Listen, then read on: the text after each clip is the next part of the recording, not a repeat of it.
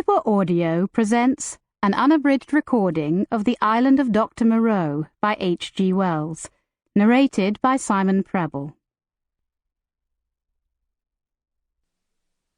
Introduction. On February the 1st, 1887, the Lady Vane was lost by collision with a derelict when about the latitude 1 degree south and longitude 107 degrees west. On January the 5th, 1888, that is, 11 months and 4 days after, my uncle, Edward Prendick, a private gentleman who certainly went aboard the Lady Vane at Callao and who had been considered drowned, was picked up in latitude 5 degrees 3 minutes south and longitude 101 degrees west in a small open boat, of which the name was illegible, but which is supposed to have belonged to the missing schooner Ipecacuanha. He gave such a strange account of himself that he was supposed demented. Subsequently, he alleged his mind was a blank from the moment of his escape from the Lady Vane. His case was discussed among psychologists at the time as a curious instance of the lapse of memory consequent upon physical and mental stress. The following narrative was found among his papers by the undersigned, his nephew and heir, but unaccompanied by any definite request for publication. The only island known to exist in the region in which my uncle was picked up is Noble's Isle, a small volcanic islet and uninhabited. It was visited in 1891 by HMS Scorpion. A party of sailors then landed but found nothing living thereon except certain curious white moths, some hogs and rabbits, and some rather peculiar rats. No specimen was secured of these. So that this narrative is without confirmation in its most essential particular. With that understood, there seems no harm in putting this strange story before the public, in accordance, as I believe, with my uncle's intentions. There is at least this much in its behalf. My uncle passed out of human knowledge about latitude 5 degrees south and longitude 105 degrees east, and reappeared in the same part of the ocean after a space of 11 months. In some way, he must have lived during the interval.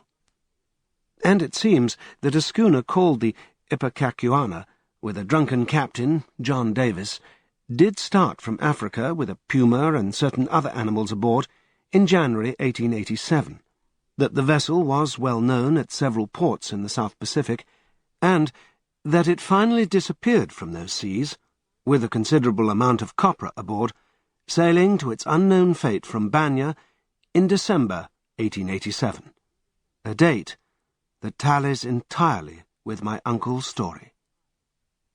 Charles Edward Prendick. Chapter 1. In the Dinghy of the Lady Vane. I do not propose to add anything to what has already been written concerning the loss of the Lady Vane. As everyone knows, she collided with a derelict when 10 days out from Callao. The longboat, with 7 of the crew, was picked up 18 days after by Her Majesty's gunboat Myrtle, and the story of their privations has become almost as well known as the far more terrible Medusa case. I have now, however, to add to the published story of the Lady Vane another as horrible and certainly far stranger. It has hitherto been supposed that the 4 men who were in the dinghy perished, but this is incorrect. I have the best evidence for this assertion. I am one of the 4 men. But in the first place, I must state that there were never 4 men in the dinghy. The number was 3. Constance, who was seen by the captain to jump into the gig, Daily News, March 17th, 1887, luckily for us and unluckily for himself, did not reach us. He came down out of the tangle of ropes under the stays of the smashed bowsprit. Some small rope caught his heel as he let go, and he hung for a moment head downward, and then fell and struck a block or spar floating in the water. We pulled towards him, but he never came up. I say, luckily for us, he did not reach us, and I might almost add, luckily for himself. For there were only a small breaker of water and some sodden ship's biscuits with us. So sudden had been the alarm, so unprepared the ship for any disaster. We thought the people on the launch would be better provisioned, though it seems they were not, and we tried to hail them. They could not have heard us, and the next morning, when the drizzle cleared, which was not until past midday, we could see nothing of them. We could not stand up to look about us because of the pitching of the boat. The sea ran in great rollers, and we had much ado to keep the boat's head to them. The two other men who had escaped so far with me were a man named Helmer, a passenger like myself, and a seaman whose name I don't know, a short, sturdy man with a stammer. We drifted, famishing, and, after our water had come to an end, tormented by an intolerable thirst, for 8 days altogether. After the second day, the sea subsided slowly to a glassy calm. It is quite impossible for the ordinary reader to imagine those 8 days. He has not, luckily for himself, anything in his memory to imagine with. After the first day, we said little to one another, and lay in our places in the boat and stared at the horizon, or watched, with eyes that grew larger and more haggard every day, the misery and weakness gaining upon our companions. The sun became pitiless. The water ended on the 4th day, and we were already thinking strange things and saying them with our eyes. But it was, I think, the 6th, before Helmer gave voice to the thing we all had in mind. I remember our voices, dry and thin, so that we bent towards one another and spared our words.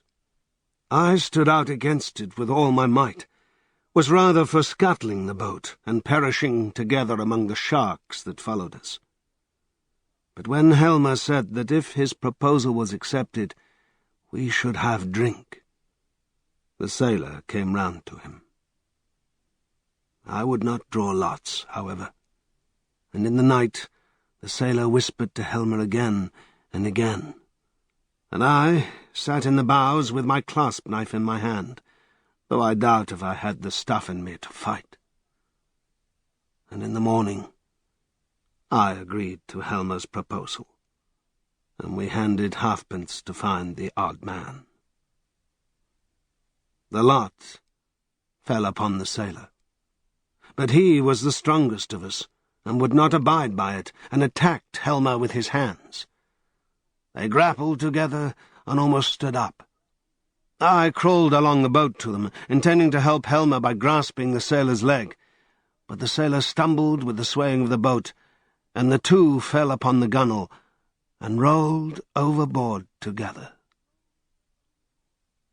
They sank like stones. I remember laughing at that, and wondering why I laughed. The laugh caught me suddenly like a thing from without. I lay across one of the thwarts, for I know not how long, thinking that if I had the strength, I would drink sea-water and madden myself to die quickly. And even as I lay there, I saw, with no more interest than if it had been a picture, a sail come up towards me over the skyline. My mind must have been wandering, and yet I remembered all that happened quite distinctly. I remember how my head swayed with the seas, and the horizon with the sail above it danced up and down. But I also remember as distinctly that I had a persuasion that I was dead, and that I thought what a jest it was that they should come too late, by such a little, to catch me in my body. For an endless period, as it seemed to me, I lay with my head on the thwart, watching the dancing schooner. She was a little ship, schooner rigged fore and aft, come up out of the sea. She kept tacking to and fro in a widening compass, for she was sailing dead into the wind. It never entered my head to attempt to attract attention, and I do not remember anything distinctly after the sight of her side until I found myself in a little cabin aft. There's a dim half-memory of being lifted up to the gangway, and of a big red countenance covered with freckles and surrounded with red hair staring at me over the bulwarks. I also had a disconnected impression of a dark face with extraordinary eyes close to mine. But that, I thought, was a nightmare, until I met it again. I fancy I recollect some stuff being poured in between my teeth. And that is all.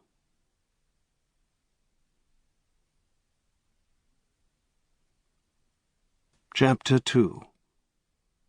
The Man Who Was Going Nowhere.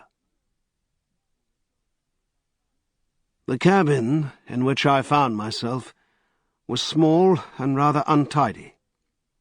A youngish man with flaxen hair, a bristly straw-coloured moustache, and a drooping nether lip was sitting and holding my wrist. For a minute we stared at one another without speaking. He had watery grey eyes, oddly void of expression. Then, just overhead, came a sound like an iron bedstead being knocked about, and the low, angry growling of some large animal. At the same time, the man spoke again. He repeated his question. "How do you feel now?" I think I said I felt all right. I could not recollect how I had got there. He must have seen the question in my face, for my voice was inaccessible to me. "You were picked up in a boat, starving. The name on the boat was the Lady Vane, and there were spots of blood on the gunwale." At the same time, my eye caught my hand, so thin that it looked like a dirty skin purse full of loose bones, and all the business of the boat came back to me.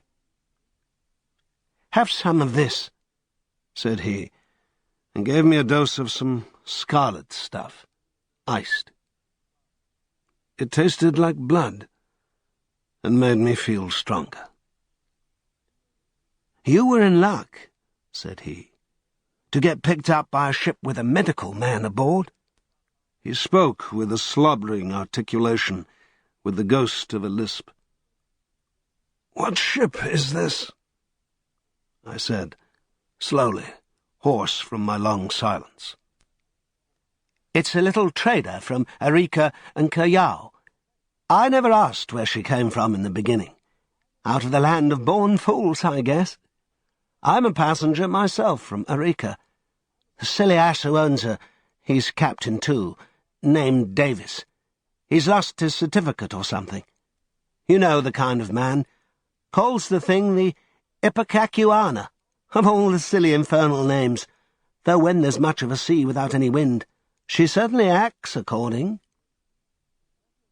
Then the noise overhead began again, a snarling growl, and the voice of a human being, together. Then another voice telling some heaven-forsaken idiot to desist. "You were nearly dead," said my interlocutor. "It was a very near thing indeed. But I've put some stuff into you now. Notice your arms sore? Injections. You've been insensible for nearly 30 hours. I thought slowly. I was distracted now by the yelping of a number of dogs. "Am I eligible for solid food?" I asked. "Thanks to me," he said. "Even now the mutton is boiling." "Yes," I said with assurance. I could eat some mutton. "But," said he, with a momentary hesitation, "you know, I'm dying to hear of how you came to be alone in the boat." I thought I detected a certain suspicion in his eyes. "Damn that howling!" He suddenly left the cabin, and I heard him in violent controversy with someone, who seemed to me to talk gibberish in response to him. The matter sounded as though it ended in blows, but in that I thought my ears were mistaken. Then he shouted at the dogs, and returned to the cabin. "Well," said he in the doorway, "you were just beginning to tell me." I told him my name, Edward Prendick, and how I had taken to natural history as a relief from the dullness of my comfortable independence. He seemed interested in this. "I've done some science myself. I did my biology at University College, getting out the ovary of the earthworm and the radula of the snail and all that. Lord, it was 10 years ago. But go on, tell me about the boat." He was evidently satisfied with the frankness of my story, which I told in concise sentences enough, for I felt horribly weak, and when it was finished, he reverted at once to the topic of natural history and his own biological studies. He began to question me closely about Tottenham Court Road and Gower Street. "Is Kaplatzi still flourishing? What a shop that was!" He had evidently been a very ordinary medical student, and drifted incontinently to the topic of the music halls. He told me some anecdotes. "Left it all," he said, 10 years ago. How jolly it all used to be. But I made a young ass of myself. Played myself out before I was 21. I dare say it's all different now. But I must look up that ass of a cook and see what he's doing to your mutton." The growling overhead was renewed, so suddenly and with so much savage anger that it startled me. "What's that?" I called after him, but the door had closed. He came back again with the boiled mutton, and I was so excited by the appetizing smell of it that I forgot the noise of the beast forthwith. After a day of alternate sleeping and feeding, I was so far recovered as to be able to get up from my bunk to the scuttle and see the green seas trying to keep pace with us. I judged the schooner was running before the wind. Montgomery, that was the name of the flaxen-haired man, came in again as I stood there, and I asked him for some clothes. He lent me some duck things of his own, for those I had worn in the boat, he said, had been thrown overboard. They were rather loose for me, for he was large and long in his limbs. He told me casually that the captain was 3 parts drunk in his own cabin. As I assumed the clothes, I began asking him some questions about the destination of the ship. He said the ship was bound for Hawaii, but that it had to land him first. "Where?" said I. "It's an island, where I live. So far as I know, it hasn't got a name." He stared at me, with his nether lip drooping, and looked so wilfully stupid of a sudden that it came into my head that he desired to avoid my questions. I had the discretion to ask no more.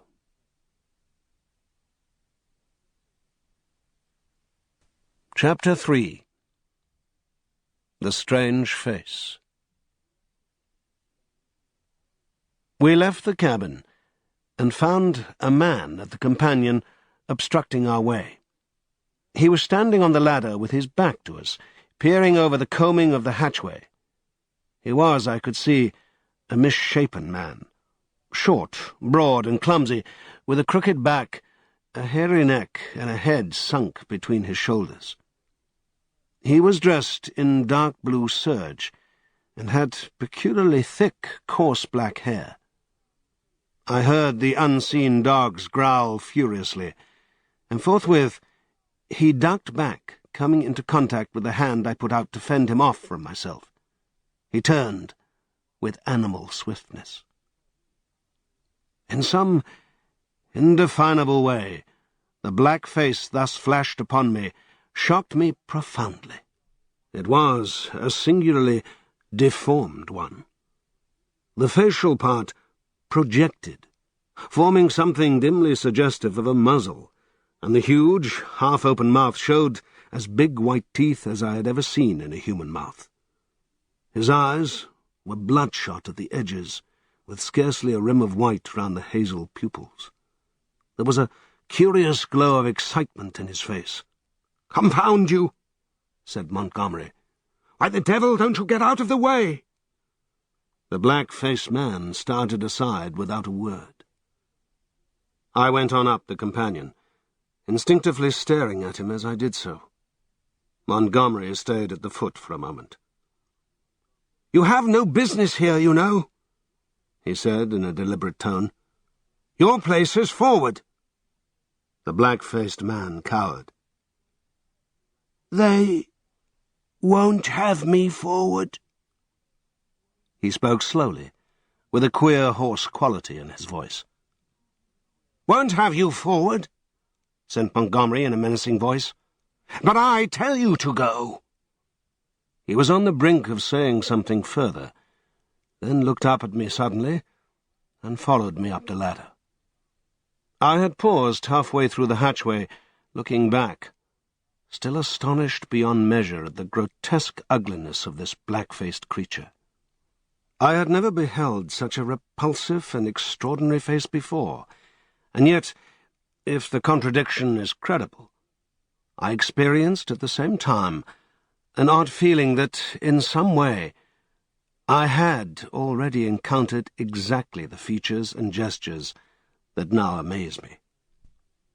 Afterwards, it occurred to me that probably I had seen him as I was lifted aboard, and yet that scarcely satisfied my suspicion of a previous acquaintance.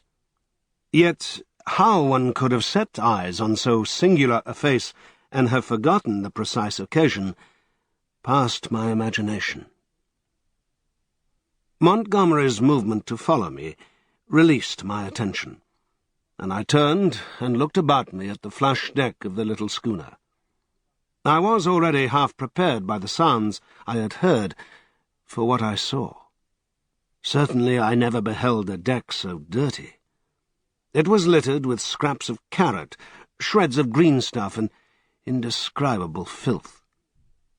Fastened by chains to the main mast were a number of grisly staghounds, who now began leaping and barking at me, and by the mizzen a huge puma was cramped in a little iron cage, far too small even to give it turning room. Farther, under the starboard bulwark, were some big hutches containing a number of rabbits, and a solitary llama was squeezed in a mere box of a cage forward. The dogs were muzzled by leather straps. The only human being on deck was a gaunt and silent sailor at the wheel. The patched and dirty spankers were tense before the wind, and up aloft the little ship seemed carrying every sail she had. The sky was clear, the sun midway down the western sky. Long waves, capped by the breeze with froth, were running with us. We went past the steersman to the taffrail, and saw the water come foaming under the stern, and the bubbles go dancing and vanishing in her wake. I turned and surveyed the unsavoury length of the ship. "Is this an ocean menagerie?" said I. "Looks like it," said Montgomery. "What are these beasts for? Merchandise? Curios? Does the captain think he's going to sell them somewhere in the South Seas?" "It looks like it, doesn't it?" said Montgomery, and turned towards the wake again. Suddenly we heard a yelp and a volley of furious blasphemy coming from the companion hatchway, and the deformed man with the black face clambered up hurriedly. He was immediately followed by a heavy red-haired man in a white cap.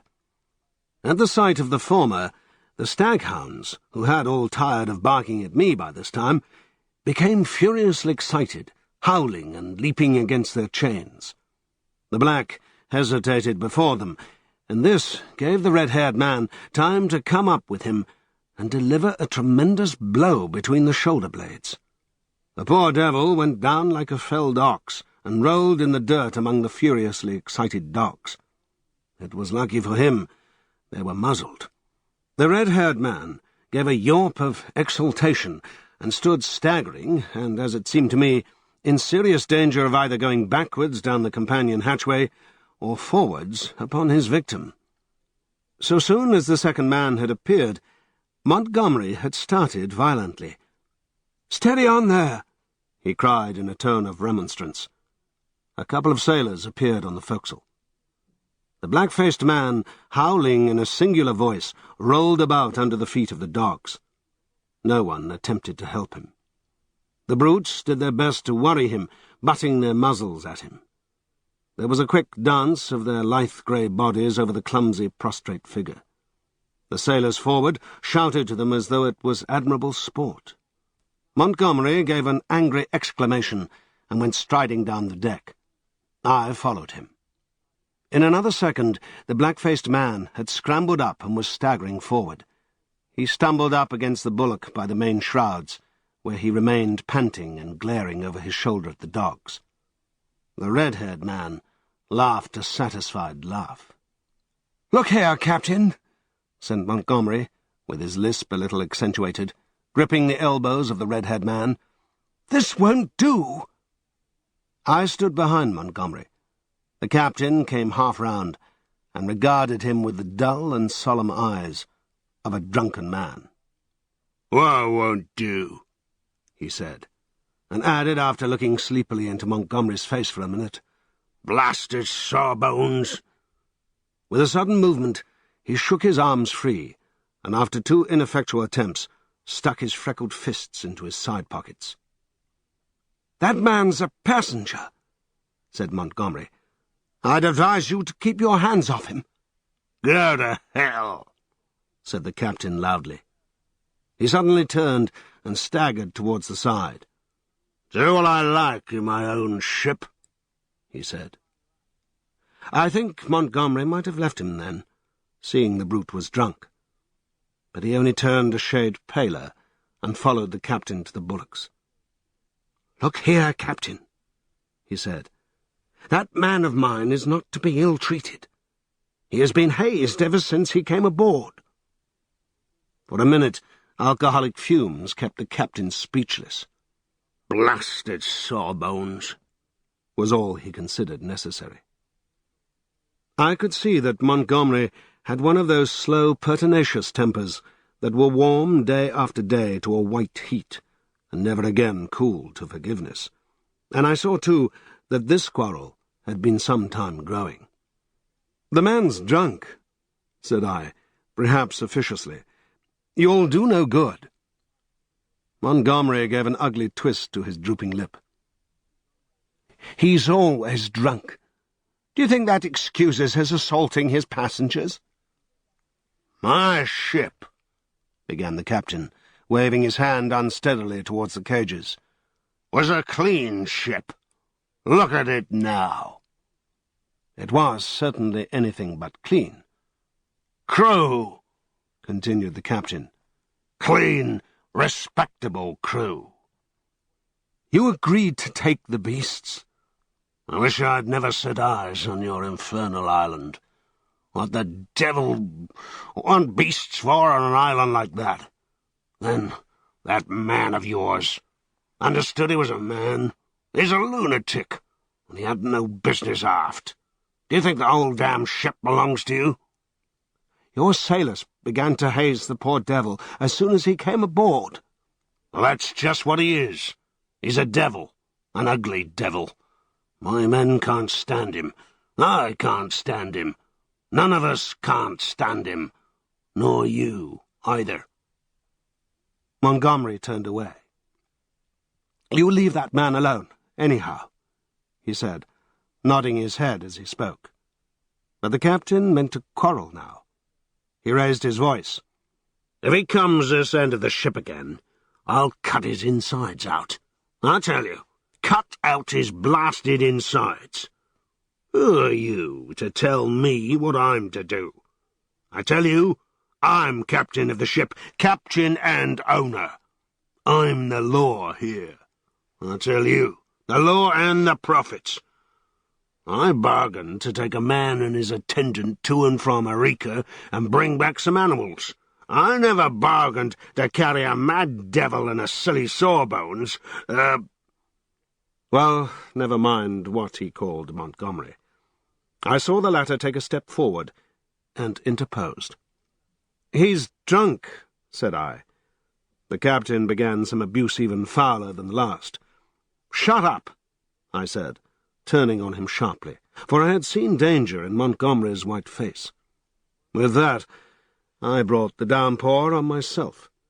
However, I was glad to avert what was uncommonly near a scuffle, even at the price of the captain's drunken ill will.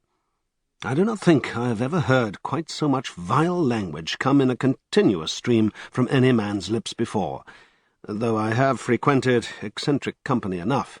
I found some of it hard to endure, although I'm a mild-tempered man.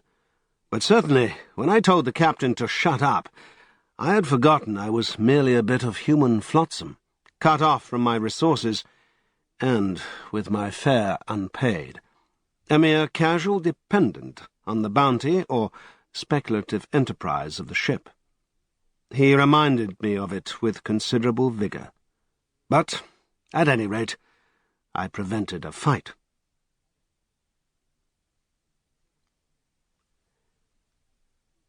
Chapter 4. At the Schooner's Rail. That night, land was sighted after sundown, and the schooner hove to. Montgomery intimated that was his destination. It was too far to see any details. It seemed to me then simply a low-lying patch of dim blue in the uncertain blue-grey sea. An almost vertical streak of smoke went up from it into the sky. The captain was not on deck when it was sighted. After he had vented his wrath on me, he had staggered below, and I understand he went to sleep on the floor of his own cabin. The mate practically assumed the command. He was the gaunt, taciturn individual we had seen at the wheel. Apparently he, too, was in an evil temper with Montgomery. He took not the slightest notice of either of us. We dined with him in a sulky silence, after a few ineffectual efforts on my part to talk. It struck me, too, that the men regarded my companion and his animals in a singularly unfriendly manner. I found Montgomery very reticent about his purpose with these creatures, and about his destination, and though I was sensible of a growing curiosity, I did not press him. We remained talking on the quarter-deck until the sky was thick with stars. Except for an occasional sound in the yellow-lit forecastle and a movement of the animals now and then, the night was very still. The puma lay crouched together, watching us with shining eyes, a black heap in the corner of its cage. The dogs seemed to be asleep. Montgomery produced some cigars. He talked to me of London in a tone of half-painful reminiscence, asking all kinds of questions about changes that had taken place. He spoke like a man who had loved his life there and had been suddenly and irrevocably cut off from it. I gossiped as well as I could of this and that. All the time, the strangeness of him was shaping itself in my mind, and as I talked, I peered at his odd, pallid face in the dim light of the binnacle lantern behind me. Then I looked out at the darkling sea, where in the dimness his little island was hidden. This man, it seemed to me, had come out of immensity, merely to save my life. Tomorrow he would drop over the side and vanish again out of my existence. Even had it been under commonplace circumstances, it would have made me a trifle thoughtful. But in the first place was the singularity of an educated man living on this unknown little island, and coupled with that, the extraordinary nature of his luggage. I found myself repeating the captain's question. What did he want with the beasts? Why, too, had he pretended they were not his when I had remarked about them at first? Then again, in his personal attendant, there was a bizarre quality that had impressed me profoundly. These circumstances threw a haze of mystery round the man. They laid hold of my imagination and hampered my tongue. Towards midnight, our talk of London died away, and we stood side by side, leaning over the bulwarks and staring dreamily over the silent, starlit sea, each pursuing his own thoughts. It was the atmosphere for sentiment, and I began upon my gratitude. "If I may say it," said I, after a time, "you have saved my life." "Chance," he answered. "Just chance." I prefer to make my thanks to the accessible agent. "Thank no one. You had the need, and I the knowledge, and I injected and fed you much as I might have collected a specimen. I was bored and wanted something to do.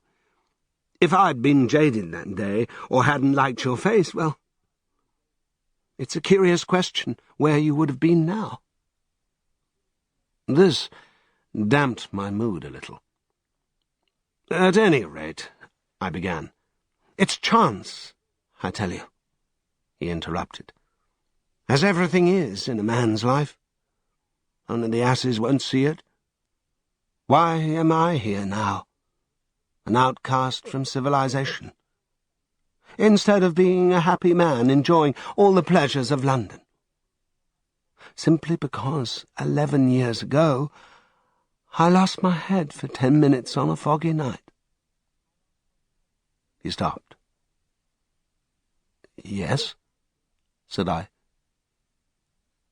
"That's all." We relapsed into silence. Presently, he laughed. "There's something in this starlight that loosens one's tongue. I'm an ass, and yet somehow I would like to tell you." "Whatever you tell me, you may rely upon my keeping it to myself, if that's it." He was on the point of beginning, and then shook his head doubtfully. "Don't," said I. "It's all the same to me. After all, it's better to keep your secret. There's nothing gained but a little relief if I respect your confidence. If I don't, well—" He grunted undecidedly.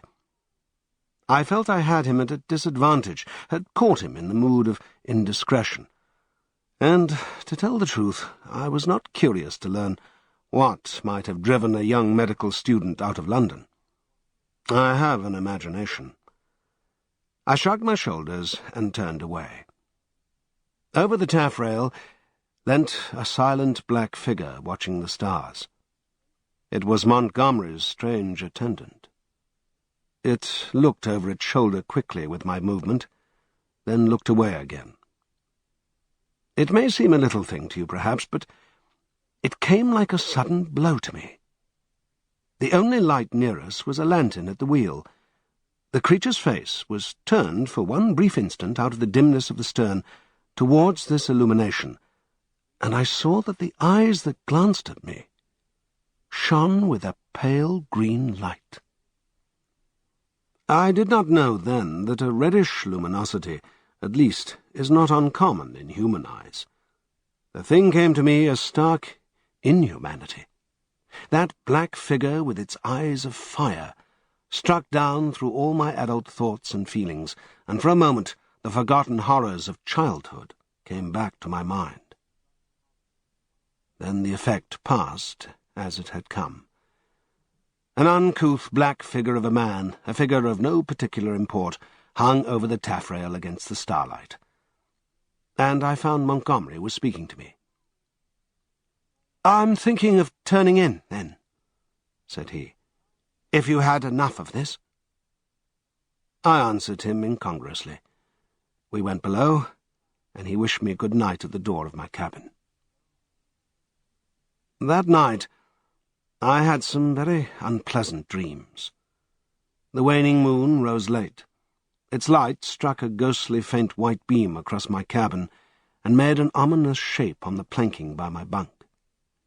Then the staghounds woke and began howling and baying, so that I dreamt fitfully and scarcely slept until the approach of dawn. Chapter 5. The Man Who Had Nowhere to Go. In the early morning, it was the second morning after my recovery, and I believe the fourth after I was picked up, I awoke through an avenue of tumultuous dreams, dreams of guns and howling mobs, and became sensible of a hoarse shouting above me. I rubbed my eyes and lay listening to the noise, doubtful for a little while of my whereabouts. Then came a sudden pattering of bare feet, the sound of heavy objects being thrown about, a violent creaking and rattling of chains. I heard the swish of the water as the ship was suddenly brought round, and a foamy yellow-green wave flew across the little round window and left it streaming. I jumped into my clothes and went on deck. As I came up the ladder, I saw against the flushed sky, for the sun was just rising, the broad back and red hair of the captain, and over his shoulder the puma spinning from a tackle rigged on to the mizzen spanker boom. The poor brute seemed horribly scared, and crouched in the bottom of its little cage. "Overboard with 'em!" bawled the captain. "Overboard with 'em! We'll have a clean ship soon of the whole bilin' of them." He stood in my way, so that I had perforce to tap his shoulder to come on deck. He came round with a start, and staggered back a few paces to stare at me. It needed no expert eye to tell that the man was still drunk. "Hello?" said he, stupidly, and then with the light coming into his eyes. "Why, it's Mr. "Prendick," said I. "Prendick be damned," said he. "Shut up! That's your name. Mr. Shut up!" It was no good answering the brute, but I certainly did not expect his next move. He held out his hand to the gangway, by which Montgomery stood talking to a massive white-haired man in dirty blue flannels, who had apparently just come aboard. "That way, Mr. Blasted Shut up! That way!" roared the captain. Montgomery and his companion turned as he spoke. "What do you mean?" said I. "That way, Mr. Blasted Shut up! That's what I mean. Overboard, Mr. Shut up, and sharp. We're clearing the ship out, cleaning the whole blessed ship out, and overboard you go." I stared at him, dumbfounded. Then it occurred to me it was exactly the thing I wanted. The last prospect of a journey as sole passenger with this quarrelsome sot was not one to mourn over. I turned towards Montgomery. "Can't have you," said Montgomery's companion, concisely. "You can't have me?" said I, aghast. He had the squarest and most resolute face I ever set eyes upon. "Look here," I began, turning to the captain. "Overboard," said the captain. "This ship ain't for beasts and cannibals and worse than beasts any more. Overboard you go, Mr. Shut up. If they can't have you, you goes adrift. But anyway, you go, with your friends. I've done with this blessed island for evermore. Amen. I've had enough of it." "But Montgomery," I appealed. He distorted his lower lip and nodded his head hopelessly at the grey-haired man beside him, to indicate his powerlessness to help me. "I'll see to you presently," said the captain. Then began a curious three-cornered altercation. Alternately, I appealed to one and another of the three men, first to the grey-haired man to let me land, then to the drunken captain to keep me on board. I even bawled entreaties to the sailors. Montgomery never said a word, only shook his head. "You're going overboard, I tell you," was the captain's refrain. "Law be damned, I'm king here." At last, I must confess, my voice suddenly broke in the middle of a vigorous threat. I felt a gust of hysterical petulance, and went aft and stared dismally at nothing. Meanwhile, the sailors progressed rapidly with the task of unshipping the packages and caged animals. A large launch with 2 standing lugs lay under the lee of the schooner, and into this the strange assortment of goods were swung. I did not then see the hands from the island that were receiving the packages, for the hull of the launch was hidden from me by the side of the schooner. Neither Montgomery nor his companion took the slightest notice of me, but busied themselves in assisting and directing the 4 or 5 sailors who were unloading the goods. The captain went forward, interfering rather than assisting. I was, alternately, despairful and desperate. Once or twice, as I stood waiting there for things to accomplish themselves, I could not resist an impulse to laugh at my miserable quandary. I felt all the wretcheder for the lack of a breakfast. Hunger and a lack of blood corpuscles take all the manhood from a man. I perceived pretty clearly that I had not the stamina either to resist what the captain chose to do to expel me, or to force myself upon Montgomery and his companions. So I waited passively upon fate, and the work of transferring Montgomery's possessions to the launch went on as if I did not exist. Presently that work was finished, and then came a struggle. I was hauled, resisting weakly enough, to the gangway. Even then I noticed the oddness of the brown faces of the men who were with Montgomery in the launch. But the launch was now fully laden, and was shoved off hastily. A broadening gap of green water appeared under me, and I pushed back with all my strength to avoid falling headlong. The hands in the launch shouted derisively, and I heard Montgomery curse at them. And then the captain, the mate, and one of the seamen helping him ran me aft towards the stern. The dinghy of the Lady Vane had been towing behind. It was half full of water, had no oars, and was quite unvictualled. I refused to go aboard her, and flung myself full length on the deck. In the end, they swung me into her by a rope, for they had no stern ladder, and then they cut me adrift. I drifted slowly from the schooner. In a kind of stupor, I watched all hands take to the rigging, and slowly but surely she came round to the wind. The sails fluttered, and then bellied out as the wind came into them. I stared at her weather-beaten side, heeling steeply towards me, and then she passed out of my range of view. I did not turn my head to follow her. At first, I could scarcely believe what had happened.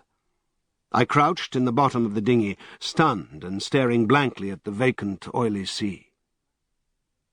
Then I realized I was in that little hell of mine again, now half swamped. Looking back over the gunwale, I saw the schooner standing away from me with the red-haired captain mocking at me over the taffrail. And turning towards the island, saw the launch growing smaller as she approached the beach. Abruptly, the cruelty of this desertion became clear to me. I had no means of reaching the land unless I should chance to drift there. I was still weak, you must remember, from my exposure in the boat. I was empty and very faint, or I should have had more heart. But as it was, I suddenly began to sob and weep, as I had never done since I was a little child. The tears ran down my face. In a passion of despair, I struck with my fists at the water in the bottom of the boat and kicked savagely at the gunwale. I prayed aloud to God that he would let me die.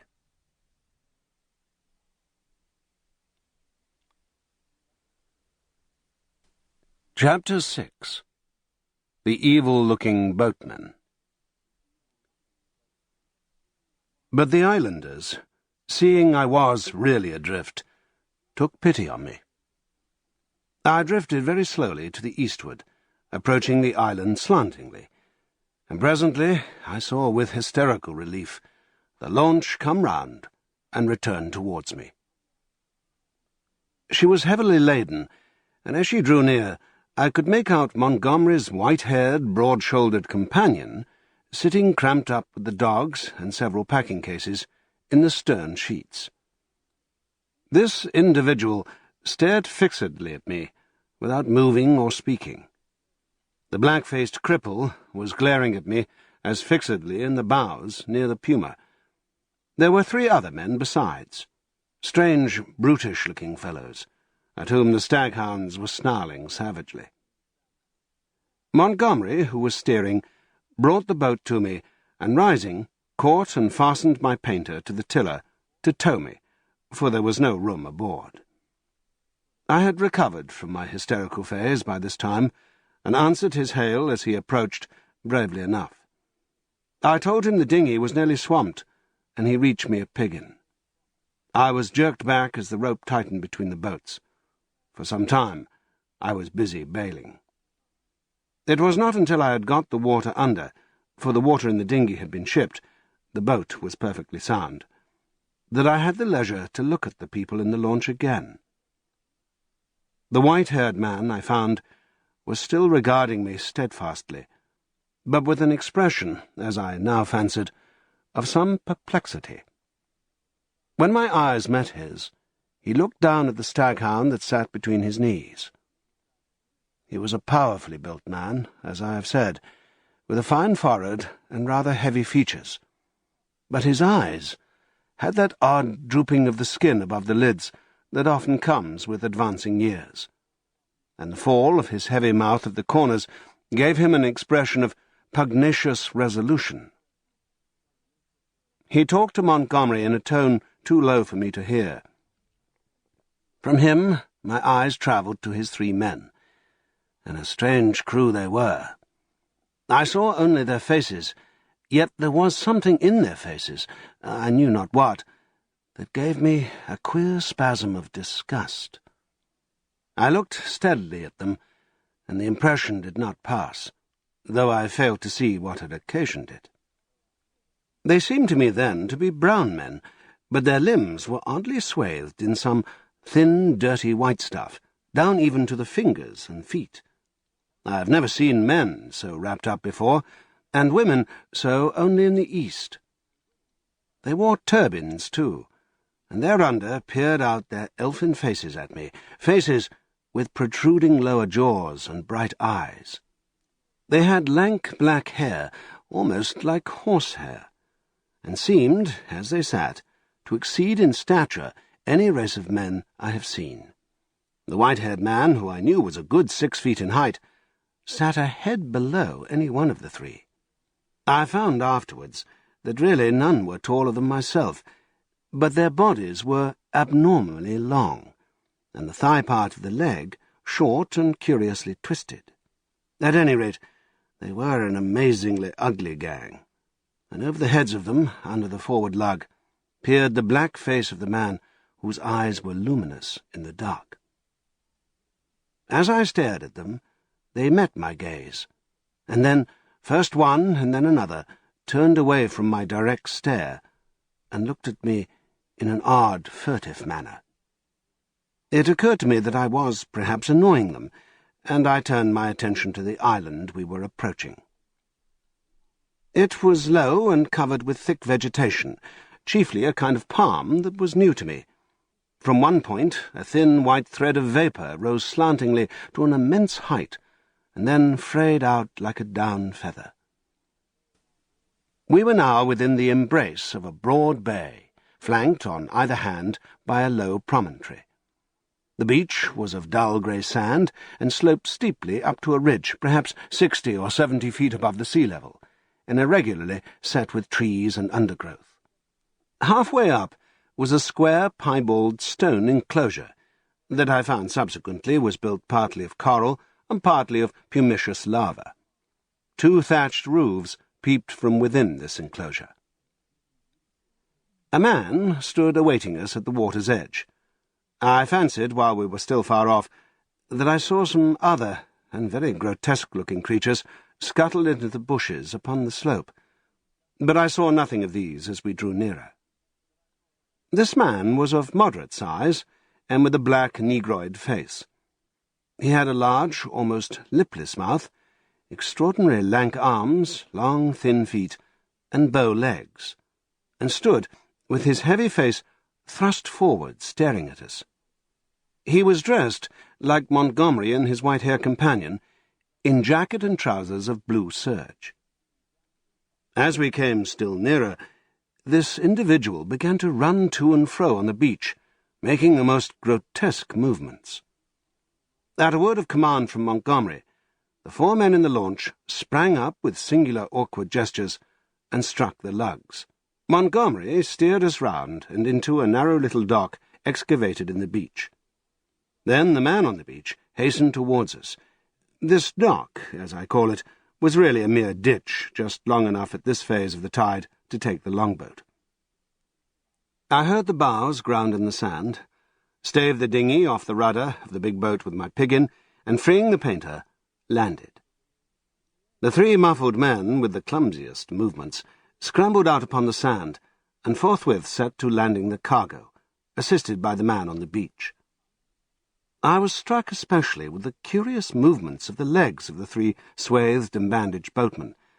Not stiff they were, but distorted in some odd way, almost as if they were jointed in the wrong place.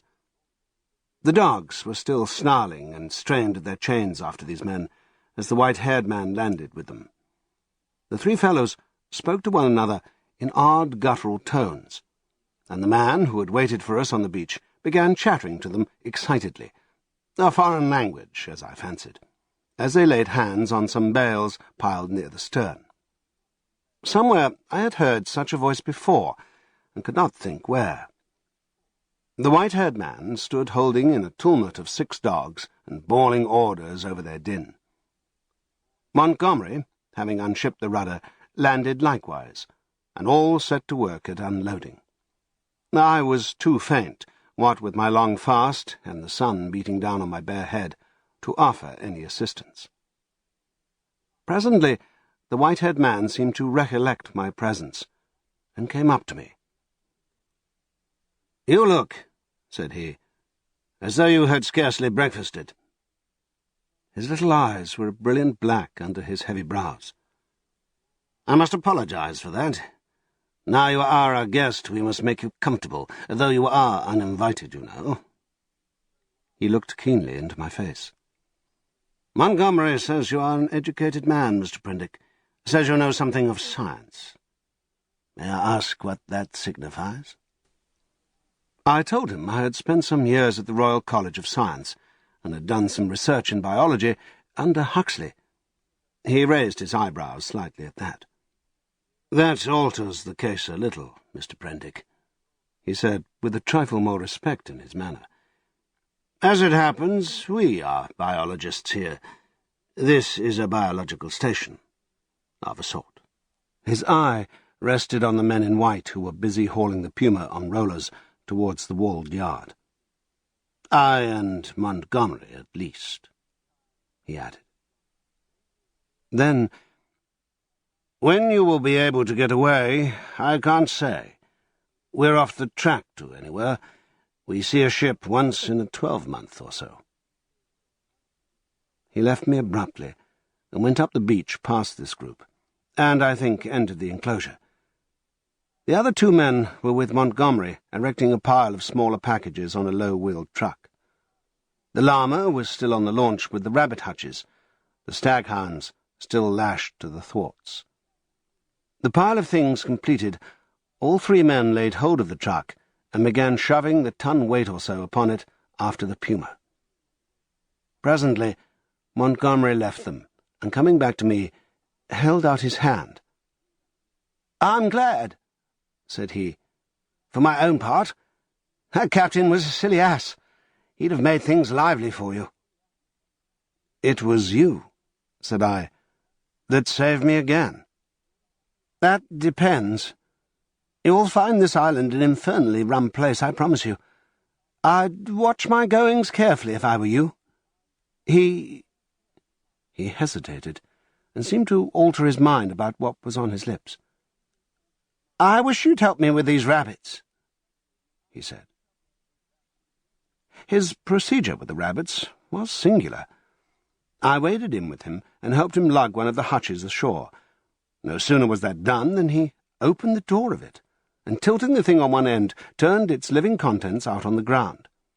They fell in a struggling heap, one on top of the other. He clapped his hands, and forthwith they went off with that hopping run of theirs, 15 or 20 of them, I should think, up the beach. "Increase and multiply, my friends," said Montgomery. "Replenish the island. Hitherto we've had a certain lack of meat here." As I watched them disappearing, the white-haired man returned with a brandy flask and some biscuits. "Something to go on with, Prendrick," said he in a far more familiar tone than before. I made no ado, but set to work on the biscuits at once, while the white-haired man helped Montgomery to release about a score more of the rabbits. 3 big hutches, however, went up to the house with the puma. The brandy I did not touch, for I have been an abstainer from my birth.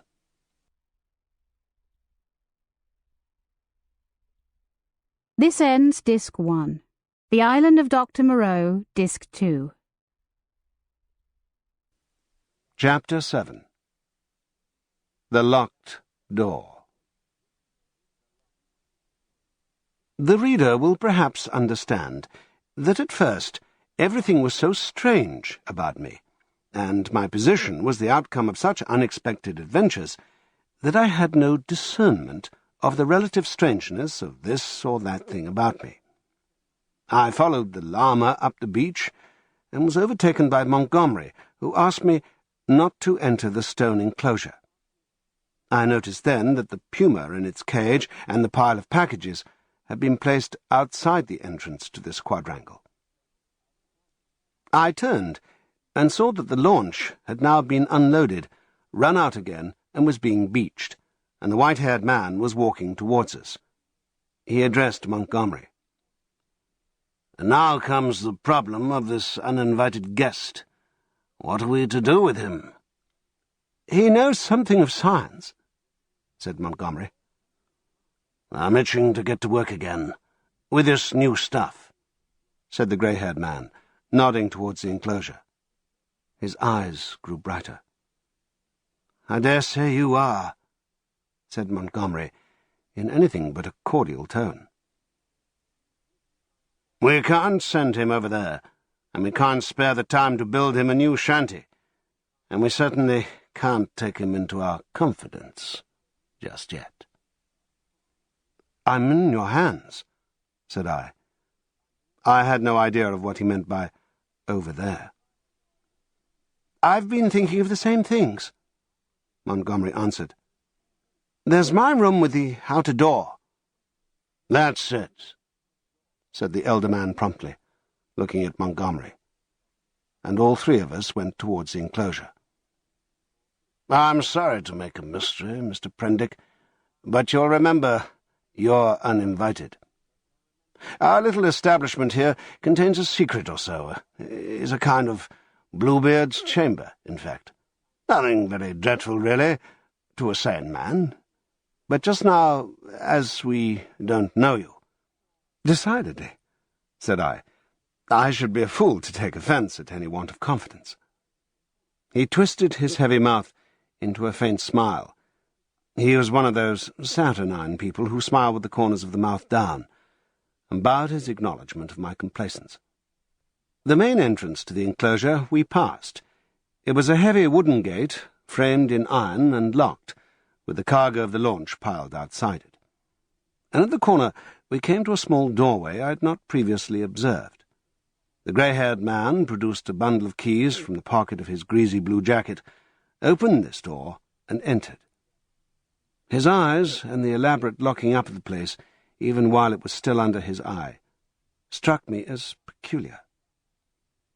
I followed him, and found myself in a small apartment, plainly but not uncomfortably furnished, and with its inner door, which was slightly ajar, opening into a paved courtyard.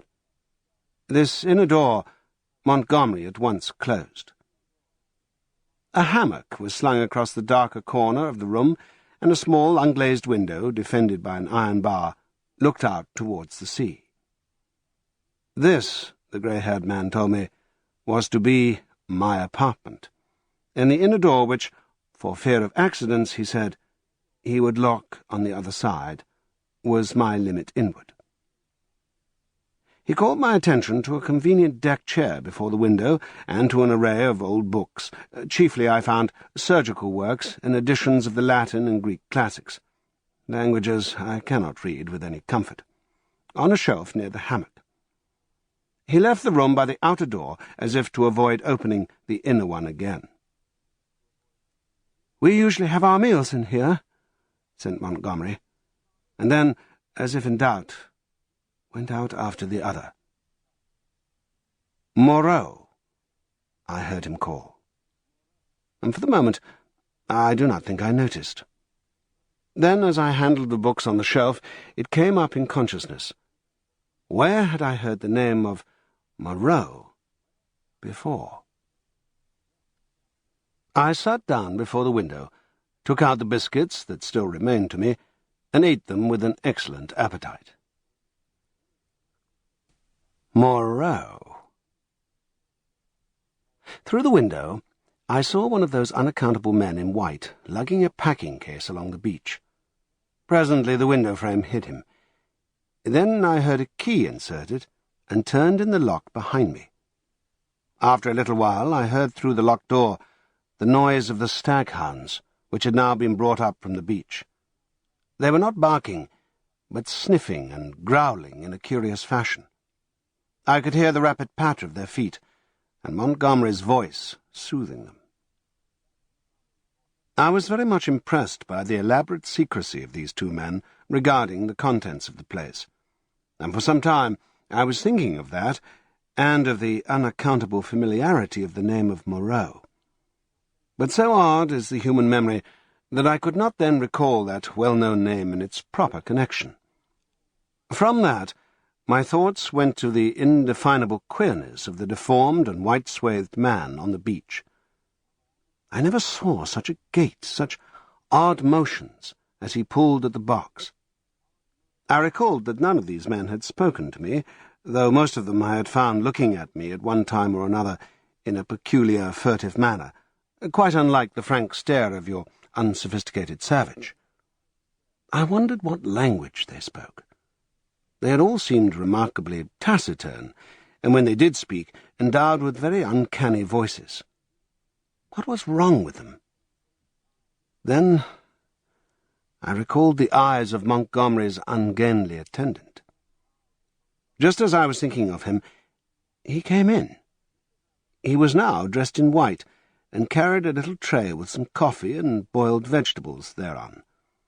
I could hardly repress a shuddering recoil as he came, bending amiably, and placed the tray before me on the table. Then astonishment paralyzed me. Under his stringy black locks, I saw his ear. It jumped upon me suddenly, close to my face. The man had pointed ears, covered with a fine brown fur.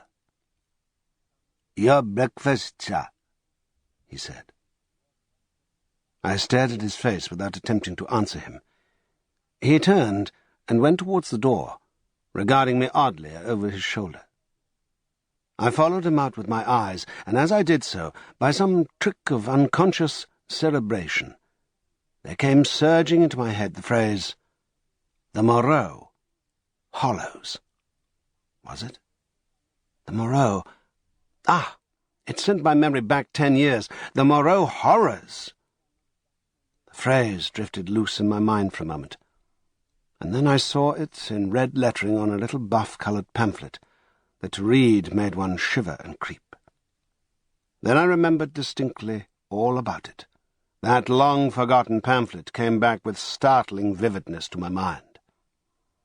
I had been a mere lad then, and Moreau was, I suppose, about 50, a prominent and masterful physiologist, well known in scientific circles for his extraordinary imagination and his brutal directness in discussion. Was this the same Moreau?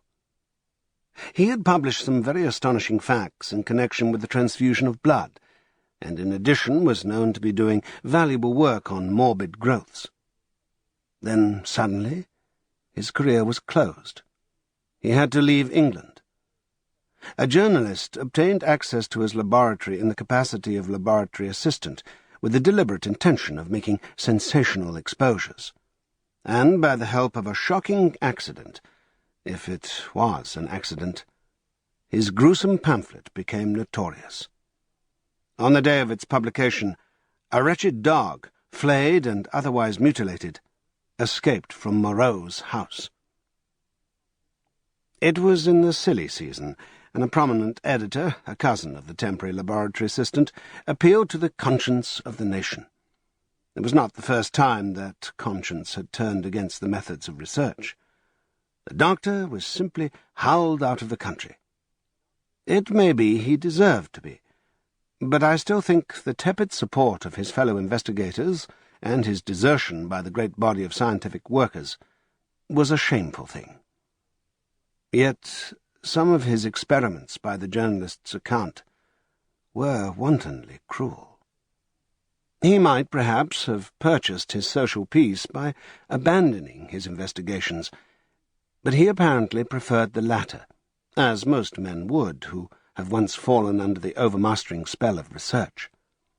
He was unmarried, and had indeed nothing but his own interests to consider. I felt convinced that this must be the same man. Everything pointed to it. It dawned upon me to what end the puma and the other animals, which had now been brought with other luggage into the enclosure behind the house, were destined.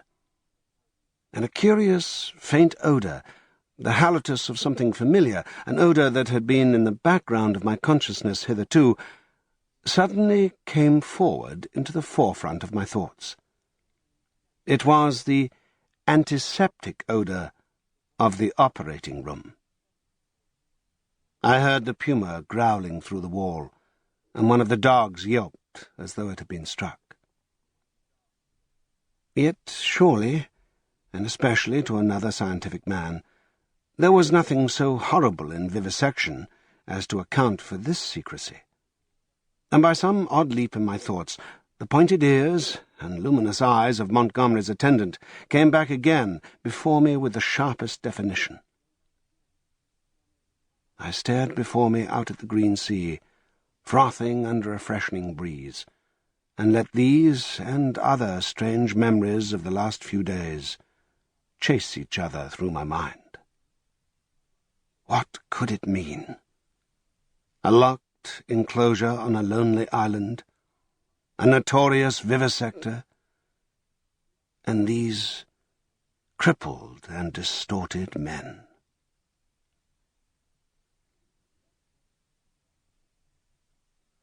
Chapter 8. The Crying of the Puma. Montgomery interrupted my tangle of mystification and suspicion about one, and his grotesque attendant followed him with a tray bearing bread, some herbs, and other eatables, a flask of whisky, a jug of water, and 3 glasses and knives. I glanced askance at this strange creature, and found him watching me with his queer, restless eyes. Montgomery said he would lunch with me, but that Moreau was too preoccupied with some work to come. "Moreau," said I. "I know that name." "The devil you do," said he. "What an ass I was to mention it to you. I might have thought. Anyhow, it will give you an inkling of our mysteries. Whiskey?" "No, thanks. I'm an abstainer." "I wish I had been. But it's no use locking the door after the steed is stolen.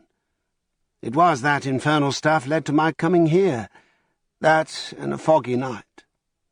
I thought myself in luck at the time when Moreau offered to get me off. It's queer. Montgomery," said I suddenly, as the outer door closed, "why has your man pointed ears?" "Damn," he said, over his first mouthful of food.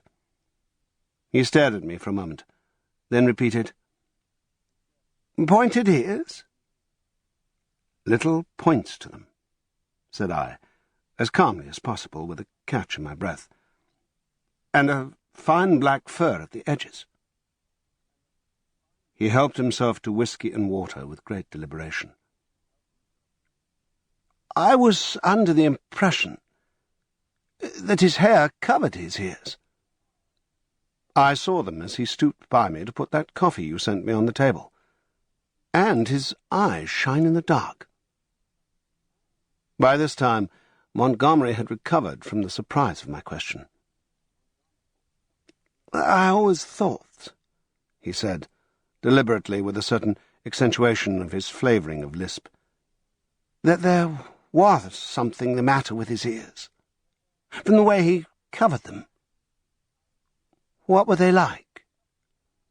I was persuaded from his manner that his ignorance was a pretence. Still, I could hardly tell the man I thought him a liar.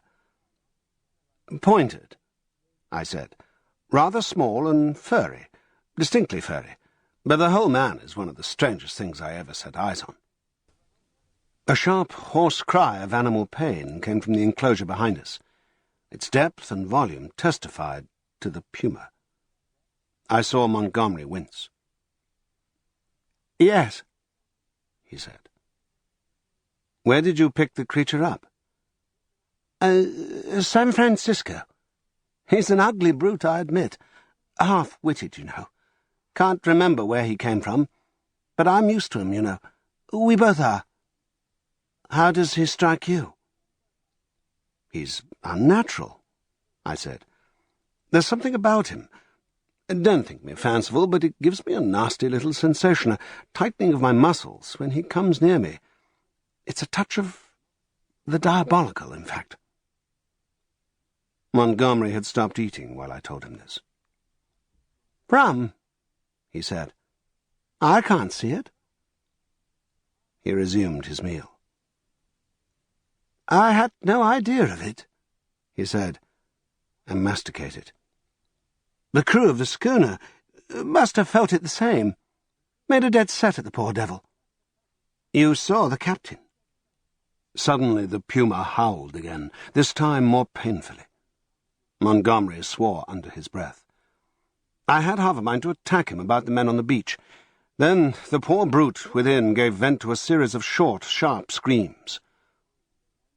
"Your men on the beach," said I. "What race are they?" "Excellent fellows, aren't they?"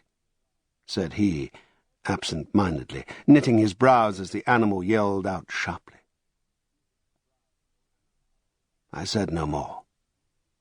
There was another outcry, worse than the former. He looked at me with his dull grey eyes, and then took some more whiskey. He tried to draw me into a discussion about alcohol, professing to have saved my life with it. He seemed anxious to lay stress on the fact that I owed my life to him. I answered him distractedly.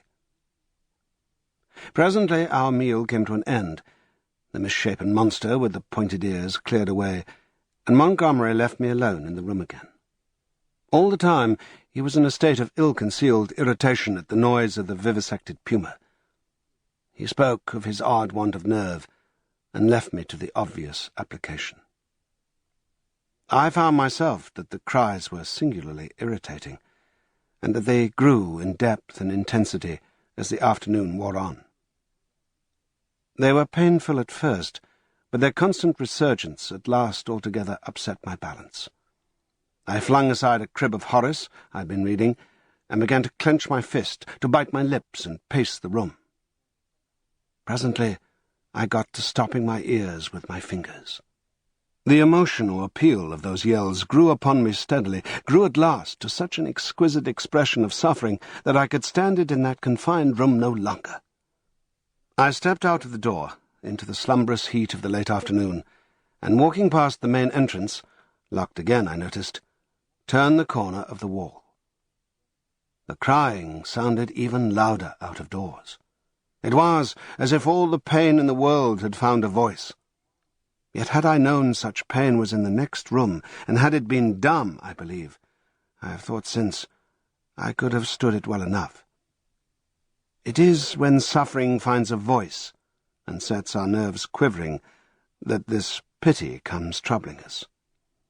But in spite of the brilliant sunlight and the green fans of the trees waving in the soothing sea breeze, the world was a confusion, blurred with drifting black and red phantasms, until I was out of earshot of the house in the checkered wall. Chapter 9. The Thing in the Forest. I strode through the undergrowth that clothed the ridge behind the house, scarcely heeding whither I went, passing on through the shadow of a thick cluster of straight-stemmed trees beyond it, and so presently found myself some way on the other side of the ridge, and descending towards a streamlet that ran through a narrow valley. I paused and listened. The distance I had come, or the intervening masses of thicket, deadened any sound that might be coming from the enclosure. The air was still. Then, with a rustle, a rabbit emerged and went scampering up the slope before me. I hesitated and sat down in the edge of the shade. The place was a pleasant one. The rivulet was hidden by the luxuriant vegetation of the banks, save at one point, where I caught a triangular patch of its glittering water. On the farther side I saw, through a bluish haze, a tangle of trees and creepers, and above these, again, the luminous blue of the sky. Here and there a splash of white or crimson marked the blooming of some trailing epiphyte. I let my eyes wander over the scene for a while, and then began to turn over in my mind again the strange peculiarities of Montgomery's man. But it was too hot to think elaborately, and presently I fell into a tranquil state midway between dozing and waking. From this I was aroused, after I know not how long, by a rustling amidst the greenery on the other side of the stream. For a moment I could see nothing but the waving summits of the ferns and reeds. Then, suddenly upon the bank of the stream, appeared something. At first I could not distinguish what it was. It bowed its head to the water and began to drink. Then I saw it was a man, going on all fours like a beast. He was clothed in a bluish cloth, and was of a copper-coloured hue with black hair. It seemed that grotesque ugliness was an invariable character of these islanders. I could hear the suck of the water at his lips as he drank. I leant forward to see him better, and a piece of lava detached by my hand went pattering down the slope. He looked up guiltily, and his eyes met mine. Forthwith he scrambled to his feet and stood, wiping his clumsy hand across his mouth and regarding me. His legs were scarcely half the length of his body. So, staring one another out of countenance, we remained for perhaps the space of a minute. Then, stopping to look back once or twice, he slunk off among the bushes to the right of me, and I heard the swish of the fronds grow faint in the distance and die away. Every now and then he regarded me with a steadfast stare. Long after he had disappeared, I remained sitting up staring in the direction of his retreat. My drowsy tranquillity had gone. I was startled by a noise behind me, and turning suddenly, saw the flapping white tail of a rabbit vanishing up the slope. I jumped to my feet. The apparition of this grotesque, half-bestial creature had suddenly populated the stillness of the afternoon for me. I looked around me rather nervously and regretted that I was unarmed. Then I thought that the man I had just seen had been clothed in bluish cloth, and not been naked as a savage would have been, and I tried to persuade myself from that fact that he was, after all, probably a peaceful character, that the dull ferocity of his countenance belied him. Yet I was greatly disturbed at the apparition. I walked to the left along the slope, turning my head about and peering this way and that among the straight stems of the trees. Why should a man go on all fours and drink with his lips? Presently I heard an animal wailing again, and taking it to be the puma, I turned about and walked in a direction diametrically opposite to the sound.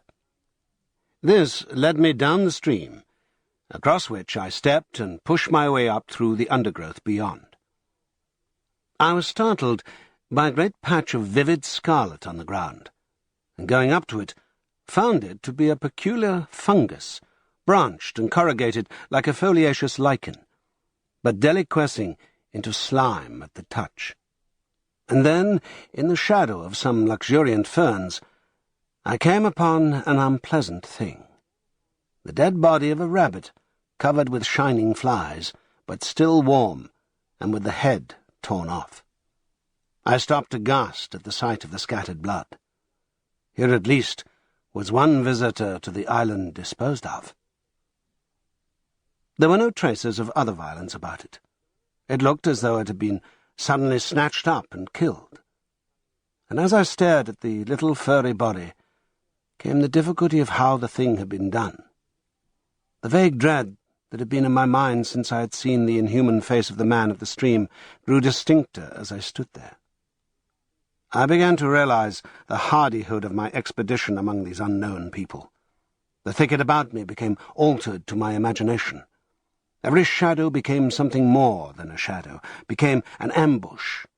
Every rustle became a threat. Invisible things seemed watching me. I resolved to go back to the enclosure on the beach. I suddenly turned away and thrust myself violently, possibly even frantically, through the bushes, anxious to get a clear space about me again. I stopped, just in time to prevent myself emerging upon an open space. It was a kind of glade in the forest made by a fall. Seedlings were already starting up to struggle for the vacant space, and beyond the dense growth of stems and twining vines and splashes of fungus and flowers closed in again. Before me, squatting together upon the fungoid ruins of a huge fallen tree, and still unaware of my approach, were three grotesque human figures. One was evidently a female. The other two were men. They were naked, save for swathings of scarlet cloth about their middles, and their skins were of a dull pinkish drab colour, such as I had seen in no savages before. They had fat, heavy, chinless faces, retreating foreheads, and a scant bristly hair upon their heads. Never before had I seen such bestial-looking creatures. They were talking, or at least one of the men was talking to the other two, and all three had been too closely interested to heed the rustling of my approach. They swayed their heads and shoulders from side to side. The speaker's words came thick and sloppy, and though I could hear them distinctly, I could not distinguish what he said. He seemed to me to be reciting some complicated gibberish. Presently his articulation became shriller, and spreading his hands, he rose to his feet. At that the others began to gibber in unison, also rising to their feet, spreading their hands and swaying their bodies in rhythm with their chant. I noticed then the abnormal shortness of their legs, and their lank, clumsy feet. All three began slowly to circle round, raising and stamping their feet and waving their arms. A kind of tune crept into their rhythmic recitation, and a refrain. Alula, or Balula, it sounded like. Their eyes began to sparkle, and their ugly faces to brighten with an expression of strange pleasure. Saliva dropped from their lipless mouths. Suddenly, as I watched their grotesque and unaccountable gestures, I perceived clearly for the first time what it was that had offended me, what had given me the two inconsistent and conflicting impressions of utter strangeness and yet of the strangest familiarity. The three creatures engaged in this mysterious rite were human in shape, and yet human beings with the strangest air about them of some familiar animal. Each of these creatures, despite its human form, its rag of clothing, and the rough humanity of its bodily form, had woven into it, into its movements, into the expression of its countenance, into its whole presence, some now irresistible suggestion of a hog, a swinish taint, the unmistakable mark of the beast. I stood overcome by this amazing realization, and then the most horrible questionings came rushing into my mind. They began leaping into the air, first one and then the other, whooping and grunting. Then one slipped, and for a moment was on all fours, to recover indeed forthwith. But that transitory gleam of the true animalism of these monsters was enough. I turned as noiselessly as possible, and becoming every now and then rigid with the fear of being discovered as a branch cracked or leaf rustled, I pushed back into the bushes. It was long before I grew bolder and dared to move freely. My one idea for the moment was to get away from these foul beings, and I scarcely noticed that I had emerged upon a faint pathway amidst the trees. Then, suddenly traversing a little glade, I saw, with an unpleasant start, two clumsy legs among the trees, walking with noiseless footsteps, parallel with my course and perhaps 30 yards away from me. The head and upper part of the body were hidden by a tangle of creeper. I stopped abruptly, hoping the creature did not see me. The feet stopped as I did. So nervous was I that I controlled an impulse to headlong flight with the utmost difficulty. Then, looking hard, I distinguished through the interlacing network the head and body of the brute I had seen drinking. He moved his head. There was an emerald flash in his eyes as he glanced at me from the shadow of the trees, a half-luminous colour that vanished as he turned his head again. He was motionless for a moment, and then, with noiseless tread, began running through the green confusion. In another moment he had vanished behind some bushes. I could not see him, but I felt that he had stopped and was watching me again. What on earth was he? Man or animal? What did he want with me? I had no weapon, not even a stick. Flight would be madness. At any rate, the thing, whatever it was, lacked the courage to attack me. Setting my teeth hard, I walked straight towards him. I was anxious not to show the fear that seemed chilling my backbone. I pushed through a tangle of tall, white-flowered bushes and saw him 20 yards beyond, looking over his shoulder at me and hesitating. I advanced a step or two, looking steadfastly into his eyes. "Who are you?" said I. He tried to meet my gaze. "No," he said suddenly, and turning, went bounding away from me through the undergrowth. Then he turned and stared at me again. His eyes shone brightly out of the dusk under the trees. My heart was in my mouth, but I felt my only chance was bluff, and walked steadily towards him. He turned again and vanished into the dusk. Once more I thought I caught the glint of his eye, and that was all. For the first time, I realized how the lateness of the hour might affect me. The sun had set some minutes since. The swift dusk of the tropics was already fading out of the eastern sky, and a pioneer moth fluttered silently by my head. Unless I would spend the night among the unknown dangers of the mysterious forest, I must hasten back to the enclosure.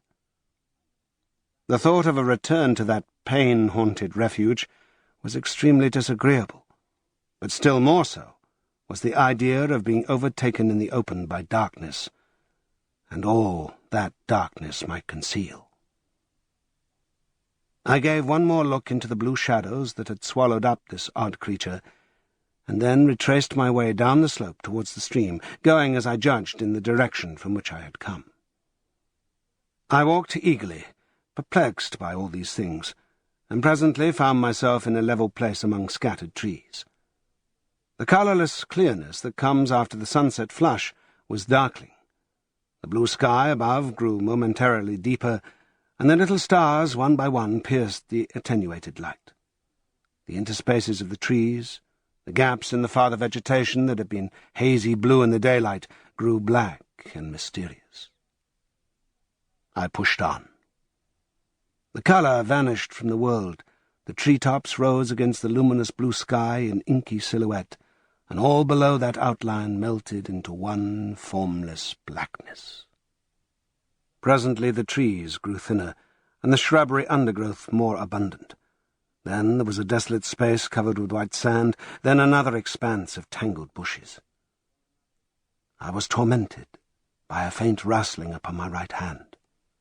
I thought at first it was fancy, for whenever I stopped there was silence, save for the evening breeze in the tree-tops. Then, when I went on again, there was an echo to my footsteps. I moved away from the thickets, keeping to the more open ground, and endeavouring by sudden turns now and then to surprise this thing, if it existed, in the act of creeping upon me. I saw nothing, and nevertheless my sense of another presence grew steadily. I increased my pace, and after some time came to a slight ridge, crossed it and turned sharply, regarding it steadfastly from the farther side. It came out, black and clear-cut against the darkling sky. And presently a shapeless lump heaved up momentarily against the skyline and vanished again. I felt assured now that my tawny-faced antagonist was stalking me again, and coupled with that was another unpleasant realization, that I had lost my way.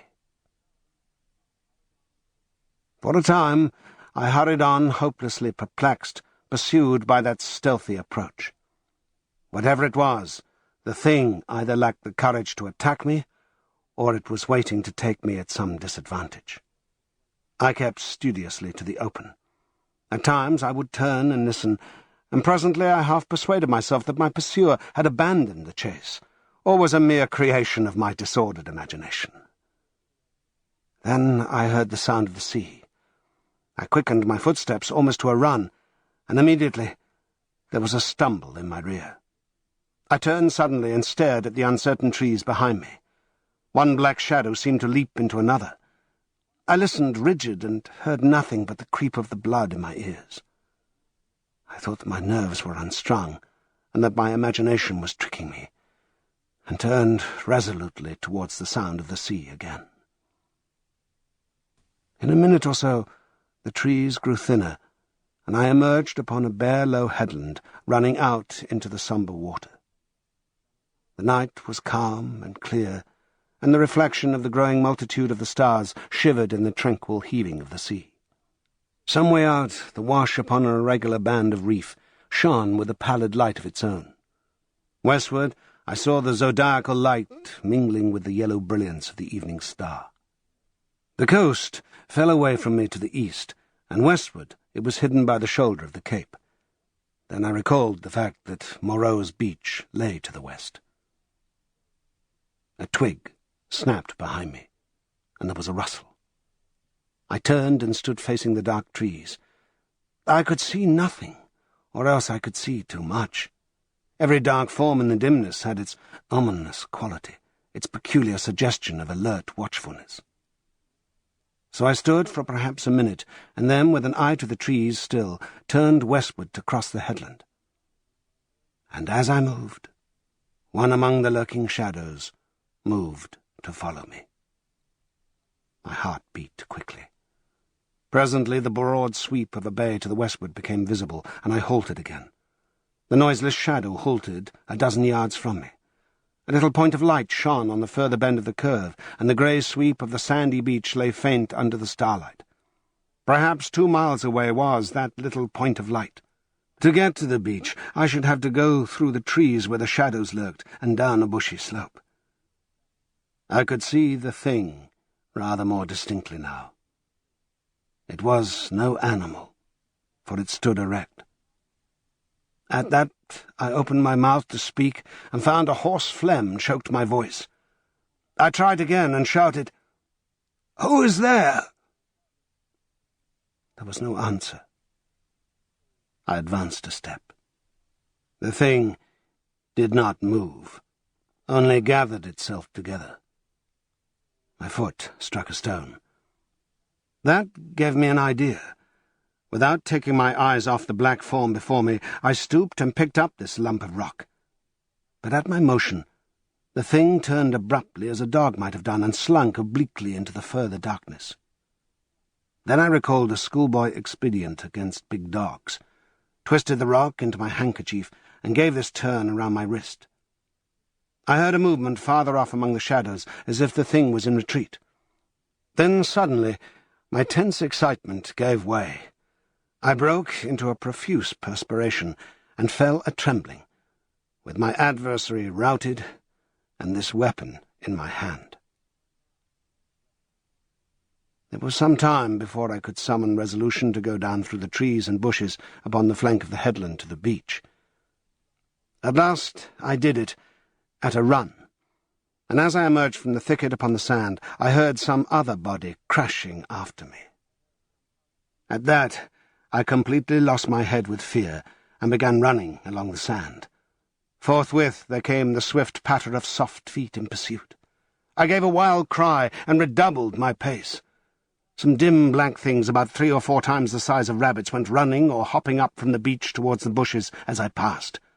So long as I live, I shall remember the terror of that chase. I ran near the water's edge, and heard every now and then the splash of the feet that gained upon me. Far away, hopelessly far, was the yellow light. All the night about us was black and still. Splash, splash came the pursuing feet, nearer and nearer. I felt my breath going, for I was quite out of training. It whooped as I drew it, and I felt a pain like a knife at my side. I perceived the thing would come up with me long before I reached the enclosure. Desperate and sobbing for breath, I wheeled round upon it and struck at it as it came up to me, struck with all my strength. The stone came out of the sling of the handkerchief as I did so. As I turned, the thing, which had been running on all fours, rose to its feet, and the missile fell fair on its left temple. The skull rang loud, and the animal man blundered into me, thrust me back with his hands, and went staggering past me to fall headlong upon the sand with its face in the water. And there it lay still. I could not bring myself to approach that black heap. I left it there with the water rippling round it under the still stars, and giving it a wide berth, pursued my way towards the yellow glow of the house. And presently, with a positive effect of relief, came the pitiful moaning of the puma, the sound that had originally driven me out to explore this mysterious island. At that, though I was faint and horribly fatigued, I gathered together all my strength, and began running again towards the light. It seemed to me a voice was calling me.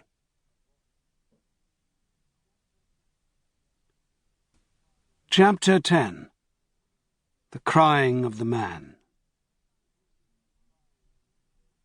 As I drew near the house, I saw that the light shone from the open door of my room, and then I heard, coming from out the darkness at the side of that orange oblong, the voice of Montgomery, shouting, "Prendick!" I continued running. Presently I heard him again.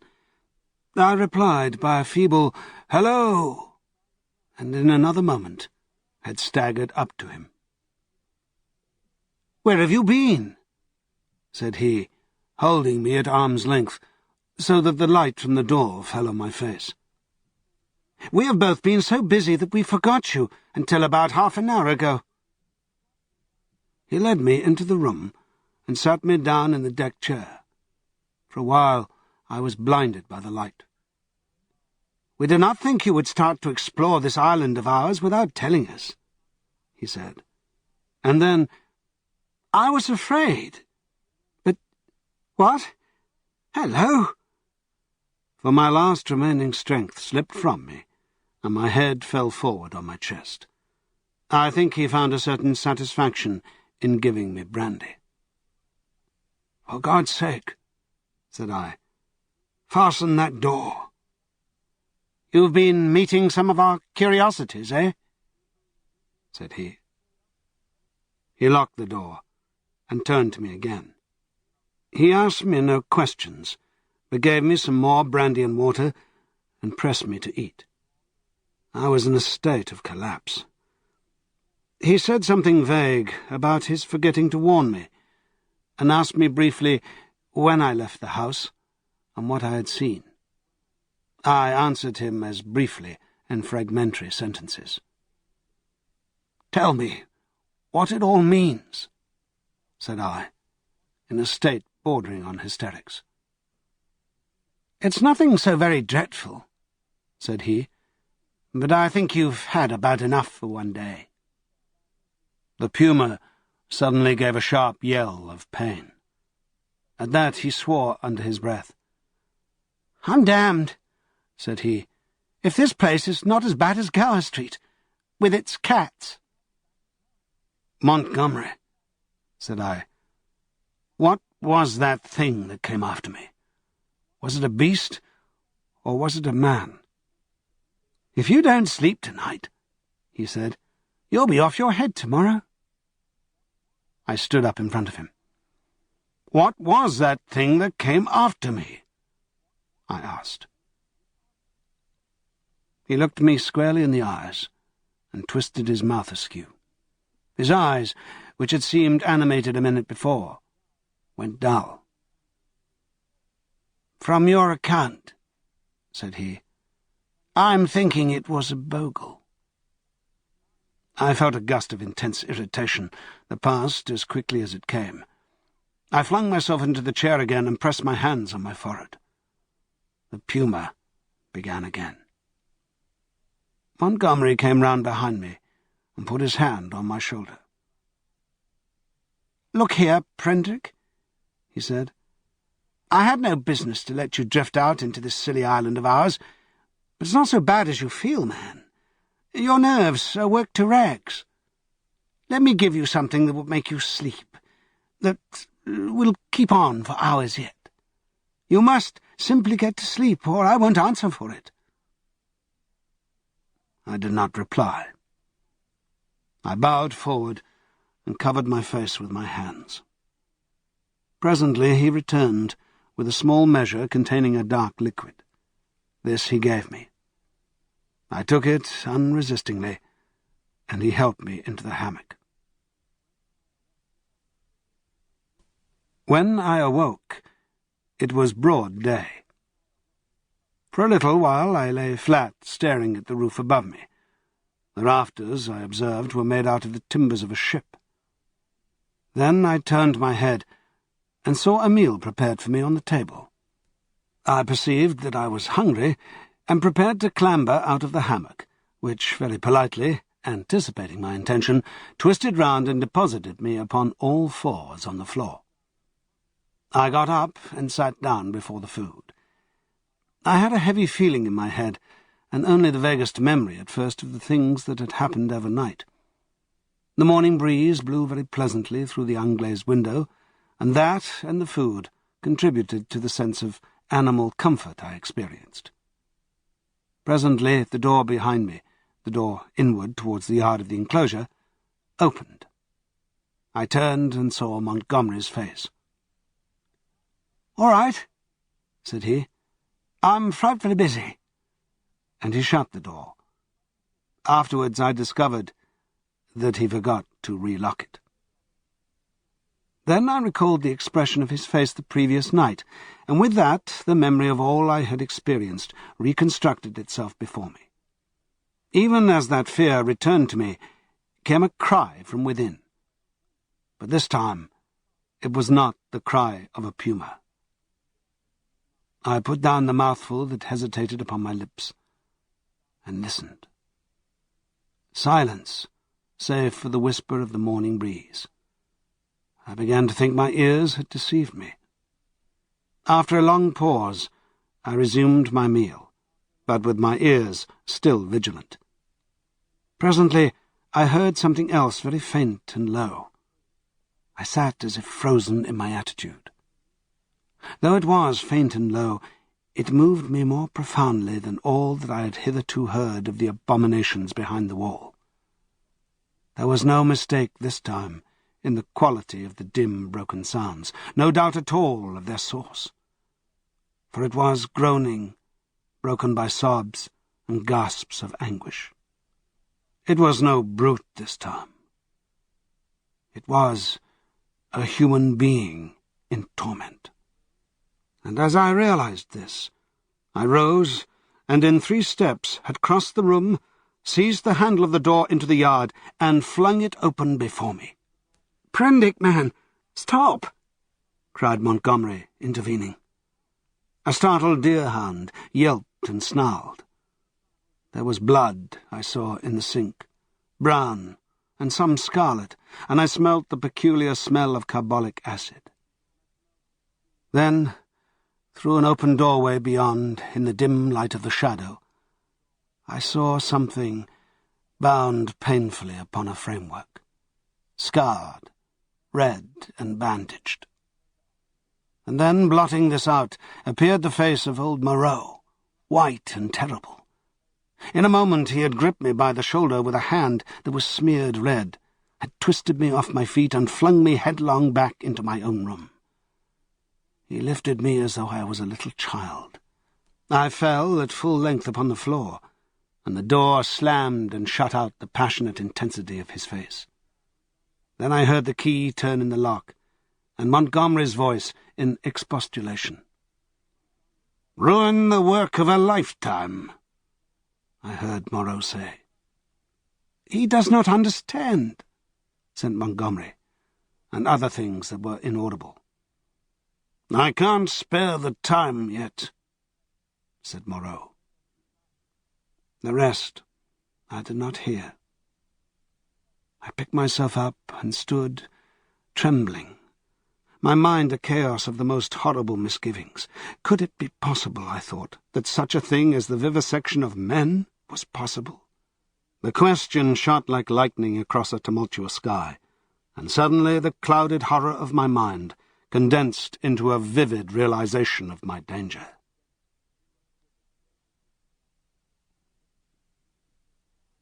Chapter 11. The Hunting of the Man. It came before my mind with an unreasonable hope of escape that the outer door of my room was still open to me. I was convinced now, absolutely assured, that Moreau had been vivisecting a human being. All the time since I had heard his name, I had been trying to link in my mind in some way the grotesque animalism of the islanders with his abominations. And now I thought I saw it all. The memory of his works in the transfusion of blood recurred to me. These creatures I had seen were the victims of some hideous experiment.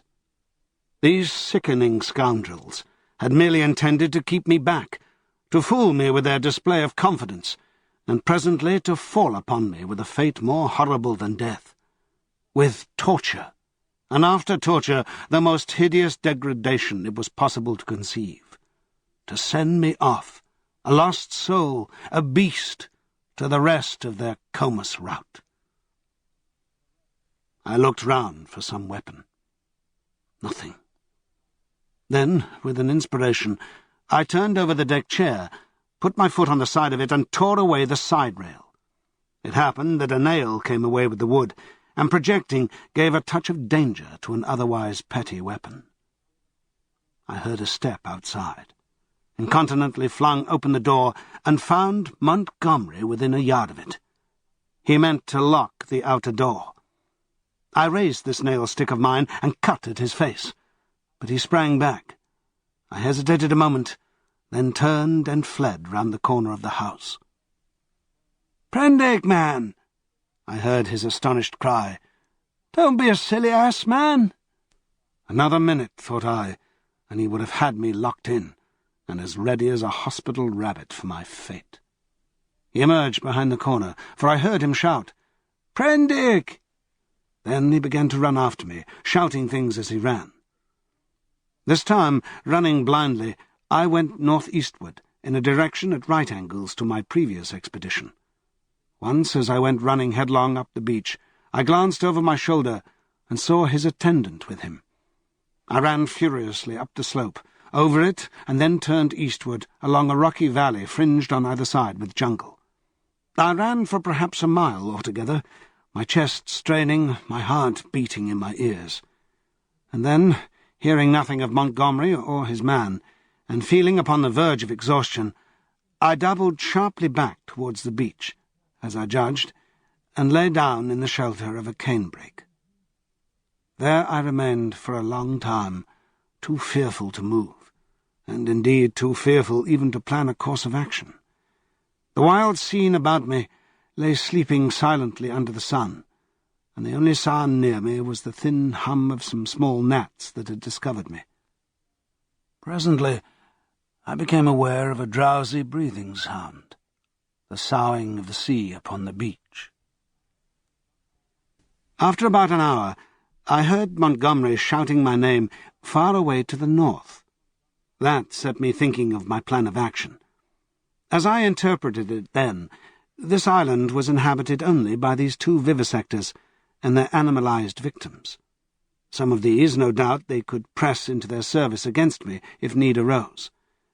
I knew both Moreau and Montgomery carried revolvers, and save for a feeble bar of deal spiked with a small nail, the merest mockery of a mace, I was unarmed. So I lay still where I was until I began to think of food and drink. And at that moment the real hopelessness of my position came home to me.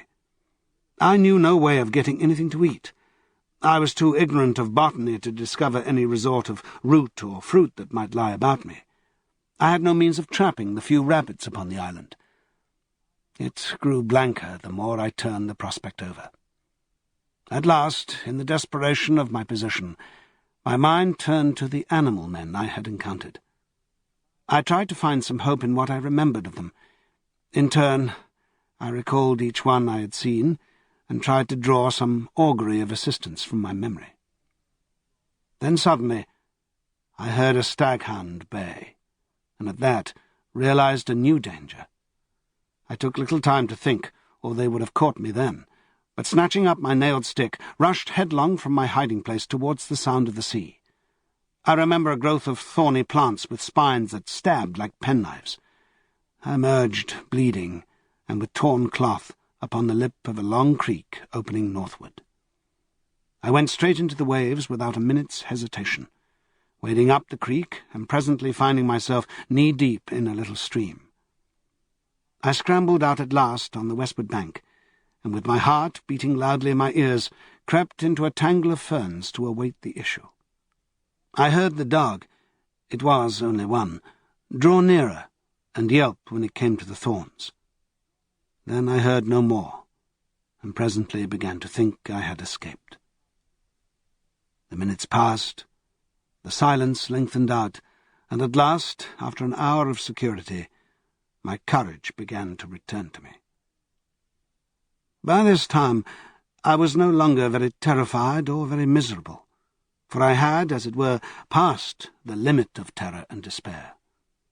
I felt now that my life was practically lost, and the persuasion made me capable of daring anything.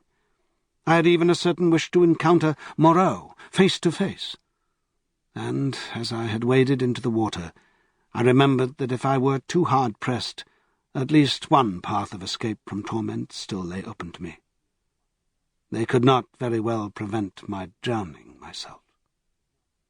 I had half a mind to drown myself then, but an odd wish to see the whole adventure out, a queer, impersonal, spectacular interest in myself, restrained me. I stretched my limbs, sore and painful from the pricks of the spiny plants, and stared around me at the trees. And, so suddenly that it seemed to jump out of the green tracery about it, my eyes lit upon a black face watching me. I saw that it was the simian creature who had met the launch upon the beach. He was clinging to the oblique stem of a palm tree. I gripped my stick and stood up, facing him. He began chattering. You, was all I could distinguish at first.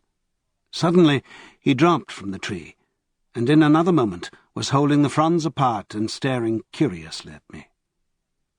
I did not feel the same repugnance towards this creature that I had experienced in my encounters with the other beast-men. "You," he said, "in the boat." He was a man, then, at least as much of a man as Montgomery's attendant, for he could talk. "Yes," I said. "I came in the boat, from the ship." "Oh," he said, and his bright, restless eyes travelled over me, to my hands, to the stick I carried, to my feet, to the tattered places in my coat and the cuts and scratches I had received from the thorns. He seemed puzzled at something. His eyes came back to my hands. He held his own hand out and counted his digits slowly. 1, 2, 3, 4, 5, eh? I did not grasp his meaning then. Afterwards, I was to find that a great proportion of these beast people had malformed hands, lacking sometimes even 3 digits. But guessing this was in some way a greeting. I did the same thing by way of reply. He grinned with immense satisfaction. Then his quick, roving glance went round again. He made a swift movement and vanished. The fern fronds he had stood between came swishing together. I pushed out of the brake after him, and was astonished to find him swinging cheerfully by one lank arm from a rope of creepers that looped down from the foliage overhead. His back was to me. "Hello," said I. He came down with a twisting jump and stood facing me. "I say," said I, "where can I get something to eat?" "Eat?" he said. "Eat man's food now." And his eyes went back to the swing of ropes. "At the huts." "But where are the huts?" "Oh, I'm new, you know." At that, he swung round and set off at a quick walk. All his motions were curiously rapid. "Come along," said he. I went with him to see the adventure out. I guess the huts were some rough shelter where he and some more of these beast people lived. I might perhaps find them friendly, find some handle in their minds to take hold of. I did not know yet how far they had forgotten the human heritage I ascribed them. My ape-like companion trotted along by my side, with his hands hanging down and his jaw thrust forward. I wondered what memory he might have in him. "How long have you been on this island?" said I. "How long?" he asked, and after having the question repeated, he held up 3 fingers. The creature was little better than an idiot. I tried to make out what he meant by that, and it seems I bored him. After another question or two, he suddenly left my side and sprang at some fruit that hung from a tree. He pulled down a handful of prickly husks and went on eating the contents. I noted this with satisfaction, for here at least was a hint for feeding. I tried him with some other questions, but his chattering, prompt responses were, as often as not, quite at cross purposes with my question. Some few were appropriate, others quite parrot-like. I was so intent upon these peculiarities that I scarcely noticed the path we followed. Presently we came to trees, all charred and brown, and so to a bare place covered with a yellow-white incrustation, across which a drifting smoke, pungent in whiffs to nose and eyes, went drifting. On our right, over a shoulder of bare rock, I saw the level blue of the sea. The path coiled down abruptly into a narrow ravine between two tumbled and knotty masses of blackish scoriae. Into this we plunged. It was extremely dark, this passage, after the blinding sunlight reflected from the sulphurous ground. Its walls grew steep and approached one another. Blotches of green and crimson drifted across my eyes. My conductor stopped suddenly. "Home," said he, and I stood on the floor of a chasm that was at first absolutely dark to me. I heard some strange noises, and thrust the knuckles of my left hand into my eyes. I became aware of a disagreeable odour, like that of a monkey's cage ill cleaned. Beyond, the rock opened again upon a gradual slope of sunlit greenery, and on either side the light smote down through a narrow channel into the central gloom.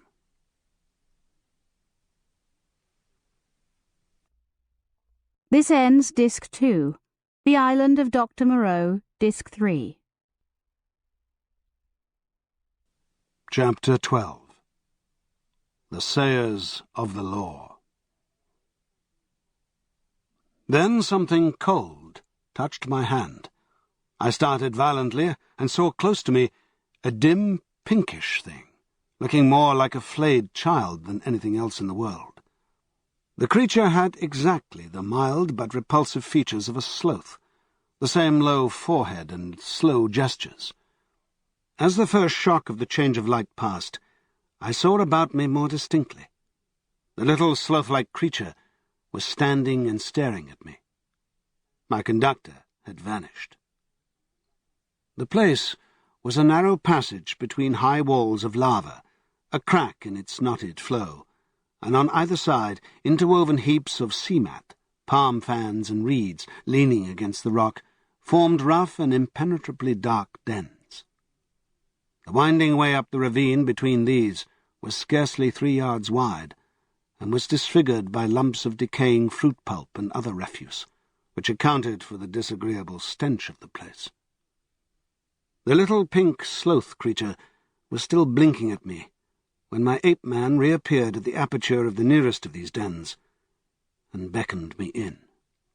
As he did so, a slouching monster wriggled out of one of the places farther up this strange street and stood up in featureless silhouette against the bright green beyond, staring at me.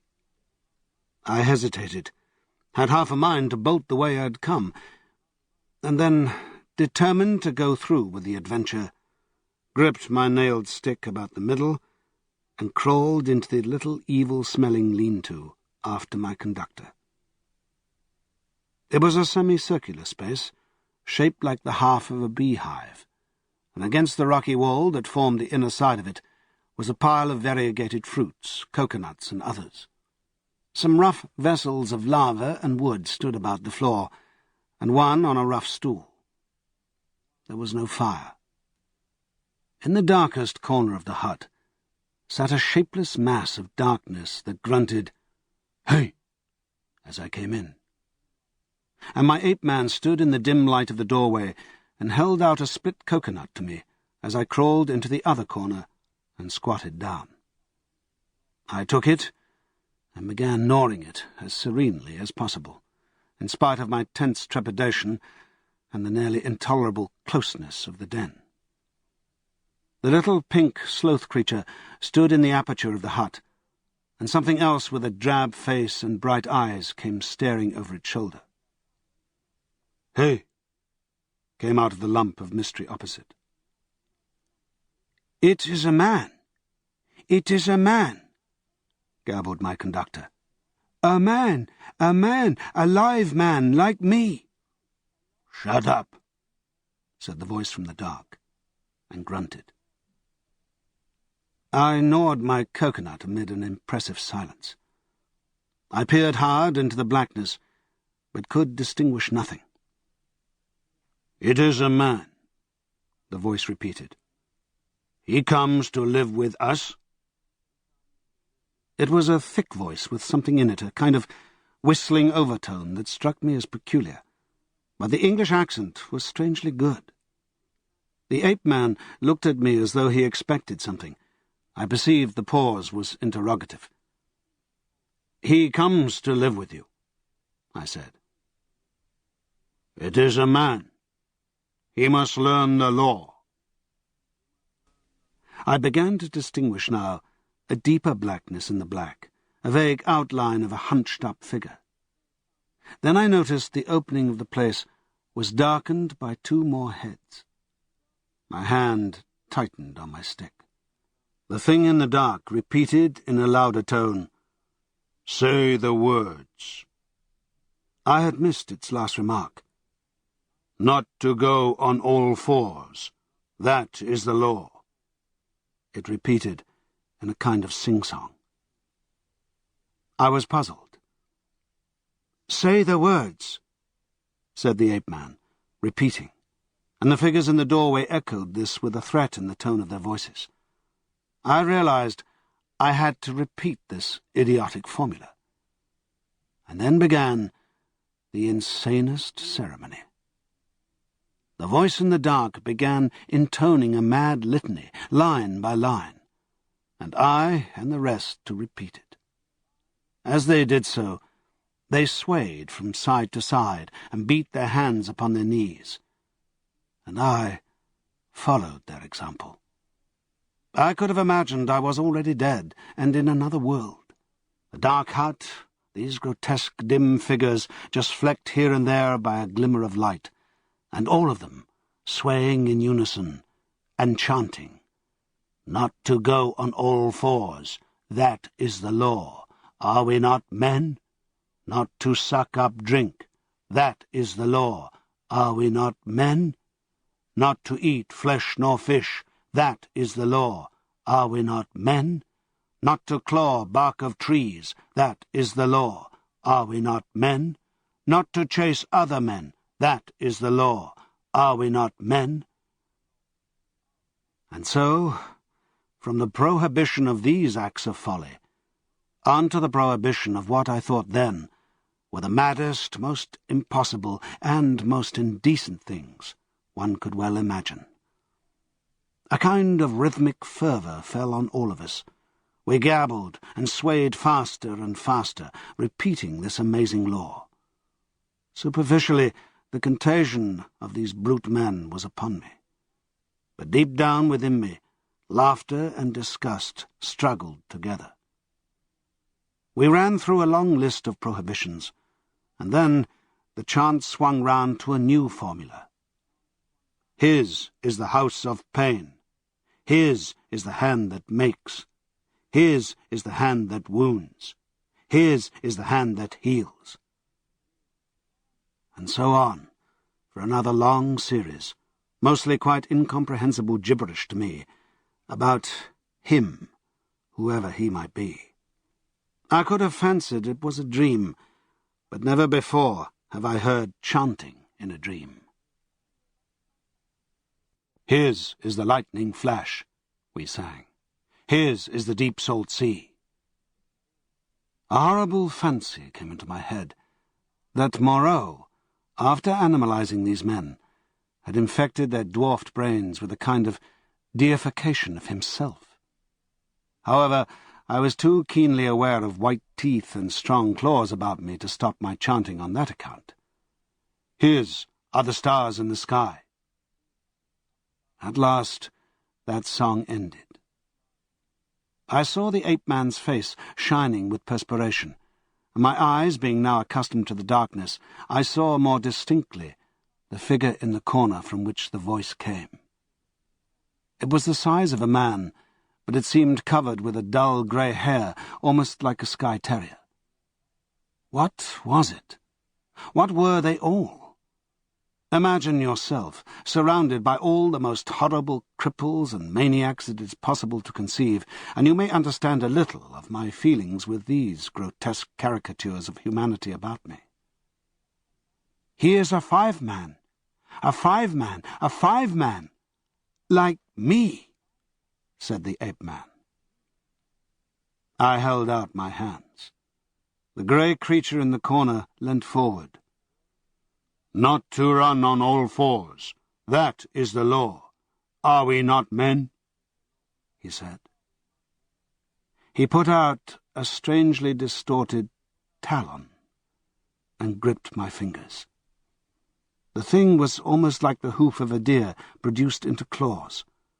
I could have yelled with surprise and pain.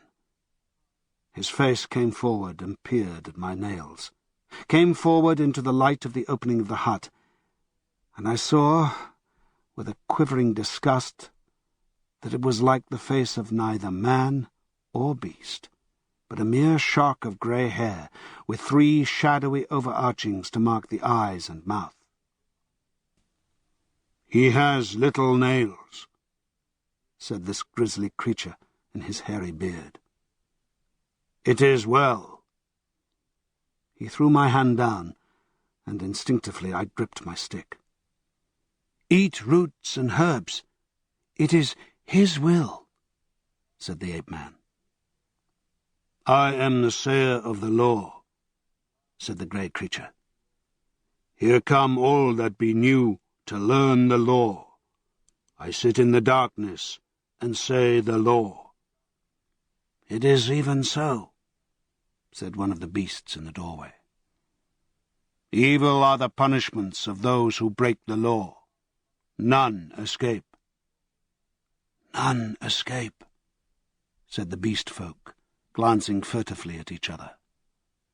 "None, none," said the ape-man. "None escape. See, I did a little thing, a wrong thing once. I jabbered, stopped talking. None could understand. I am burnt, branded in the hand. He is great. He is good." "None escape," said the grey creature in the corner. "None escape," said the beast people, looking askance at one another. "For every one the want that is bad," said the grey sayer of the law. "What you will want, we do not know. We shall know.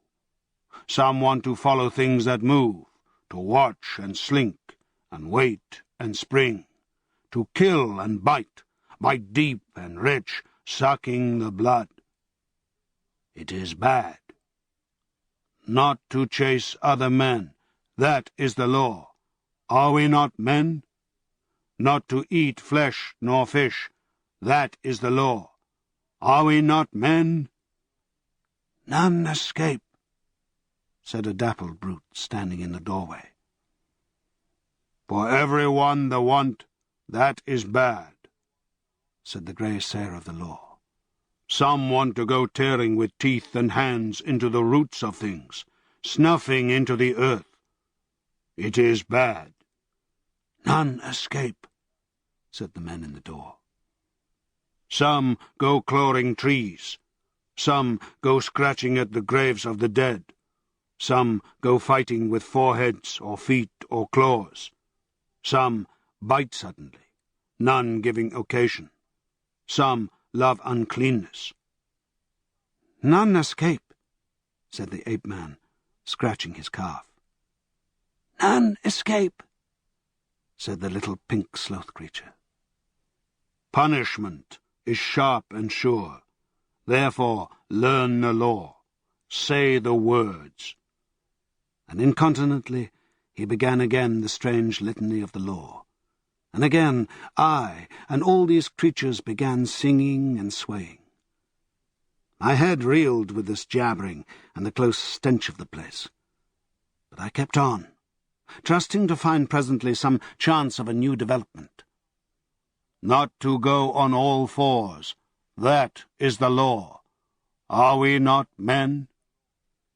We were making such a noise that I noticed nothing of the tumult outside, until someone, who I think was one of the 2 swine men I had seen, thrust his head over the little pink sloth creature and shouted something excitedly, something I did not catch. Incontinently, those at the opening of the hut vanished. My ape-man rushed out. The thing that sat in the dark followed him. I only observed it was big and clumsy and covered with silvery hair. And I was left alone. Then, before I reached the aperture, I heard the yelp of a staghound. In another moment I was standing outside the hovel, my chair rail in my hand, every muscle of me quivering. Before me were the clumsy backs of perhaps a score of these beast people, their misshapen heads half hidden by their shoulder blades. They were gesticulating excitedly. Other half-animal faces glared interrogation out of the hovels. Looking in the direction in which they faced, I saw, coming through the haze under the trees beyond the end of the passage of dens, the dark figure and awful white face of Moreau. He was holding the leaping staghound back, and close behind him came Montgomery, revolver in hand. For a moment I stood horror-struck. I turned and saw the passages behind me blocked by another heavy brute with a huge grey face and twinkling little eyes advancing towards me. I looked round and saw to the right of me, and 6 yards in front of me, a narrow gap in the wall of rock through which a ray of light slanted into the shadows. "Stop!" cried Moreau, as I strode towards us, and then, "Hold him!" At that, first one face turned towards me, and then others. Their bestial minds were happily slow. I dashed my shoulder into a clumsy monster who was turning to see what Moreau meant, and flung him forward into another. I felt his hands fly round, clutching at me and missing me. The little pink sloth creature dashed at me, and I cut it over, gashed down its ugly face with the nail in my stick. And in another minute I was scrambling up a steep side pathway, a kind of sloping chimney out of the ravine. I heard a howl behind me, and cries of "Catch him!" and "Hold him!" and the grey-faced creature appeared behind me and jammed his huge bulk into the cleft. "Go on! Go on!" they howled. I clambered up the narrow cleft in the rock, and came out upon the sulphur on the west side of the village of the beastmen. That gap was altogether fortunate for me, for the narrow way, slanting obliquely upward, must have impeded the nearer pursuers. I ran over the white space and down a steep slope through a scattered growth of trees, and came to a low-lying stretch of tall reeds. Through this I pushed into a dark, thick undergrowth that was black and succulent underfoot. As I plunged into the reeds, my foremost pursuers emerged from the gap. I broke my way through this undergrowth for some minutes. The air behind me and about me was soon full of threatening cries. I heard the tumult of my pursuers in the gap up the slope, then the crashing of the reeds, and every now and then the crackling crash of a branch. Some of the creatures roared like excited beasts of prey. The staghound yelped to the left. I heard Moreau and Montgomery shouting in the same direction. I turned sharply to the right. It seemed to me even then that I heard Montgomery shouting for me to run for my life.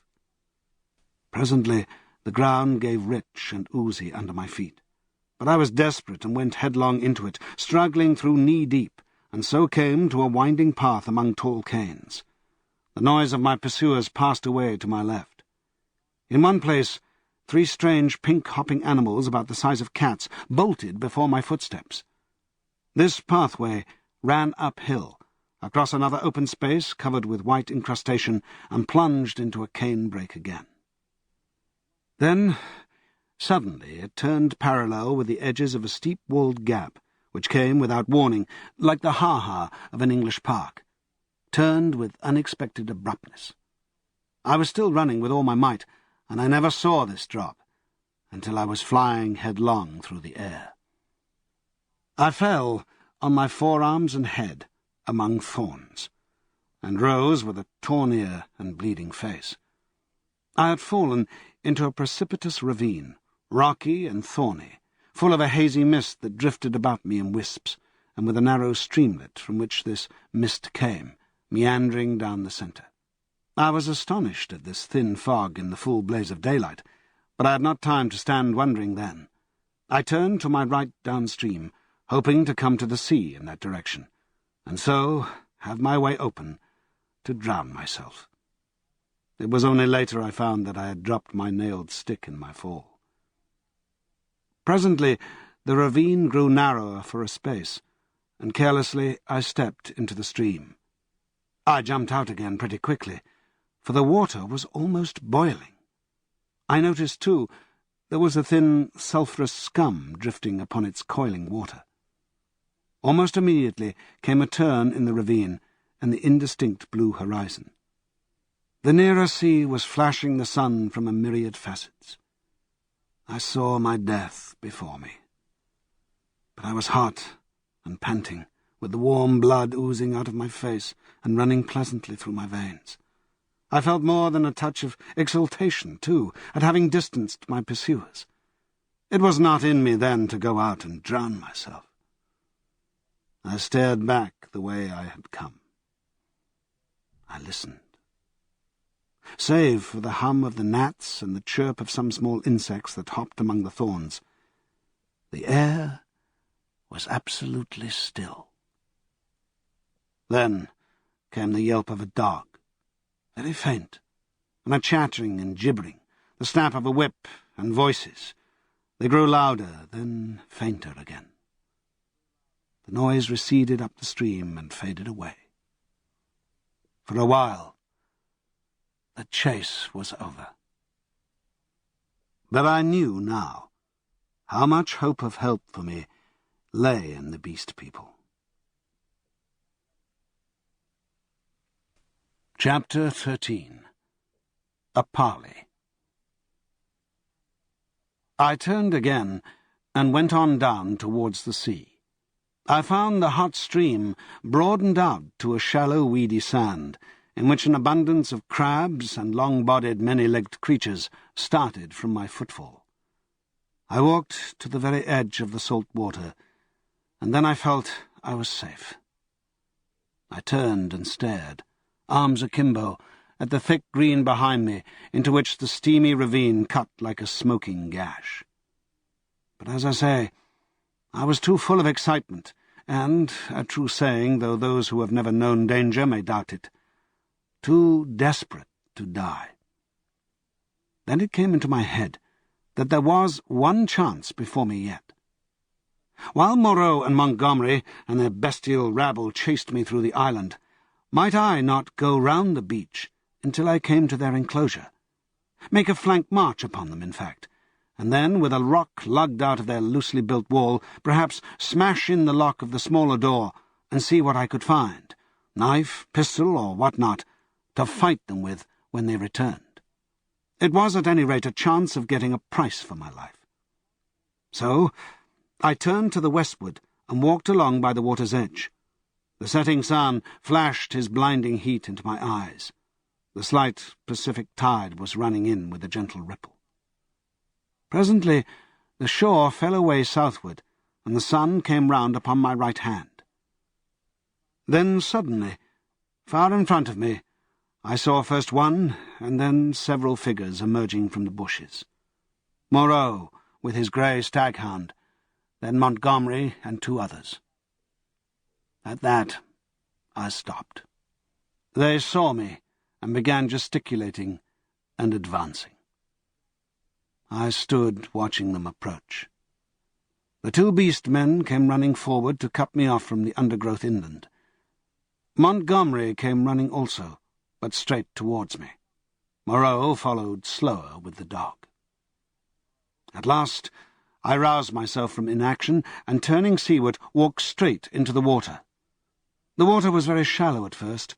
I was 30 yards out before the waves reached to my waist. Dimly I could see the intertidal creatures darting away from my feet. "What are you doing, man?" cried Montgomery.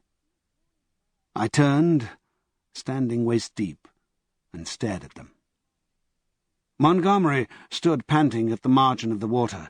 His face was bright red with exertion, his long flaxen hair blown about his head, and his dropping nether lip showed his irregular teeth.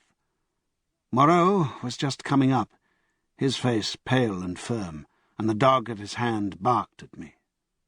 Both men had heavy whips. Further up the beach stared the beast-men. "What am I doing? I'm going to drown myself," said I. Montgomery and Moreau looked at one another. "Why?" asked Moreau. "Because that is better than being tortured by you." "I told you so," said Montgomery, and Moreau said something in a low tone. "What makes you think I shall torture you?" asked Moreau. "What I saw," I said. "And those yonder." "Hush!" said Moreau, and held up his hand. "I will not," said I. "They were men. What are they now? I at least will not be like them." I looked past my interlocutors. Up the beach were Meling, Montgomery's attendant, and one of the white-swathed brutes from the boat. Farther up, in the shadow of the trees, I saw my little ape-man, and behind him some other dim figures. "Who are these creatures?" said I, pointing to them, and raising my voice more and more that it might reach them. "They were men, men like yourselves, whom you have infected with some bestial taint, men whom you have enslaved and whom you still fear." "You who listen," I cried, pointing now to Moreau and shouting past him to the beastmen. "You who listen! Do you not see these men still fear you? Go in dread of you? Why then do you fear them? You are many." "For God's sake!" cried Montgomery. "Stop that, Prendick!" "Prendick!" cried Moreau. They both shouted together as if to drown my voice, and behind them, lowering the staring faces of the beast-men, wondering, their deformed hands hanging down, their shoulders hunched up. They seemed, as I fancied then, to be trying to understand me, to remember something of their human past. I went on shouting. I scarcely remember what. That Moreau and Montgomery could be killed, that they were not to be feared. That was the burthen of what I put into the heads of the beast people, to my own ultimate undoing. I saw the green-eyed man in the dark rags, who had met me on the evening of my arrival, come out from among the trees, and others followed him to hear me better. At last, for want of breath, I paused. "Listen to me for a moment," said the steady voice of Moreau, "and then say what you will." "Well," said I. He coughed, thought, then shouted, "Latin, Prendick. Bad Latin, schoolboy Latin, but try and understand. He non sunt homines, sunt animalia, qui nos habemus. Vivisected, a humanizing process. I will explain. Come ashore." I laughed. "A pretty story," said I. "They talk, build houses, cook. They were men. It's likely I'll come ashore." "The water just behind where you stand is deep and full of sharks." "That's my way," said I. "Short and sharp. Presently." "Wait a minute." He took something out of his pocket that flashed back the sun, and dropped the object at his feet.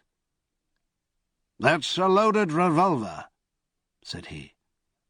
"Montgomery here will do the same.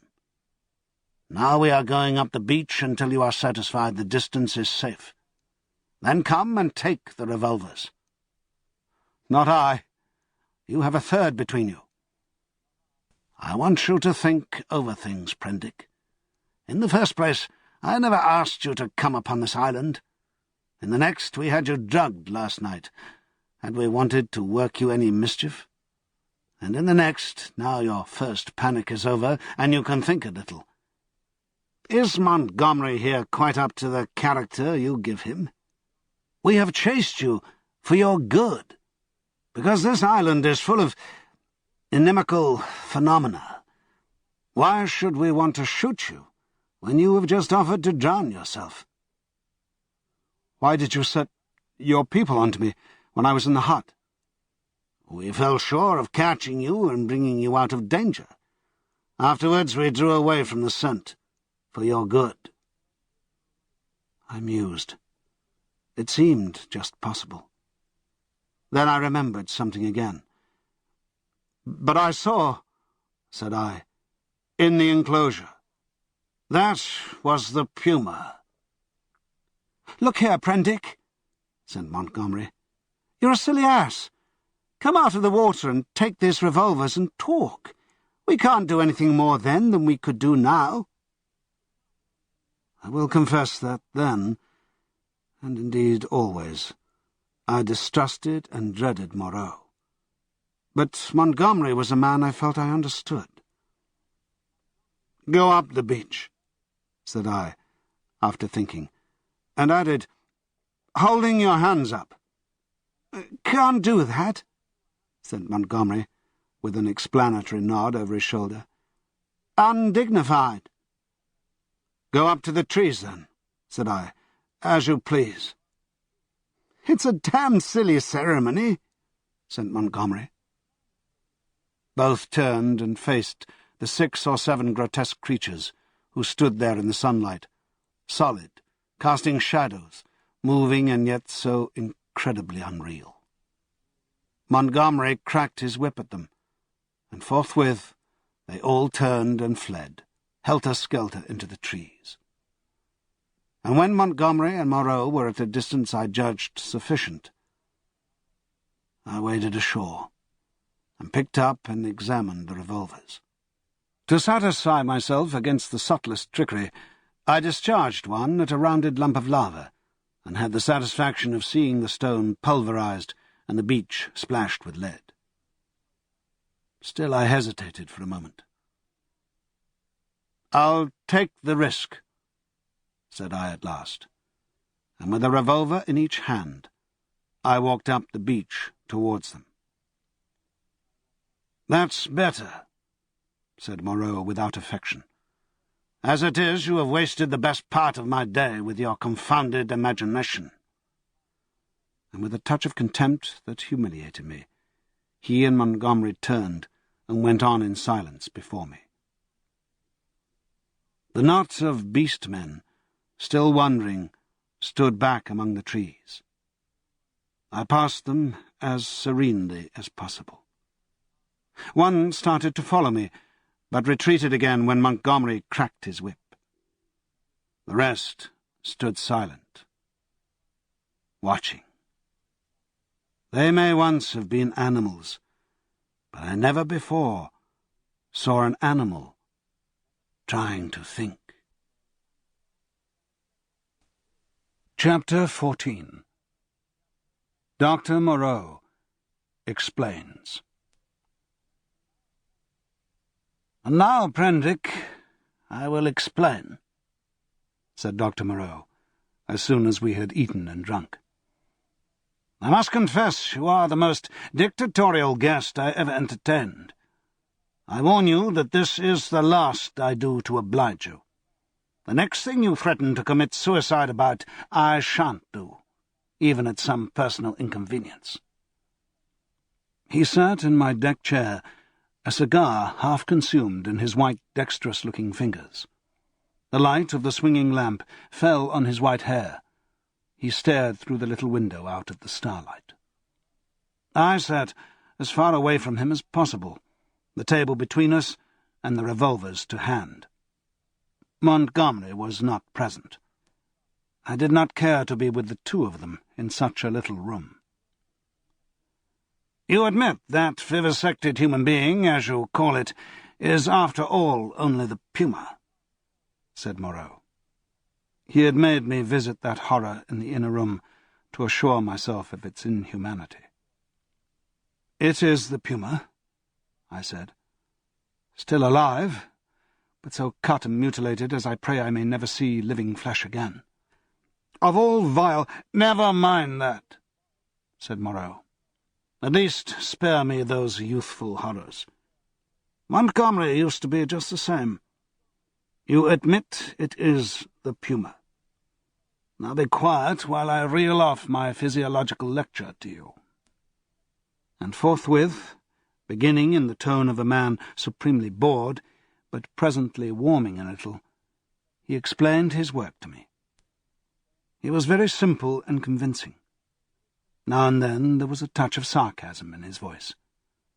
Presently I found myself hot with shame at our mutual positions. The creatures I had seen were not men, had never been men. They were animals, humanized animals, triumphs of vivisection. "You forget all that a skilled vivisector can do with living things," said Moreau. "For my own part, I'm puzzled why the things I have done here have not been done before. Small efforts, of course, have been made. Amputation, tongue-cutting, excisions. Of course, you know, a squint may be induced, or cured by surgery. Then, in the case of excisions, you have all kinds of secondary changes, pigmentary disturbances, modifications of the passions, alterations in the modifications of the passions, alterations in the secretion of fatty tissue. I have no doubt you have heard of these things." "Of course," said I. "But these foul creatures of yours—" "All in good time," said he, waving his hand at me. "I'm only beginning. Those are trivial cases of alteration. Surgery can do better things than that. There is building up, as well as breaking down and changing. You have heard, perhaps, of a common surgical operation resorted to in cases where the nose has been destroyed. A flap of skin is cut from the forehead, turned down on the nose, and heals in the new position. This is a kind of grafting a new position of part of an animal upon itself. Grafting of freshly obtained material from another animal is also possible. The case of teeth, for example. The grafting of skin and bone is done to facilitate healing. The surgeon places in the middle of the wound pieces of skin snipped from another animal, or fragments of bone from a victim freshly killed. Hunter's cockspur, possibly you've heard of that, flourished on the bull's neck, and the rhinoceros rats of the Algerian zouaves are also to be thought of, monsters manufactured by transferring a slip from the tail of an ordinary rat to its snout, and allowing it to heal in that position." "Monsters manufactured?" said I. "Then you mean to tell me—" "Yes. These creatures you have seen are animals carven and wrought into new shapes. To that, to the study of the plasticity of living forms, my life has been devoted. I have studied for years, gaining in knowledge as I go. I see you look horrified, and yet I am telling you nothing new. It all lay in the surface of practical anatomy years ago, but no one had the temerity to touch it. It's not simply the outward form of an animal I can change. The physiology, the chemical rhythm of the creature, may also be made to undergo an enduring modification, of which vaccination and other methods of inoculation with living or dead matter are examples that will no doubt be familiar to you. A similar operation is the transfusion of blood, with which subject indeed I began. These are all familiar cases. Less so, and probably far more extensive, were the operations of those medieval practitioners who made dwarfs and beggar cripples and show monsters, some vestiges of whose art still remain in the preliminary manipulation of the young mountebank or contortionist. Victor Hugo gives an account of them in L'Homme qui rit. But perhaps my meaning grows plain now. you begin to see that it is a possible thing to transplant tissue from one part of an animal to another, or from one animal to another, to alter its chemical reactions and methods of growth, to modify the articulation of its limbs, and indeed to change it in its most intimate structure. And yet, this extraordinary branch of knowledge has never been sought as an end, and systematically by modern investigators, until I took it up.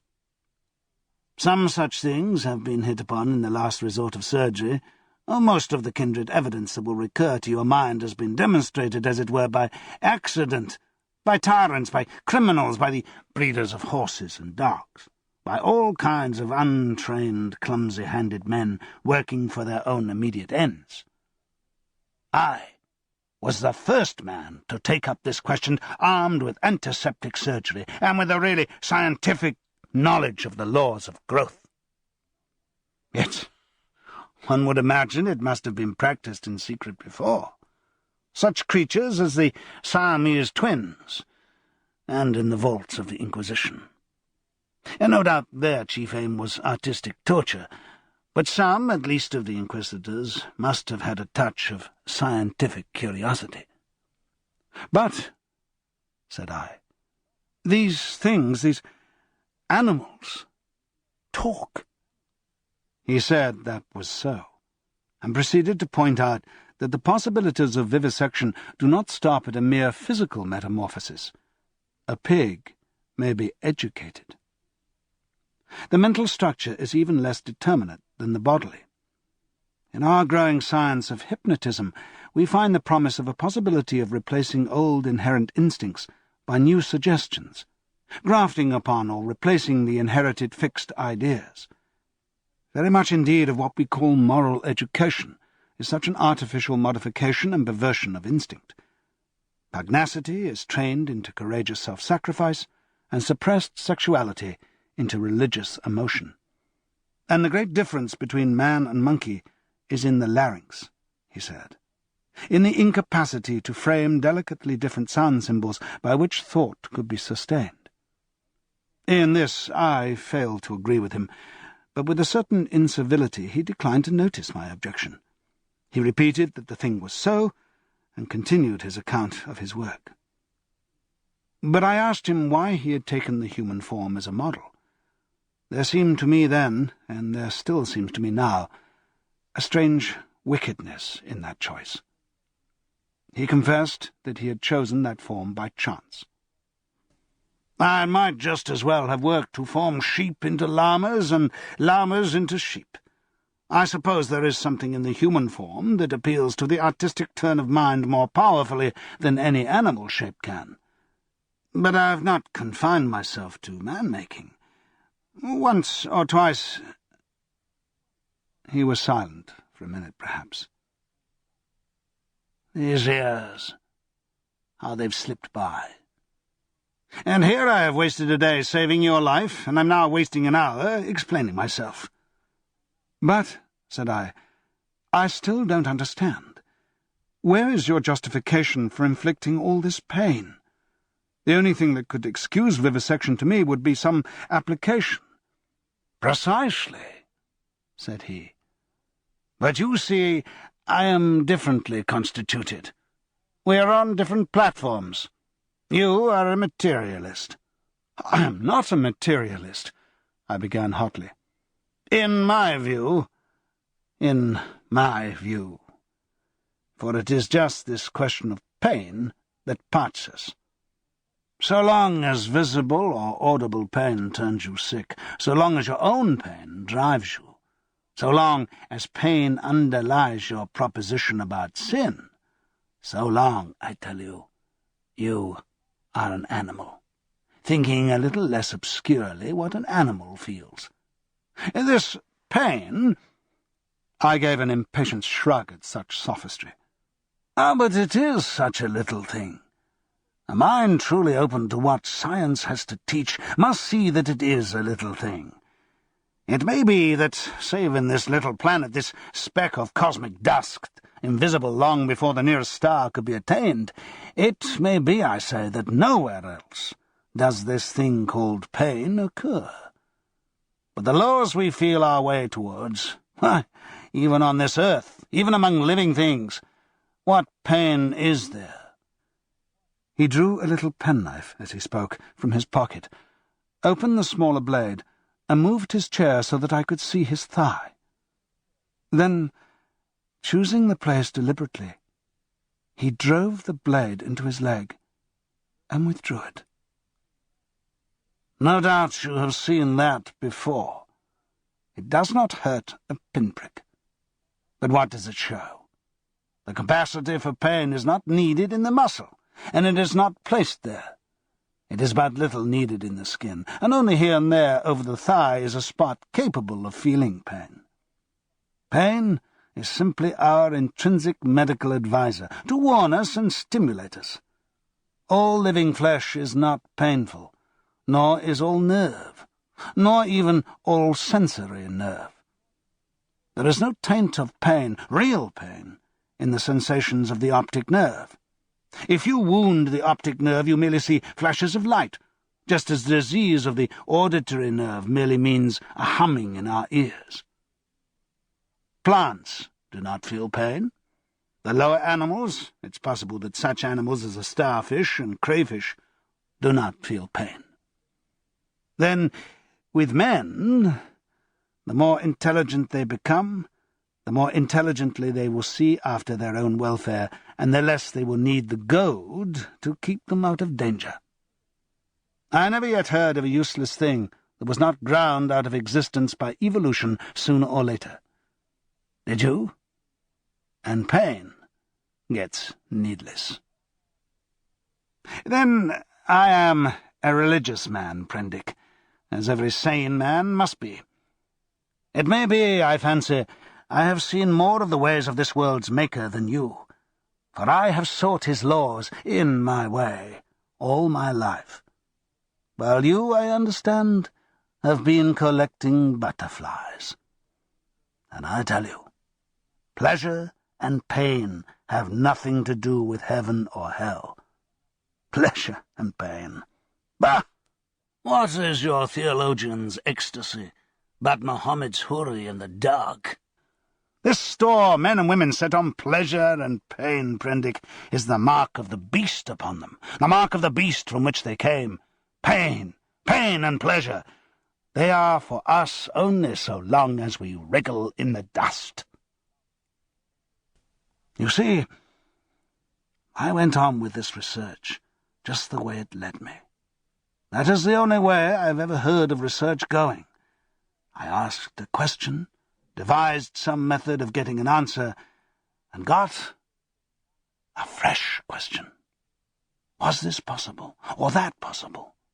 You cannot imagine what this means to an investigator, what an intellectual passion grows upon him. You cannot imagine the strange colourless delight of these intellectual desires. The thing before you is no longer an animal, a fellow creature, but a problem. Sympathetic pain. All I know of it, I remember, is a thing I used to suffer from years ago. I wanted, it was the only thing I wanted, to find out the extreme limit of plasticity in a living shape. "But," said I, "the thing is an abomination." To this day, I have never troubled about the ethics of the matter. The study of nature makes a man, at last, as remorseless as nature. I've gone on, not heeding anything but the question I was pursuing, and the material has dripped into the huts yonder. It is nearly 11 years since we came here, I and Montgomery, and 6 Kanakas. I remember the green stillness of the island and the empty ocean about us as though it was yesterday. The place seemed waiting for me. The stores were landed, and the house was built. The Kanakas founded some huts near the ravine. I went to work here upon what I had brought with me. There were some disagreeable things happened at first. I began with a sheep, and killed it after a day and a half by a slip of the scalpel.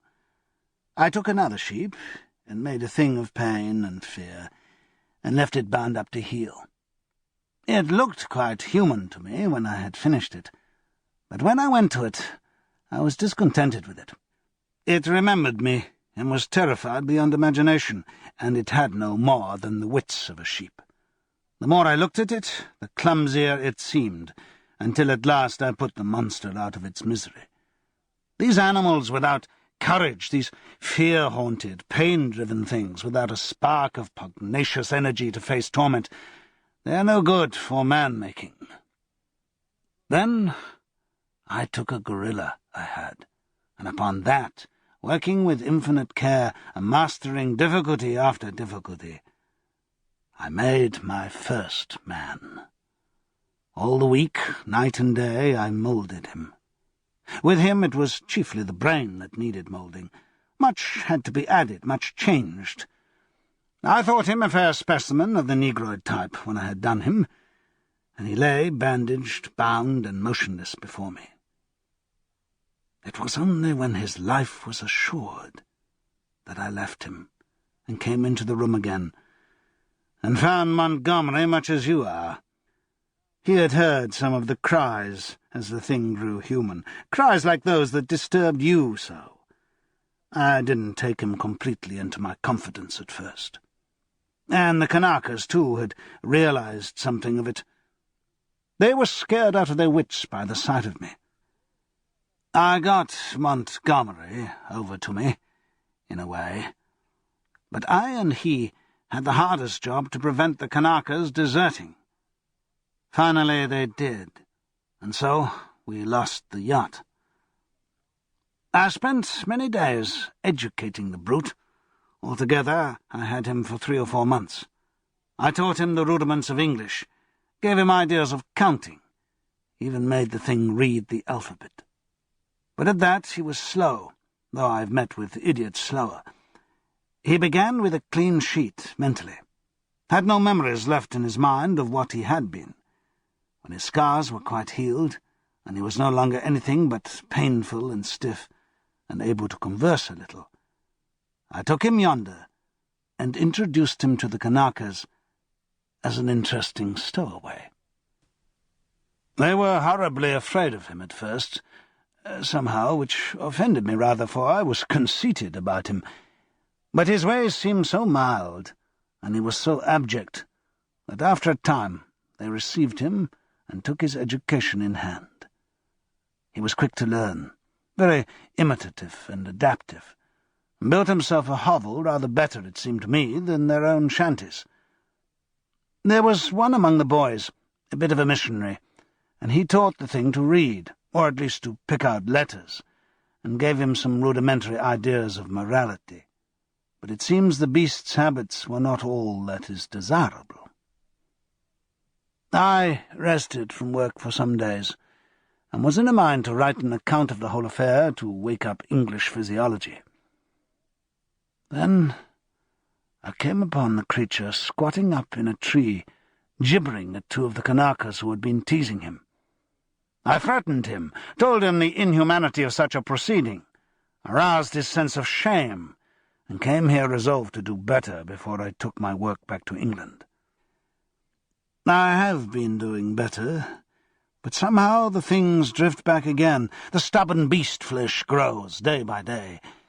Back again.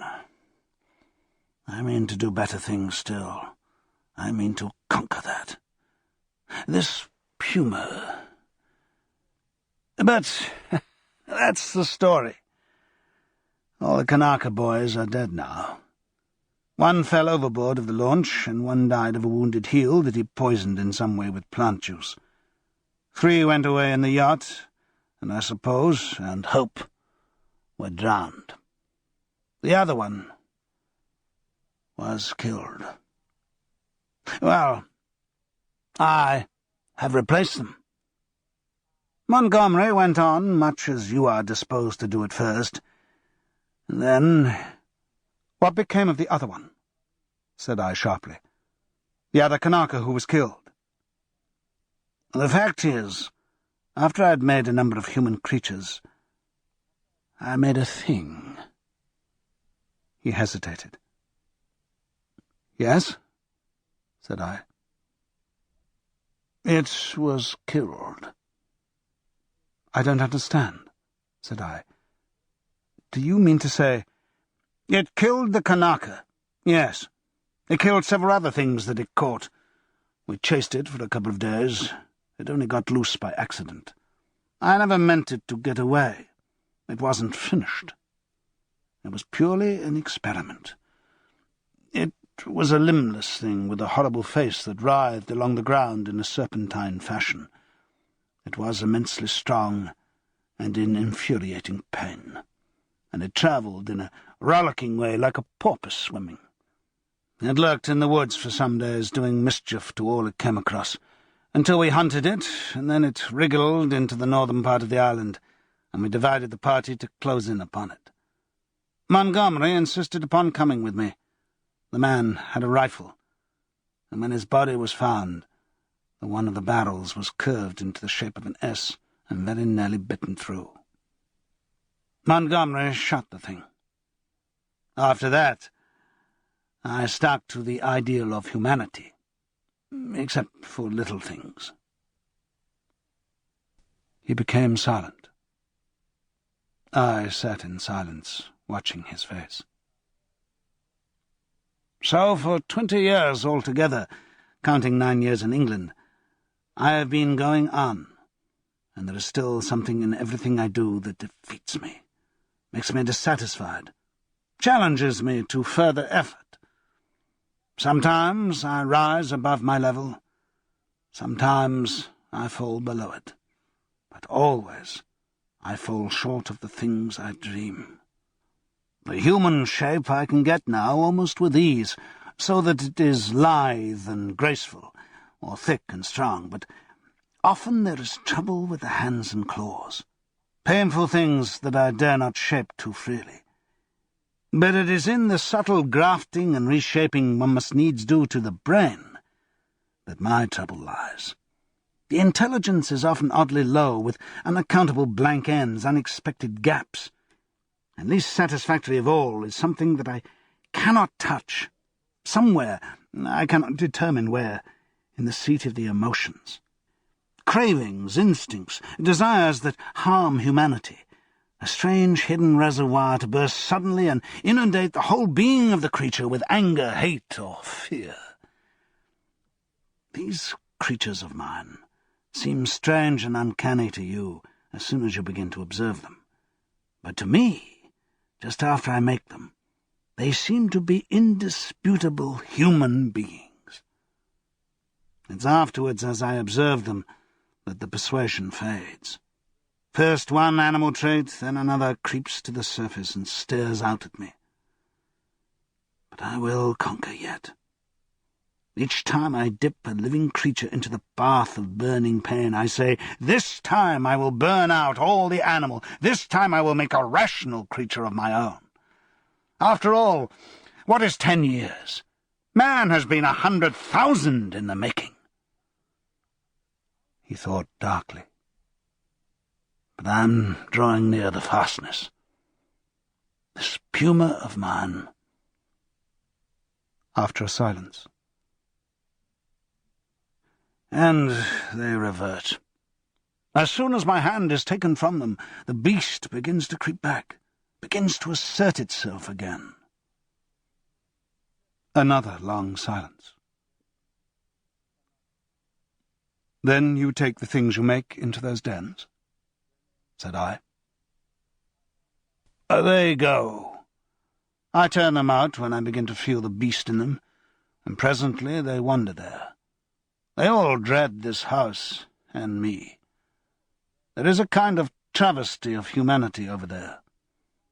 Montgomery knows about it, for he interferes in their affairs. He has trained 1 or 2 of them to our service. He is ashamed of it, but I believe he half likes some of these beasts. It is his business, not mine.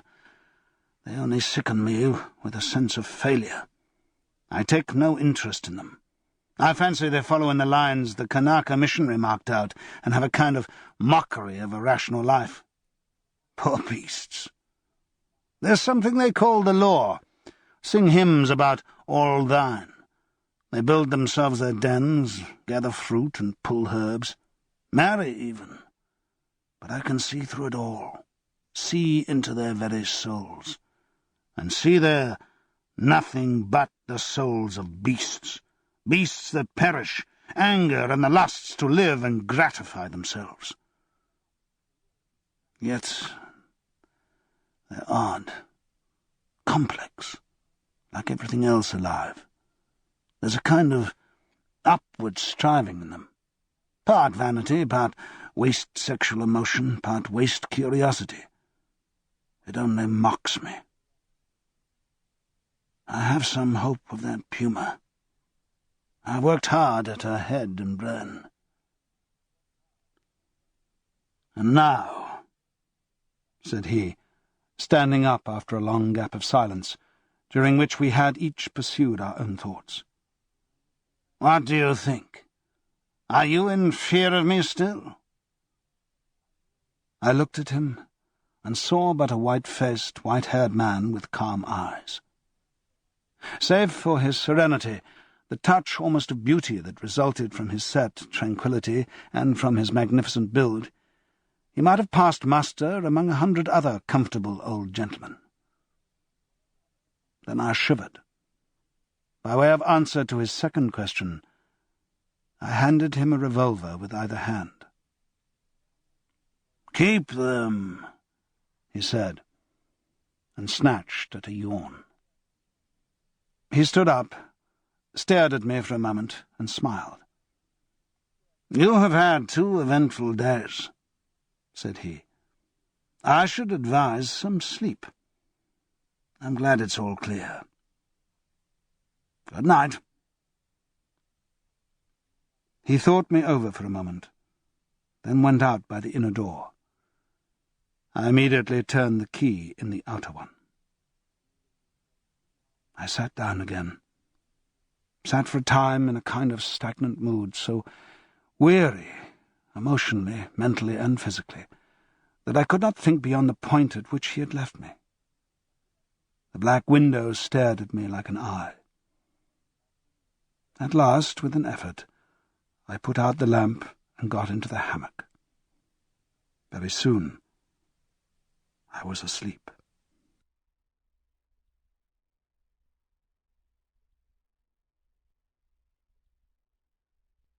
This ends Disc 3. The Island of Dr. Moreau, Disc 4. Chapter 15. Concerning the Beast Folk. I woke early. Moreau's explanation stood before my mind, clear and definite, from the moment of my awakening. I got out of the hammock and went to the door to assure myself that the key was turned. Then I tried the window bar and found it firmly fixed. That these man-like creatures were in truth only bestial monsters, mere grotesque travesties of men, filled me with a vague uncertainty of their possibilities that was far worse than any definite fear. A tapping came at the door, and I heard the gluttonous accents of Mi Ling speaking. I pocketed one of the revolvers, keeping one hand upon it, and opened to him. "Good morning, sir," he said, bringing, in addition to the customary herb breakfast, an ill-cooked rabbit. Montgomery followed him. His roving eye caught the position of my arm, and he smiled askew. The puma was resting to heal that day, but Moreau, who was singularly solitary in his habits, did not join us. I talked with Montgomery to clear my ideas of the way in which the beast folk lived. In particular, I was urgent to know how these inhuman monsters were kept from falling upon Moreau and Montgomery, and from rending one another. He explained to me that the comparative safety of Moreau and himself was due to the limited mental scope of these monsters. In spite of their increased intelligence and the tendency of their animal instincts to reawaken, they had certain fixed ideas implanted by Moreau in their minds, which absolutely bounded their imaginations.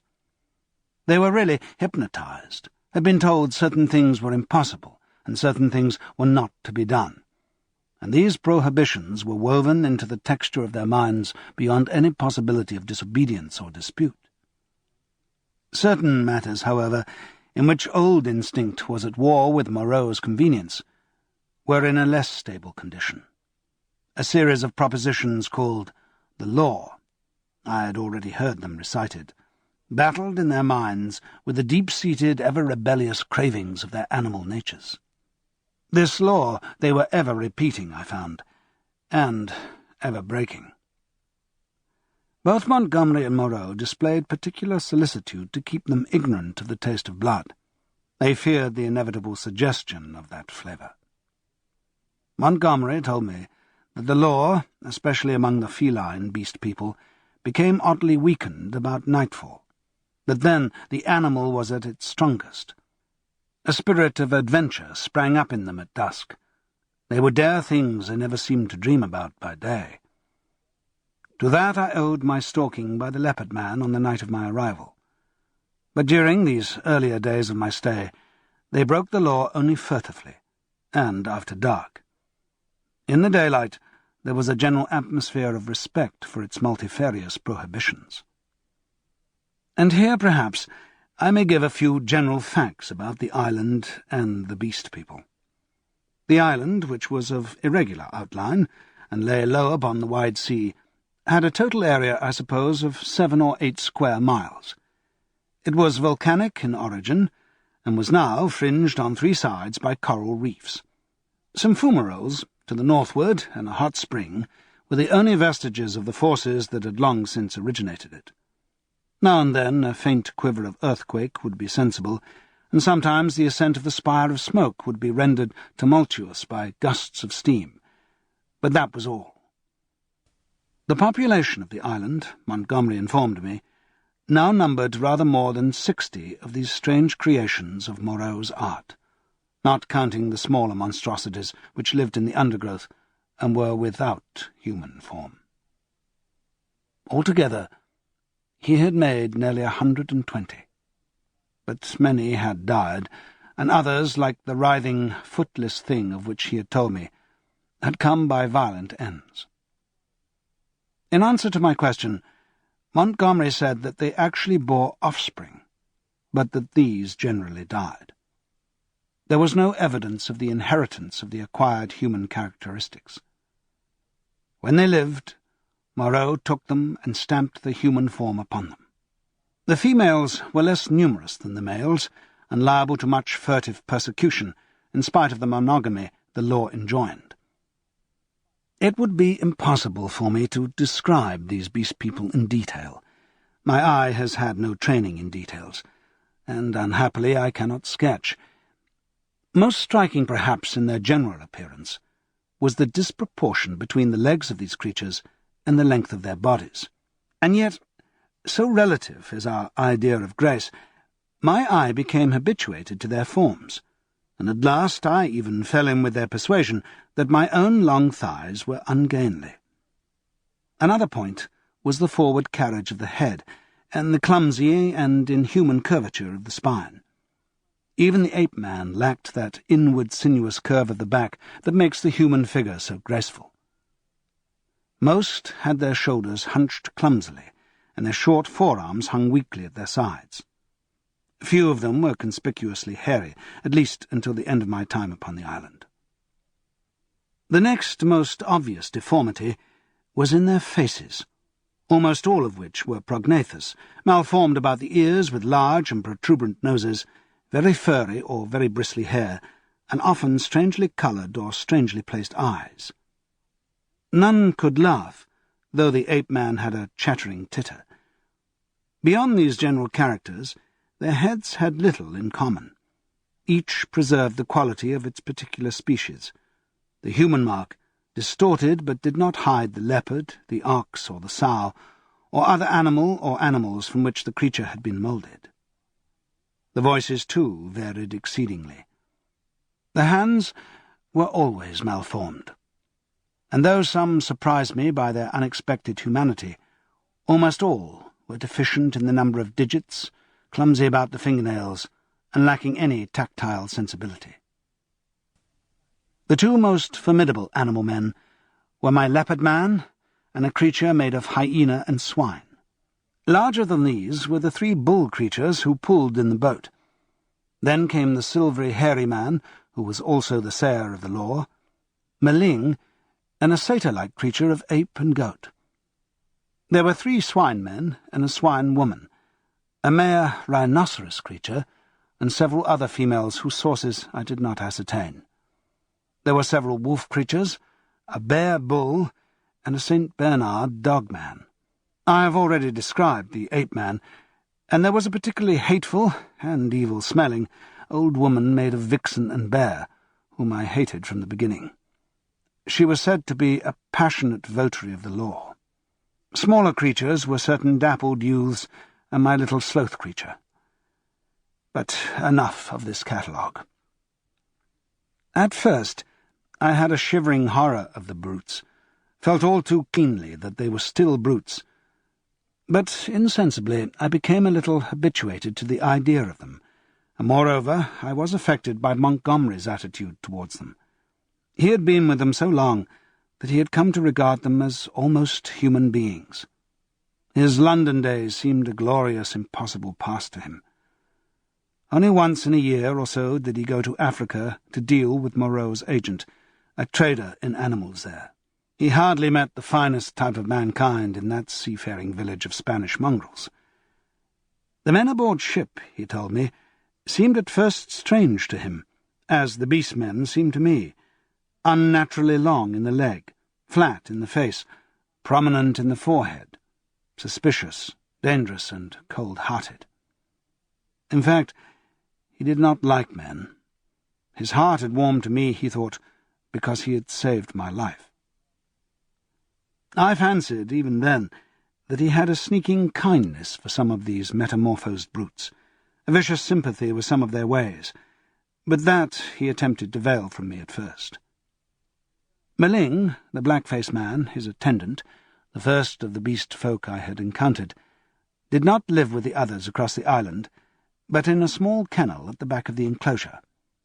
The creature was scarcely so intelligent as the ape-man, but far more docile, and the most human-looking of all the beast folk. And Montgomery had trained it to prepare food, and indeed to discharge all the trivial domestic offices that were required.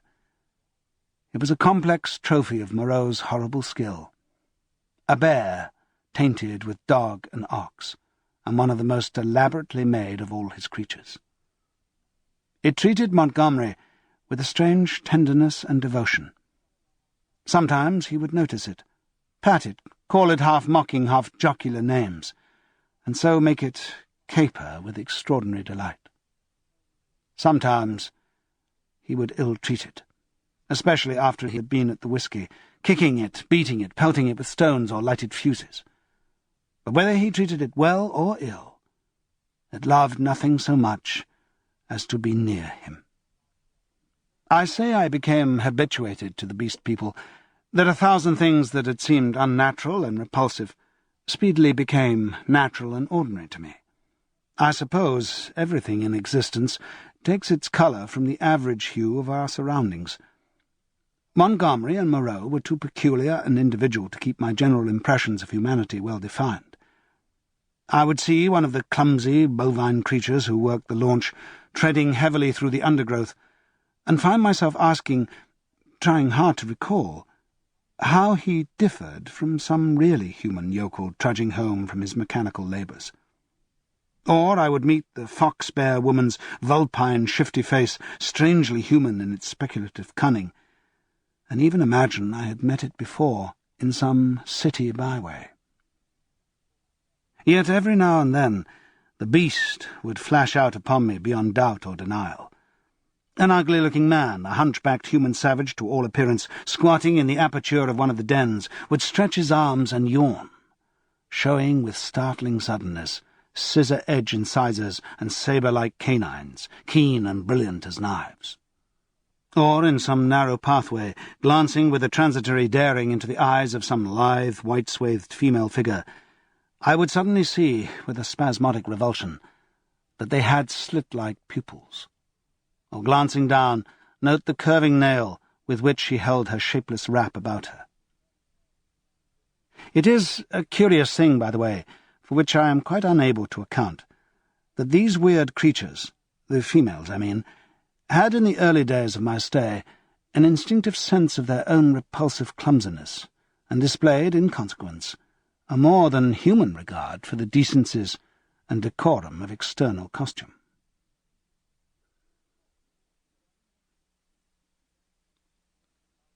Chapter 16. How the Beast Folk Tasted Blood. But my inexperience as a writer betrays me, and I wander from the thread of my story. After I had breakfasted with Montgomery, he took me across the island to see the fumarole and the source of the hot spring into whose scalding waters I had blundered on the previous day. Both of us carried whips and loaded revolvers.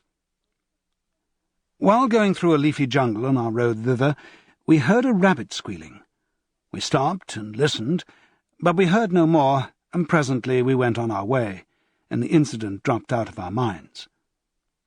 Montgomery called my attention to certain little pink animals with long hind legs that went leaping through the undergrowth. He told me they were creatures made of the offspring of the beast people that Moreau had invented.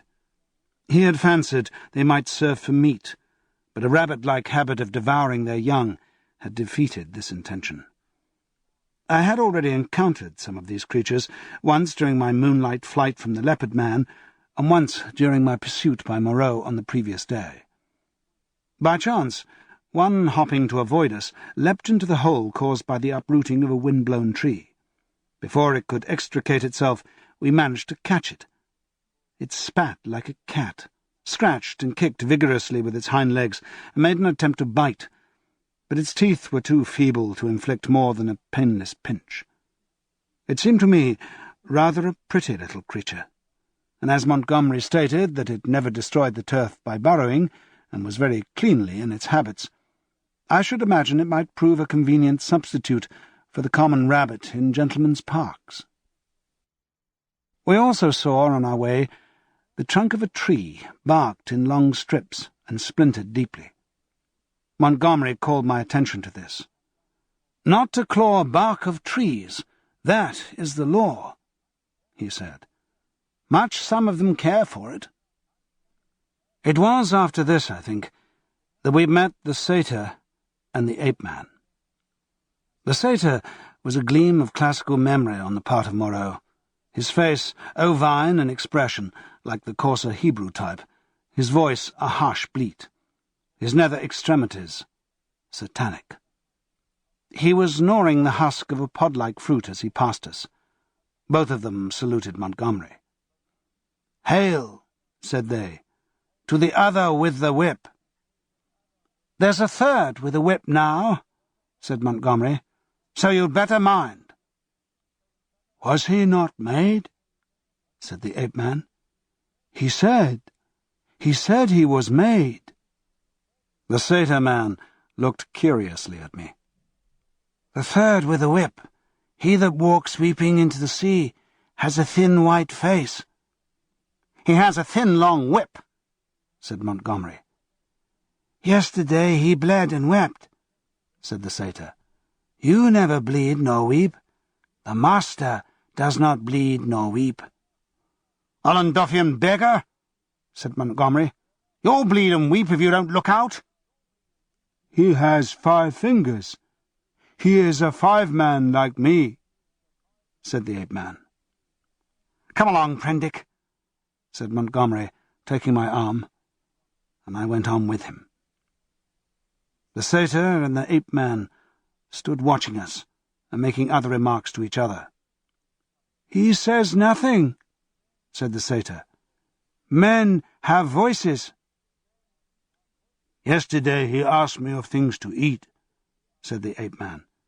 "He did not know." Then they spoke inaudible things, and I heard the satyr laughing. It was on our way back that we came upon the dead rabbit. The red body of the wretched little beast was rent to pieces, many of the ribs stripped white, and the backbone indisputably gnawed. At that, Montgomery stopped. "Good God," said he, stooping down and picking up some of the crushed vertebrae to examine them more closely. "Good God," he repeated. "What can this mean?" "Some carnivore of yours has remembered its old habits," I said after a pause. "This backbone has been bitten through." He stood staring, with his face white and his lip pulled askew. "I don't like this," he said slowly. "I saw something of the same kind," said I, "the first day I came here." "The devil you did! What was it?" "A rabbit with its head twisted off." "The day you came here?" "The day I came here, in the undergrowth at the back of the enclosure, when I came out in the evening. The head was completely wrung off." He gave a long, low whistle. "And what is more, I have an idea which of your brutes did the thing. It's only a suspicion, you know, but before I came on the rabbit, I saw one of your monsters drinking in the stream." "Sucking his drink?" "Yes." "Not to suck your drink, that is the law. Much the brutes care for the law, eh, when Moreau's not about." "It was the brute who chased me." "Of course," said Montgomery. "It's just the way with carnivores. After a kill, they drink. It's the taste of blood, you know." "What was the brute like?" he asked. "Would you know him again?" He glanced about us, standing astride over the mess of dead rabbit, his eyes roving among the shadows and screens of greenery, the lurking places and ambuscade of the forest that bounded us in. "The taste of blood," he said again. He took out his revolver, examined the cartridges in it, and replaced it. Then he began to pull at his drooping lip. "I think I should know the brute again. I stunned him. He ought to have a handsome bruise on the forehead of him." "But then we have to prove he killed the rabbit," said Montgomery. "I wish I'd never brought the things here." I should have gone on, but he stayed there thinking over the mangled rabbit in a puzzle-headed way. As it was, I went to such a distance that the rabbit's remains were hidden. "Come on," I said. Presently, he woke up and came towards me. "You see," he said almost in a whisper, "they are all supposed to have a fixed idea against eating anything that runs on land. If some brute has by accident tasted blood—" We went on some way in silence. "I wonder what can have happened," he said to himself. Then, after a pause again, "I did a foolish thing the other day. That servant of mine, I showed him how to skin and cook a rabbit. It's odd. I saw him licking his hands. It never occurred to me." Then, "We must put a stop to this. I must tell Moreau." He could think of nothing else on our homeward journey. Moreau took the matter even more seriously than Montgomery, and I need scarcely say I was infected by their evident consternation. "We must make an example," said Moreau. "I have no doubt in my mind that the leopard man was a sinner, but how can we prove it? I wish, Montgomery, you had kept your taste for meat in hand, and gone without these exciting novelties. We may find ourselves in a mess yet through it." "I was a silly ass," said Montgomery. "But the thing's done now, and you said I might have them, you know." "We must see to the thing at once," said Moreau. "I suppose if anything should turn up, Meling can take care of himself." "I'm not so sure of Meling," said Montgomery. "I think I ought to know him." In the afternoon, Moreau, Montgomery, myself, and Meling went across the island to the huts in the ravine. We three were armed. Meling carried the little hatchet he used in chopping firewood and some coils of wire. Moreau had a huge cowherd's horn slung over his shoulder. "You will see a gathering of the beast people," said Montgomery. "It's a pretty sight." Moreau said not a word on the way, but his heavy, white-fringed face was grimly set. We crossed the ravine, down which smoked the stream of hot water, and followed the winding pathway through the cane brakes until we reached a wide area covered over with a thick powdery yellow substance, which I believe was sulphur. Above the shoulder of a weedy bank, the sea glittered. We came to a kind of shallow natural amphitheatre, and here the four of us halted. Then Moreau sounded the horn and broke the sleeping stillness of the tropical afternoon. He must have had strong lungs. The hooting note rose and rose amidst its echoes to at last an ear-penetrating intensity. "Ah!" said Moreau, letting the curved instrument fall to his side again. Immediately there was a crashing through the yellow canes, and a sound of voices from the dense green jungle that marked the morass through which I had run on the previous day. Then, at 3 or 4 points on the edge of the sulphurous area, appeared the grotesque forms of the beast people, hurrying towards us. I could not help a creeping horror as I perceived first one and then another trot out from the trees or reeds and come shambling along over the hot dust. But Moreau and Montgomery stood calmly enough, and perforce I stuck beside them. First to arrive was the satyr, strangely unreal for all that he cast a shadow and tossed the dust with his hooves. After him, from the brake, came a monstrous lout, a thing of horse and rhinoceros, chewing a straw as it came. And then appeared the swine-woman and 2 wolf-women, then the fox-bear witch with her red eyes and her peaked face, and then others, all hurrying eagerly. As they came forward, they began to cringe towards Moreau, and chant, quite regardless of one another, fragments of the latter half of the litany of the law. His is the hand that wounds, his is the hand that heals, and so forth. As soon as they had approached within a distance of perhaps 30 yards, they halted, and bowing on knees and elbows, began flinging the white dust upon their heads. Imagine the scene if you can. We 3 blue-clad men with our misshapen, black-faced attendant, standing in a wide expanse of sunlit yellow dust under the blazing blue sky, and surrounded by this circle of crouching and gesticulating monstrosities, some almost human, save in their subtle expression and gesture, some like cripples, some so strangely distorted as to resemble nothing but the denizens of our wildest dreams. And beyond, the reedy lines of a canebrake in one direction, a dense tangle of palm trees on the other, separating us from the ravine with the huts, and to the north the hazy horizon of the Pacific Ocean. 62, 63, counted Moreau. There are 4 more. I do not see the leopard man, said I. Presently Moreau sounded the great horn again, and at the sound of it all the beast people writhed and grovelled in the dusk.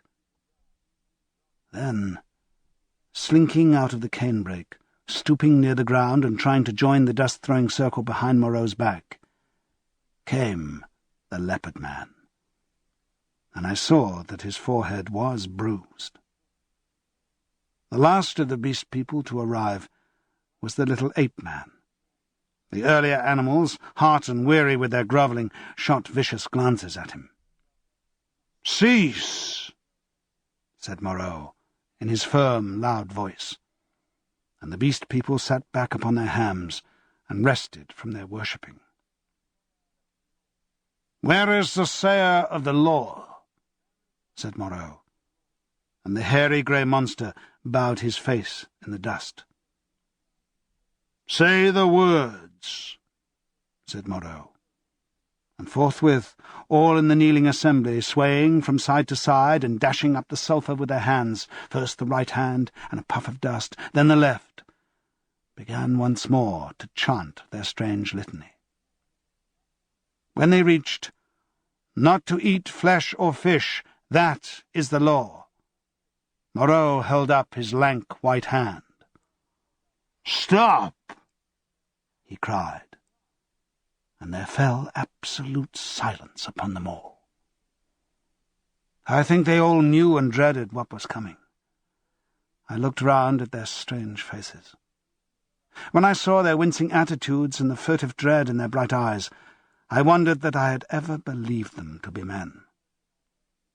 "That law has been broken," said Moreau. "None escape," from the faceless creature with the silvery hair.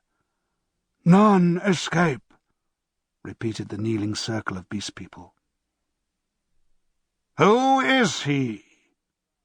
cried Moreau, and looked round at their faces, cracking his whip. I fancied the hyena swine looked dejected. So, too, did the leopard man. Moreau stopped, facing this creature, who cringed towards him with the memory and dread of infinite torment.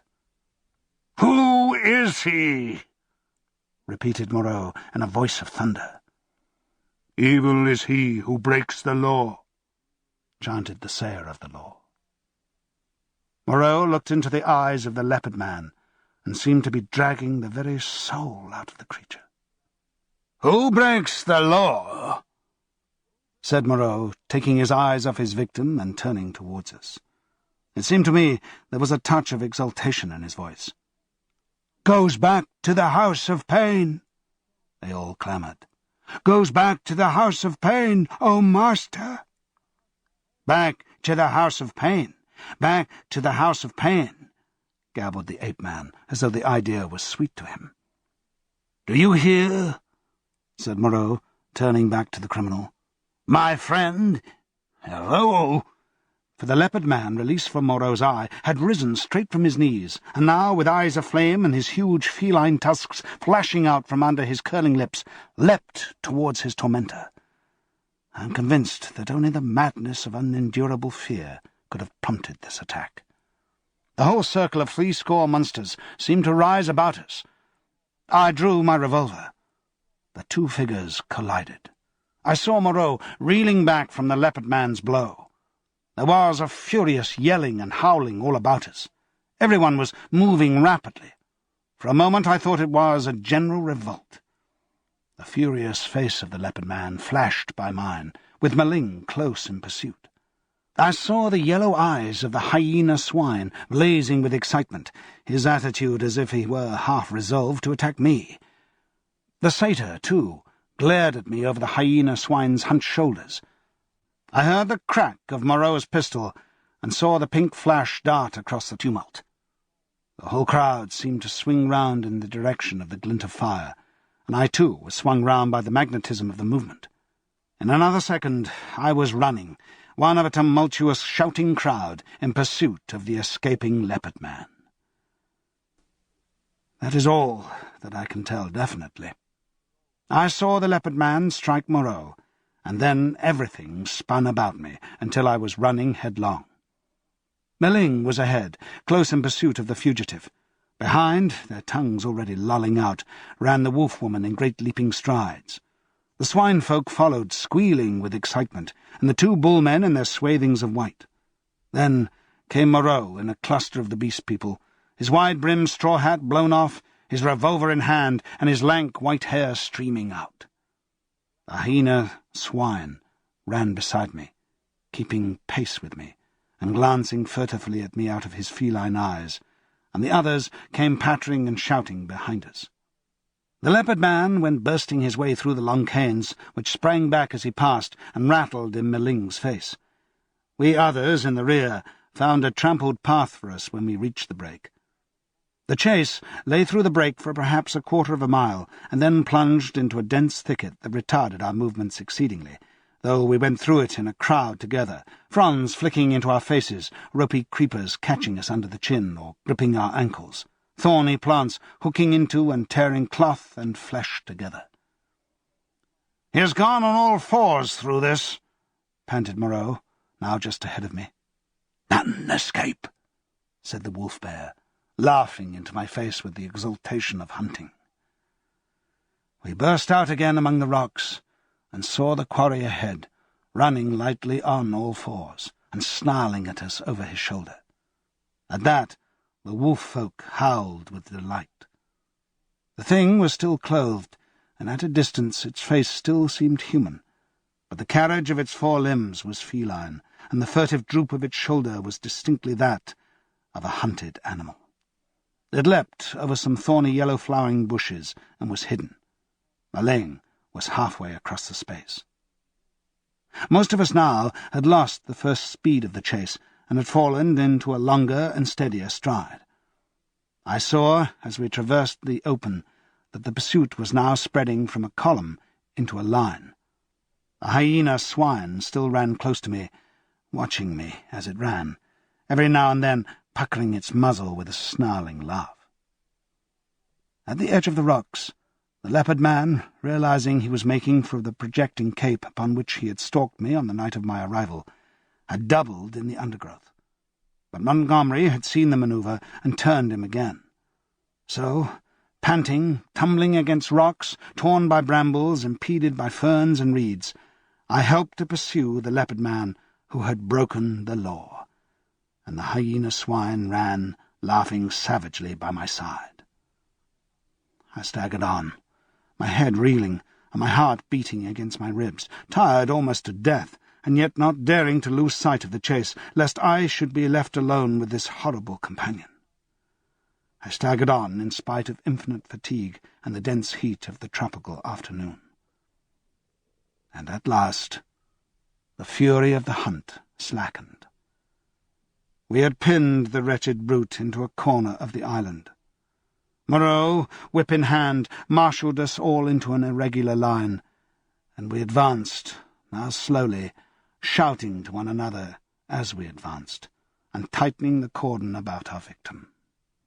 He lurked, noiseless and invisible in the bushes through which I had run from him during that midnight pursuit. "Steady!" cried Moreau. "Steady!" as the ends of the line crept round the tangle of undergrowth and hemmed the brute in. "Where a rush?" came the voice of Montgomery from beyond the thicket. I was on the slope above the bushes. Montgomery and Moreau beat along the beach beneath. Slowly we pushed in among the fretted network of branches and leaves. The quarry was silent. "Back to the House of Pain! The House of Pain! The House of Pain!" yelped the voice of the ape-man some 20 yards to the right. When I heard that, I forgave the poor wretch all the fear he had inspired in me. I heard the twigs snap and the boughs swish aside before the heavy tread of the horse rhinoceros upon my right. Then, suddenly, through a polygon of green in the half-darkness under the luxuriant growth, I saw the creature we were hunting. I halted. He was crouched together into the smallest possible compass, his luminous green eyes turned over his shoulder, regarding me. It may seem a strange contradiction in me. I cannot explain the fact. But now, seeing the creature there in a perfectly animal attitude, with the light gleaming in its eyes, and its imperfectly human face distorted with terror, I realized again the fact of its humanity. In another moment, other of its pursuers would see it, and it would be overpowered and captured, to experience once more the horrible tortures of the enclosure. Abruptly, I slipped out my revolver, aimed between its terror-struck eyes, and fired. As I did so, the hyena swine saw the thing and flung itself upon it with an eager cry, thrusting thirsty teeth into its neck. All about me the green masses of the thicket were swaying and cracking as the beast people came rushing together. One face and then another appeared. "Don't kill it, Prendick!" cried Moreau. "Don't kill it!" And then I saw him stooping as he pushed through under the fronds of the big ferns. In another moment he had beaten off the hyena swine with the handle of his whip, and he and Montgomery were keeping away the excited, carnivorous beast people, and particularly Meling, from the still quivering body. The hairy grey thing came sniffling at the corpse under my arm. The other animals, in their animal ardour, jostled me to get a nearer view. "Confound you, Prendick!" cried Moreau. "I wanted him." "I'm sorry," said I, though I was not. "It was the impulse of the moment." I felt sick with exertion and excitement. Turning, I pushed my way out of the crowding beast people and went on alone up the slope towards the higher part of the headland. Under the shouted instructions of Moreau, I heard the 3 white-swathed bullmen begin dragging the victim down towards the water. It was easy now for me to be alone. The beast people manifested a quite human curiosity about the dead body, and followed it in a thick knot, sniffing and growling at it, as the bullmen dragged it down the beach. I went to the headland and watched the bullmen, black against the evening sky, as they carried the weighted body out to sea, and like a wave across my mind came the realization of the unspeakable aimlessness of things upon the island. Upon the beach, among the rocks beneath me, was the ape-man, the hyena swine, and several other of the beast people, standing about Montgomery and Moreau. They were all still intensely excited, and all overflowing with noisy expressions of their loyalty to the law. Yet I felt an absolute assurance in my own mind that the hyena swine was implicated in the rabbit-killing. A strange persuasion came upon me that, save for the grossness of the line, the grotesqueness of the forms, I had here before me the whole balance of human life in miniature, the whole interplay of instinct, reason, and fate in its simplest form. The leopard man had happened to go under. That was all the difference. Poor brutes! I began to see the viler aspect of Moreau's cruelty.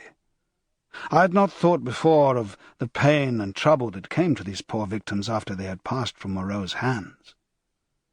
I had shivered only at the days of actual torment in the enclosure. But now that seemed to be the lesser part. Before, they had been beasts, their instincts fitly adapted to their surroundings and happy as living things may be. Now they stumbled in the shackles of humanity, lived in a fear that never died, fretted by a law they could not understand. Their mock-human existence began in an agony, was one long internal struggle, one long dread of Moreau. And for what? It was the wantonness that stirred me. Had Moreau had any intelligible object, I could have sympathized at least a little with him. I am not so squeamish about pain as that. I could have forgiven him a little even had his motive been hate. But he was so irresponsible, so utterly careless. His curiosity, his mad, aimless investigations drove him on, and the things were thrown out to live a year or so to struggle and blunder and suffer, at last to die painfully. They were wretched in themselves. The old animal hate moved them to trouble one another. The law held them back from a brief hot struggle and a decisive end to their natural animosities. In those days, my fear of the beast people went the way of my personal fear for Moreau. I fell indeed into a morbid state, deep and enduring, alien to fear which has left permanent scars upon my mind.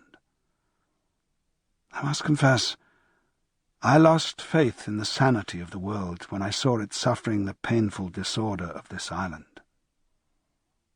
A blind fate, a vast, pitiless mechanism seemed to cut and shape the fabric of existence, and I, Moreau by his passion for research, Montgomery by his passion for drink, the beast people with their instincts and mental restrictions, were torn and crushed, ruthlessly, inevitably, amid the infinite complexity of its incessant wheels. But this condition did not come all at once. I think, indeed, that I anticipate a little in speaking of it now.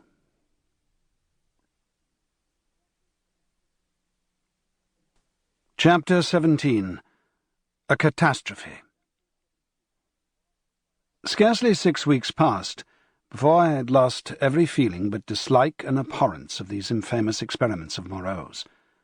My one idea was to get away from these horrible caricatures of my Maker's image, back to the sweet and wholesome intercourse of men. My fellow creatures from whom I was thus separated began to assume idyllic virtue and beauty in my memory. My first friendship with Montgomery did not increase. His long separation from humanity, his secret vice of drunkenness, his evident sympathy with the beast people, tainted him to me. Several times I let him go alone among them. I avoided intercourse with them in every possible way.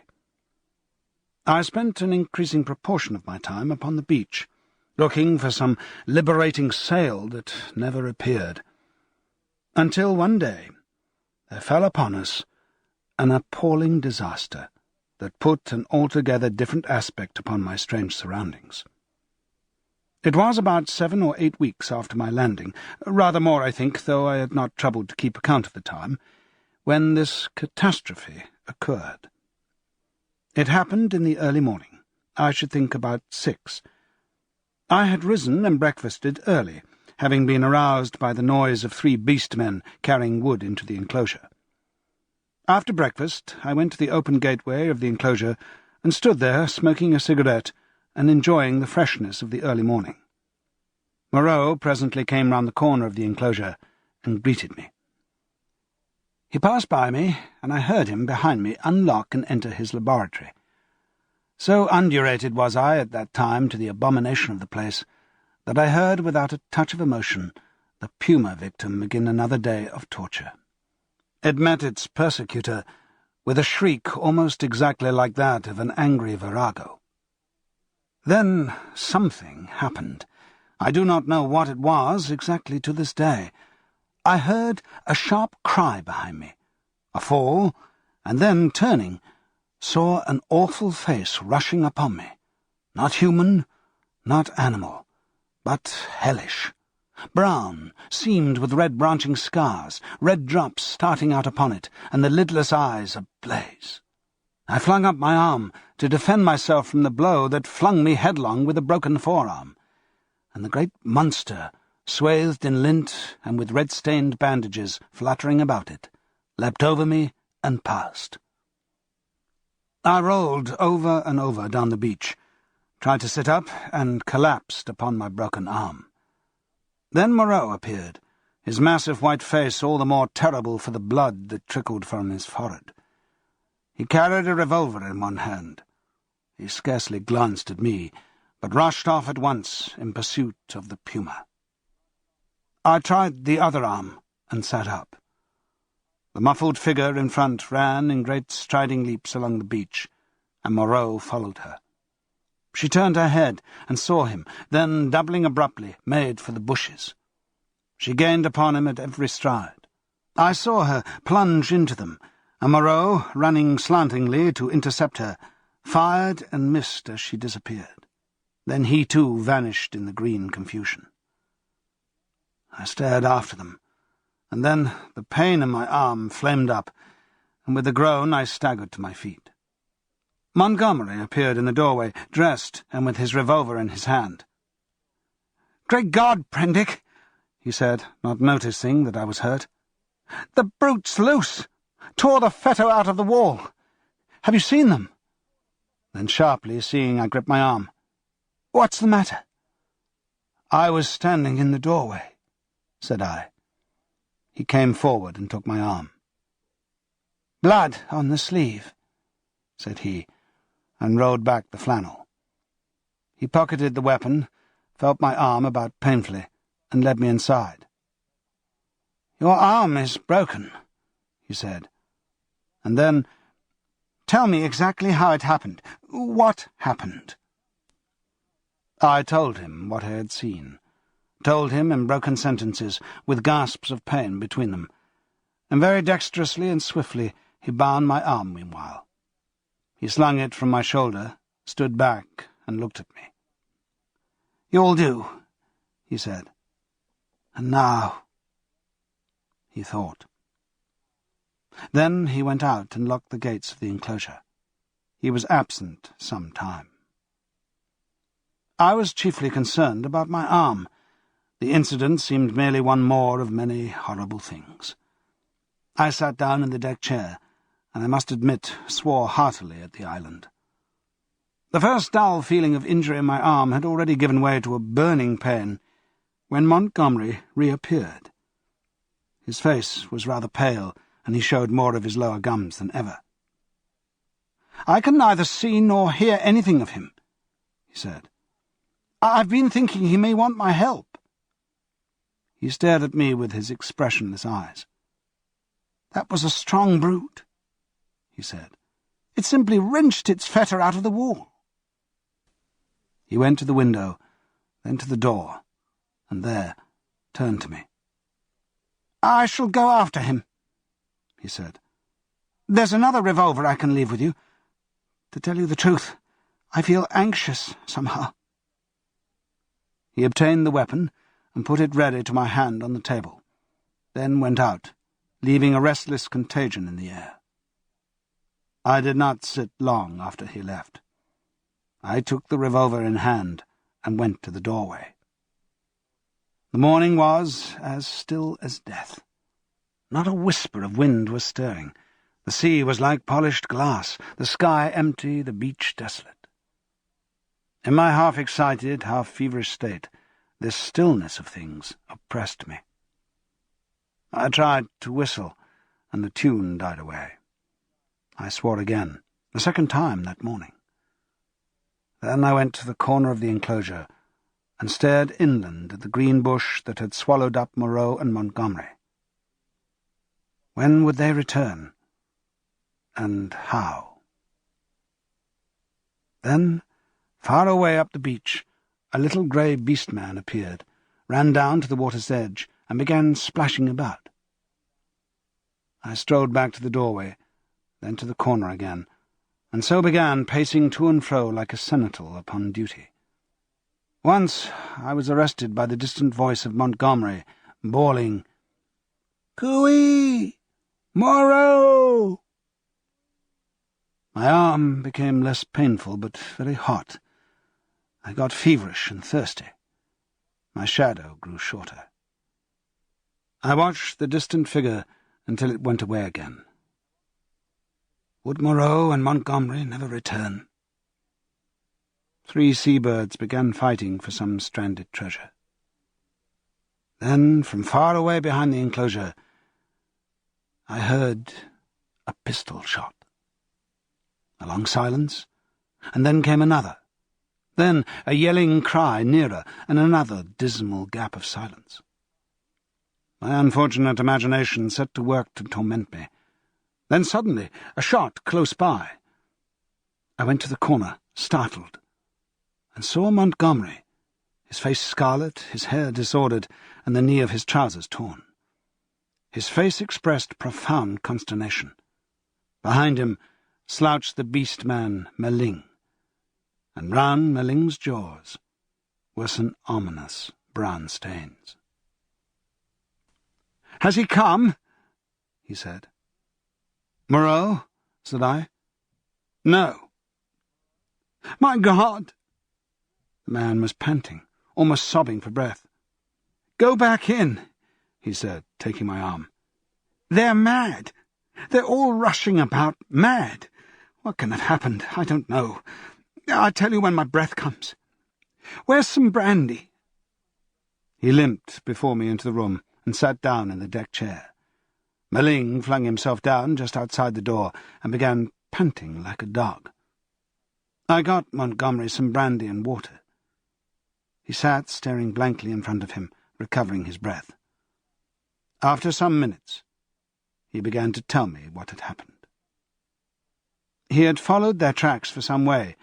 It was plain enough at first on account of the crushed and broken bushes, white rags torn from the puma's bandages, and occasional smears of blood on the leaves of the shrubs and undergrowth. He lost the track, however, on the stony ground beyond the stream where I had seen the beast-man drinking, and went wandering aimlessly westward, shouting Moreau's name. Then Meling had come to him, carrying a light hatchet. Meling had seen nothing of the puma affair, had been felling wood, and heard him calling. They went on shouting together.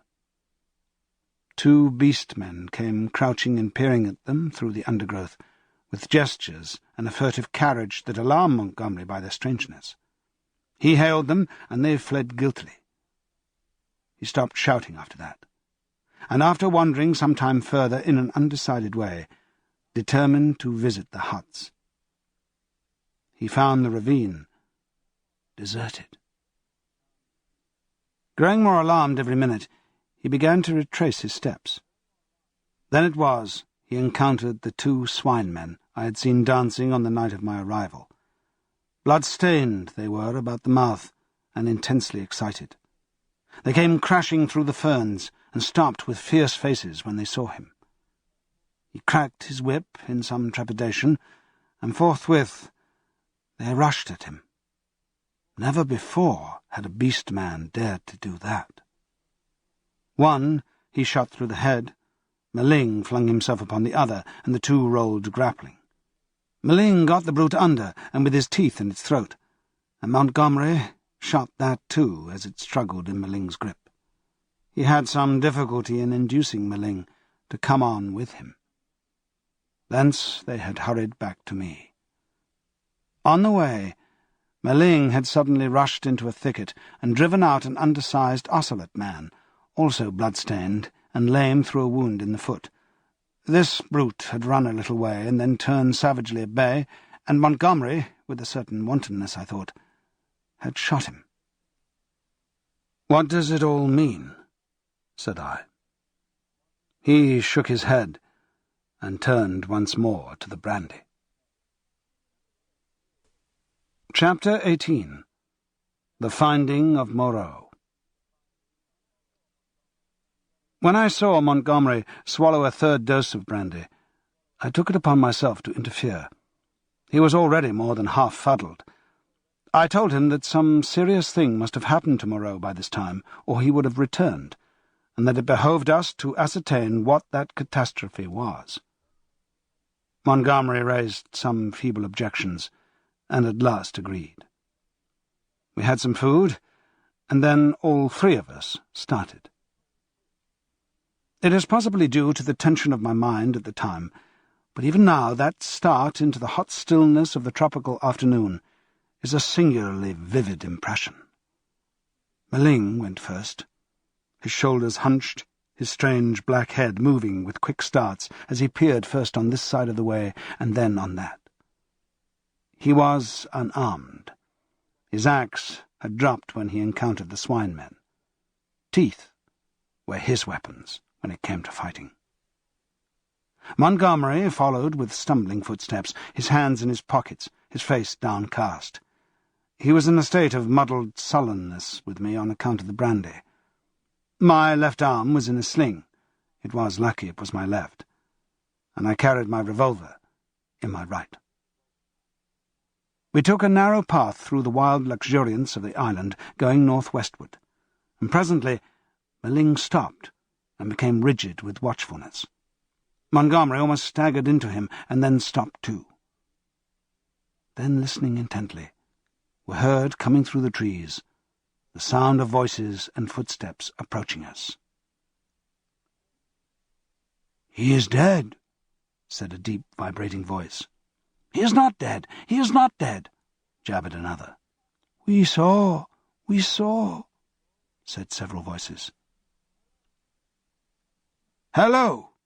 suddenly shouted Montgomery. "Hello there!" "Confound you," said I, and gripped my pistol. There was a silence, then a crashing among the interlacing vegetation. First here, then there, and then half a dozen faces appeared. Strange faces, lit by a strange light. Meling made a growling noise in his throat. I recognized the ape-man. I had indeed already identified his voice, and 2 of the white-swathed, brown-featured creatures I had seen in Montgomery's boat. With them were the 2 dappled brutes and that grey, horribly crooked creature who said the law, with grey hair streaming down its cheeks, heavy grey eyebrows and grey locks pouring off from a central parting upon its sloping forehead. A heavy, faceless thing, with strange red eyes, looking at us curiously from amidst the green.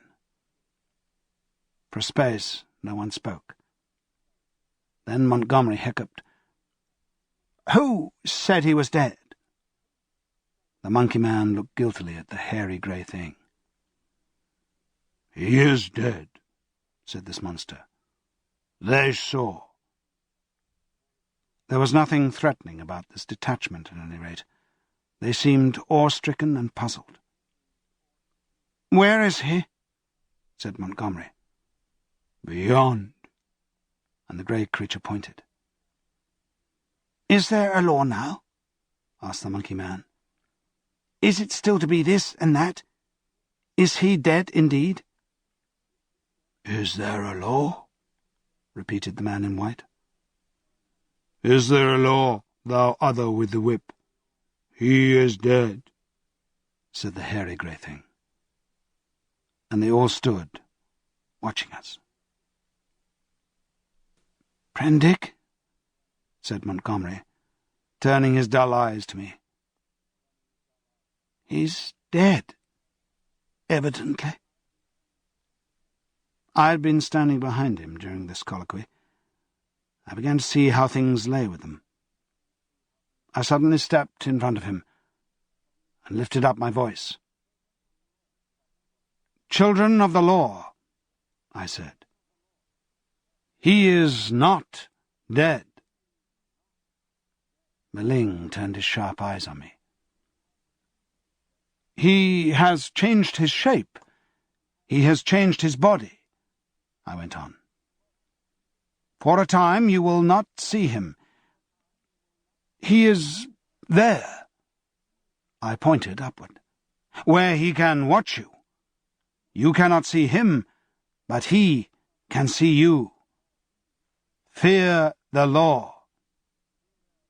I looked at them squarely. They flinched. "He is great. He is good," said the ape-man, peering fearfully upward among the dense trees. "And the other thing?" I demanded. "The thing that bled and ran screaming and sobbing, that is dead too," said the grey thing, still regarding me. "That's well," grunted Montgomery. "The other with the whip," began the grey thing. "Well," said I. "Said he was dead." But Montgomery was still sober enough to understand my motive in denying Moreau's death. "He is not dead," he said slowly. "Not dead at all. No more dead than me." "Some," said I, "have broken the law. They will die. Some have died. Show us now where his old body lies, the body he cast away because he had no more need of it." "It is this way, man who walked in the sea," said the grey thing. And with these 6 creatures guiding us, we went through the tumult of ferns and creepers and tree stems towards the northwest.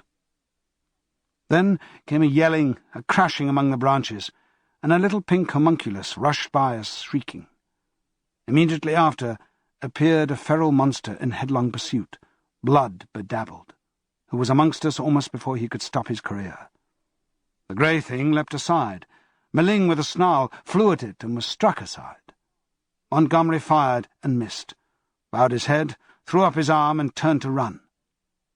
I fired, and the thing still came on, fired again, point-blank into its ugly face. I saw its features vanish in a flash. Its face was driven in. Yet it passed me, gripped Montgomery, and holding him, fell headlong beside him, and pulled him sprawling upon itself in its death agony. I found myself alone with Meling, the dead brute, and the prostrate man. Montgomery raised himself slowly and stared in a muddled way at the shattered beast-man beside him. It more than half sobered him. He scrambled to his feet. Then I saw the grey thing returning cautiously through the trees. "See," said I, pointing to the dead brute. "Is the law not alive? This came of breaking the law." He peered at the body. "He sends the fire that kills," said he in his deep voice, repeating part of the ritual. The others gathered round and stared for a space. At last we drew near the westward extremity of the island.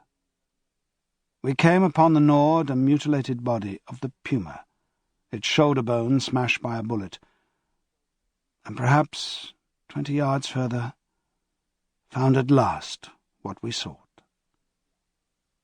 He lay face downward in a trampled space in a canebrake. One hand was almost severed at the wrist, and his silvery hair was dabbled in blood. His head had been battered in by the fetters of the puma. The broken canes beneath him were smeared with blood. His revolver we could not find. Montgomery turned him over.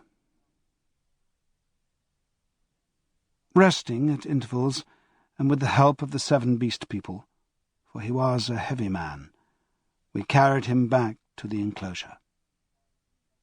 The night was darkling. Twice we heard unseen creatures howling and shrieking past our little band, and once the little pink sloth creature appeared and stared at us, and vanished again.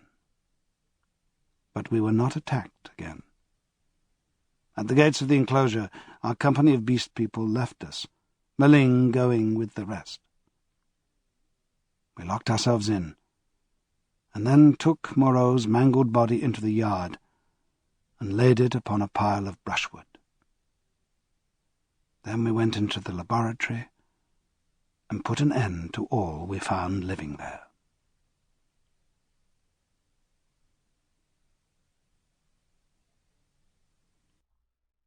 This ends Disc 4, The Island of Dr. Moreau, Disc 5.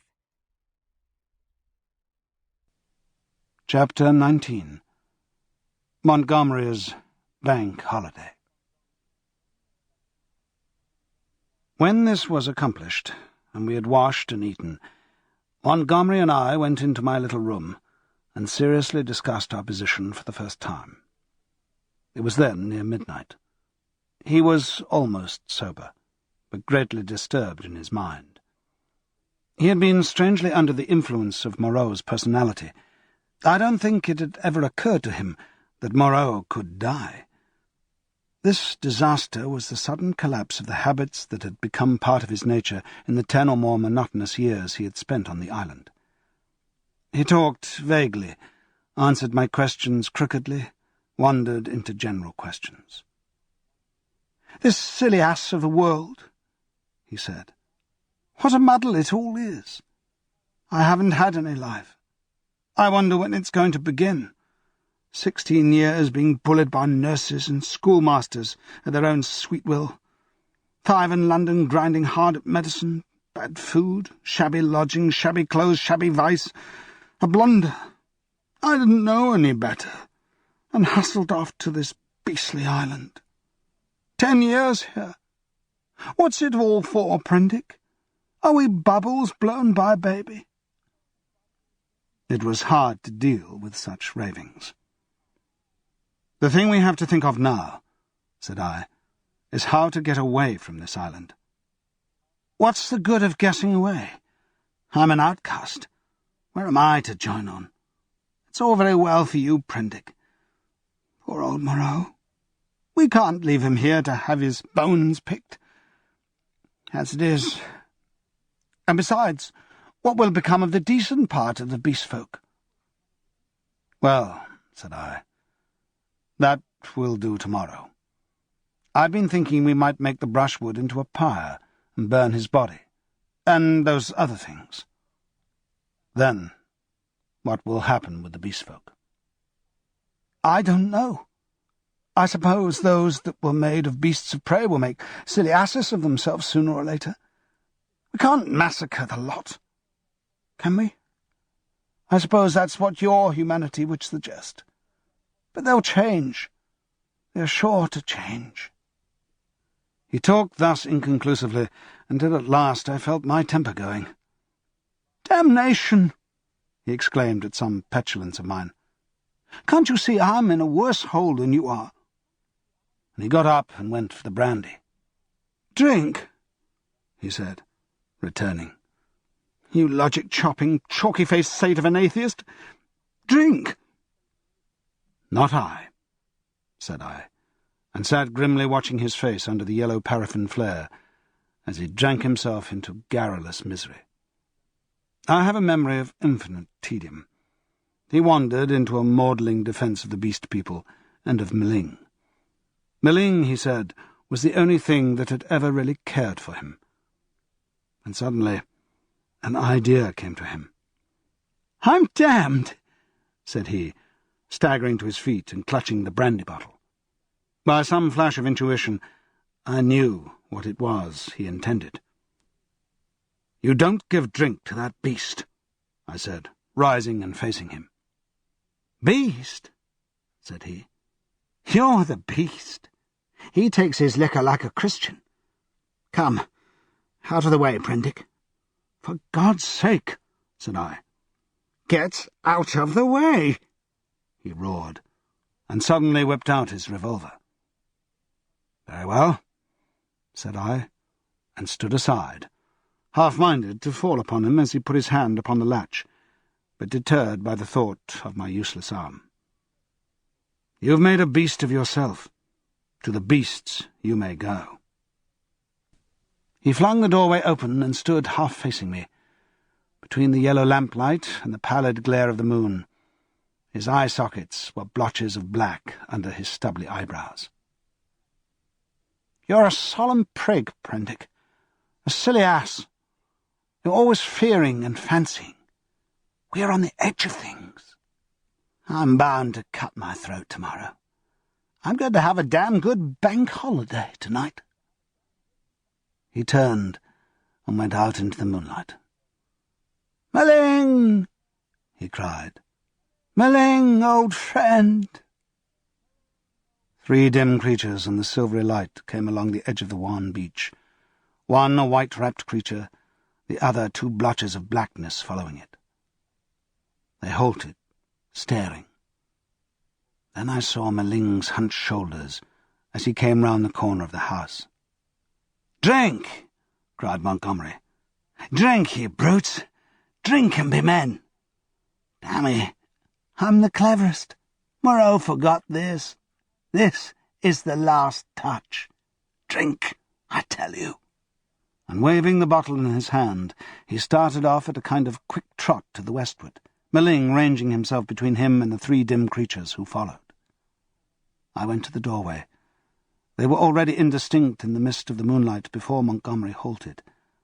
I saw him administer a dose of the raw brandy to Meling, and saw the 5 figures melt into one vague patch. "Sing!" I heard Montgomery shout. "Sing all together! Confound old Prendick! That's right! Now again! Confound old Prendick!" The black group broke up into 5 separate figures, and wound slowly away from me along the band of the shining beach. Each went howling at his own sweet will, yelping insult at me or giving whatever other vent this new inspiration of brandy demanded. Presently I heard Montgomery's remote voice shouting, "Right turn!" and they passed with their shouts and howls into the blackness of the landward trees. Slowly, very slowly, they receded into silence.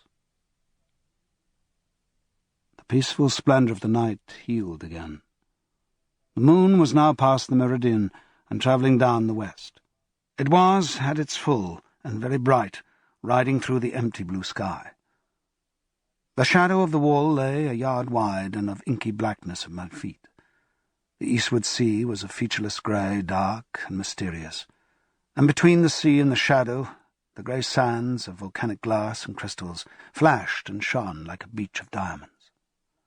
Behind me, the paraffin lamp flared, hot and ruddy. Then I shut the door, locked it, and went into the enclosure where Moreau lay beside his latest victims, the staghounds and the llama, and some other wretched brutes. His massive face calm even after his terrible death, and with the hard eyes open, staring at the dead white moon above.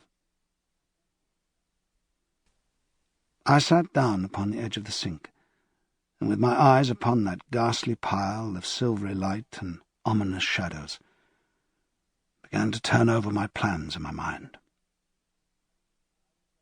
In the morning, I would gather some provisions in the dinghy, and after setting fire to the pyre before me, push out into the desolation of the high sea once more.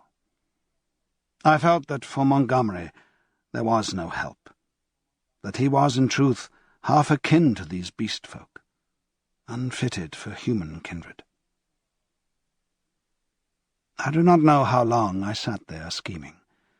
It must have been an hour or so. Then my planning was interrupted by the return of Montgomery to my neighbourhood. I heard a yelling from many throats, a tumult of exultant cries passing down towards the beach, whooping and howling and excited shrieks that seemed to come to a stop near the water's edge. The riot rose and fell. I heard heavy blows and the splintering smash of wood, but it didn't trouble me then. A discordant chanting began. My thoughts went back to my means of escape. I got up, brought the lamp, and went into a shed to look at some kegs I had seen there.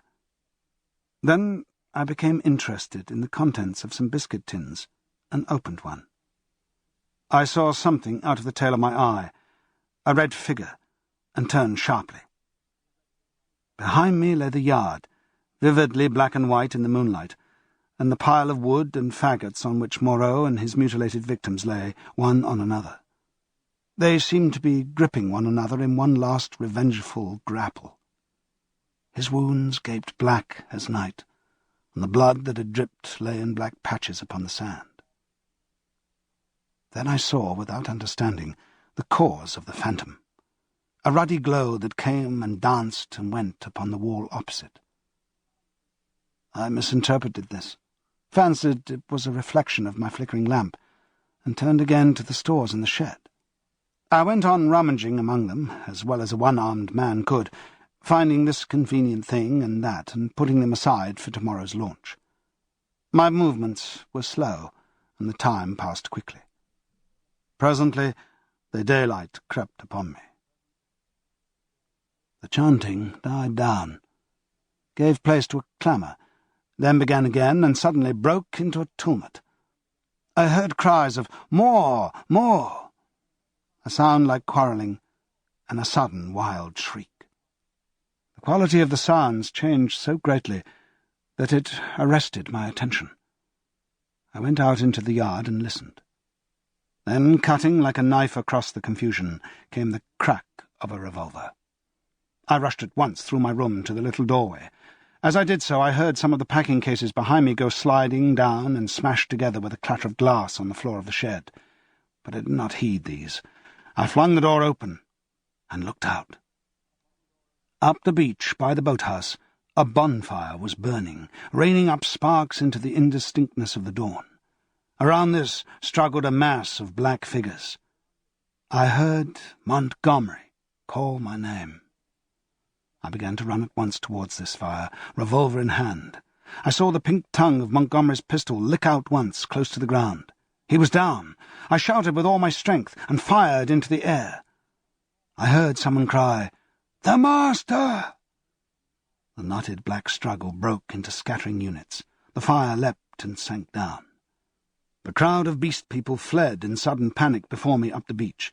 In my excitement, I fired at their retreating backs as they disappeared among the bushes.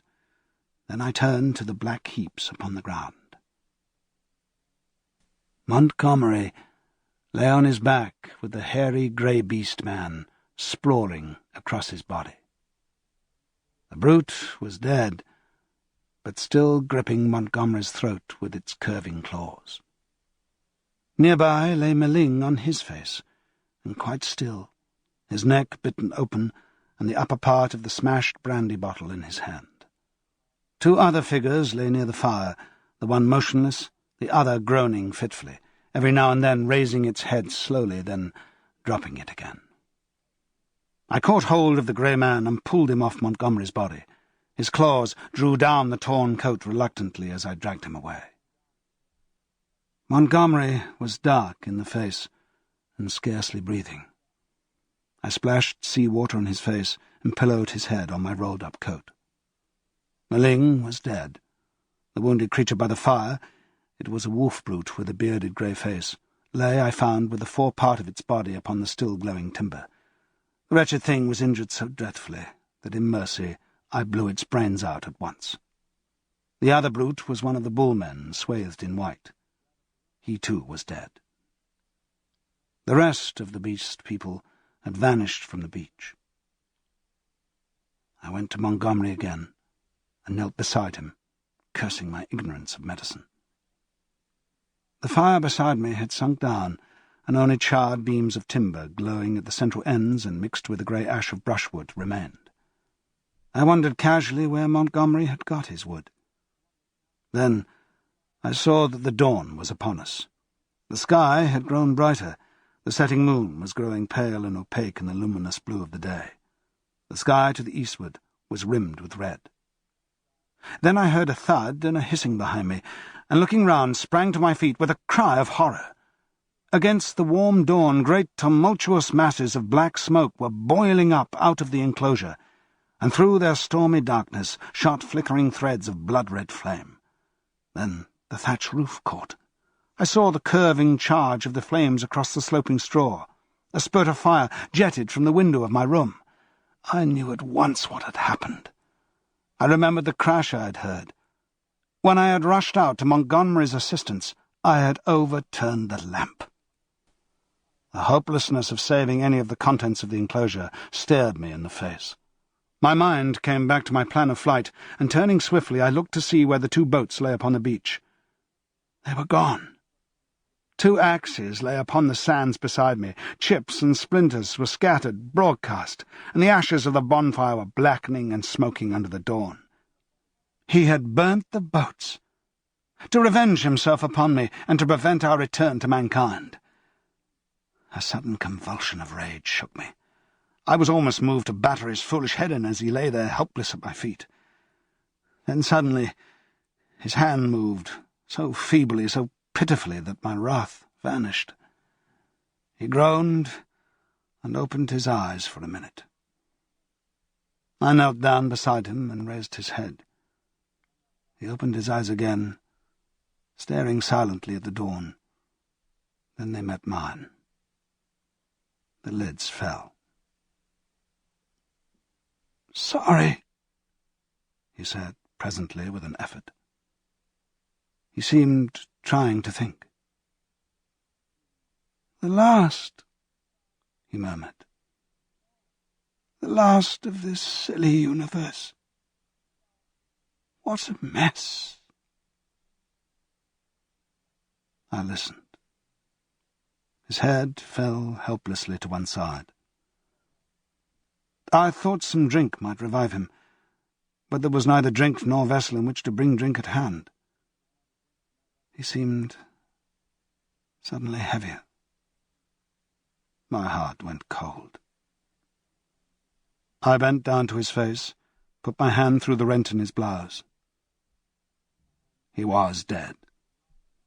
And even as he died, a line of white heat, the limb of the sun, rose eastward beyond the projection of the bay, splashing its radiance across the sky, and turning the dark sea into a weltering tumult of dazzling light. It fell, like a glory, upon his death-shrunken face. I let his head fall gently upon the rough pillow I had made for him, and stood up.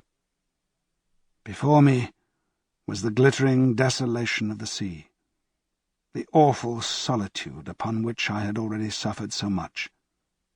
Behind me The island, hushed under the dawn, its beast people silent and unseen. The enclosure, with all its provisions and ammunition, burnt noisily, with sudden gusts of flame, a fitful cracking, and now and then a crash. The heavy smoke drove up the beach away from me, rolling low over the distant treetops towards the huts in the ravine. Beside me were the charred vestiges of the boats and these 5 dead bodies. Then, out of the bushes came 3 beast people, with hunched shoulders, protruding heads, misshapen hands awkwardly held, and inquisitive, unfriendly eyes, and advanced towards me with hesitating gestures.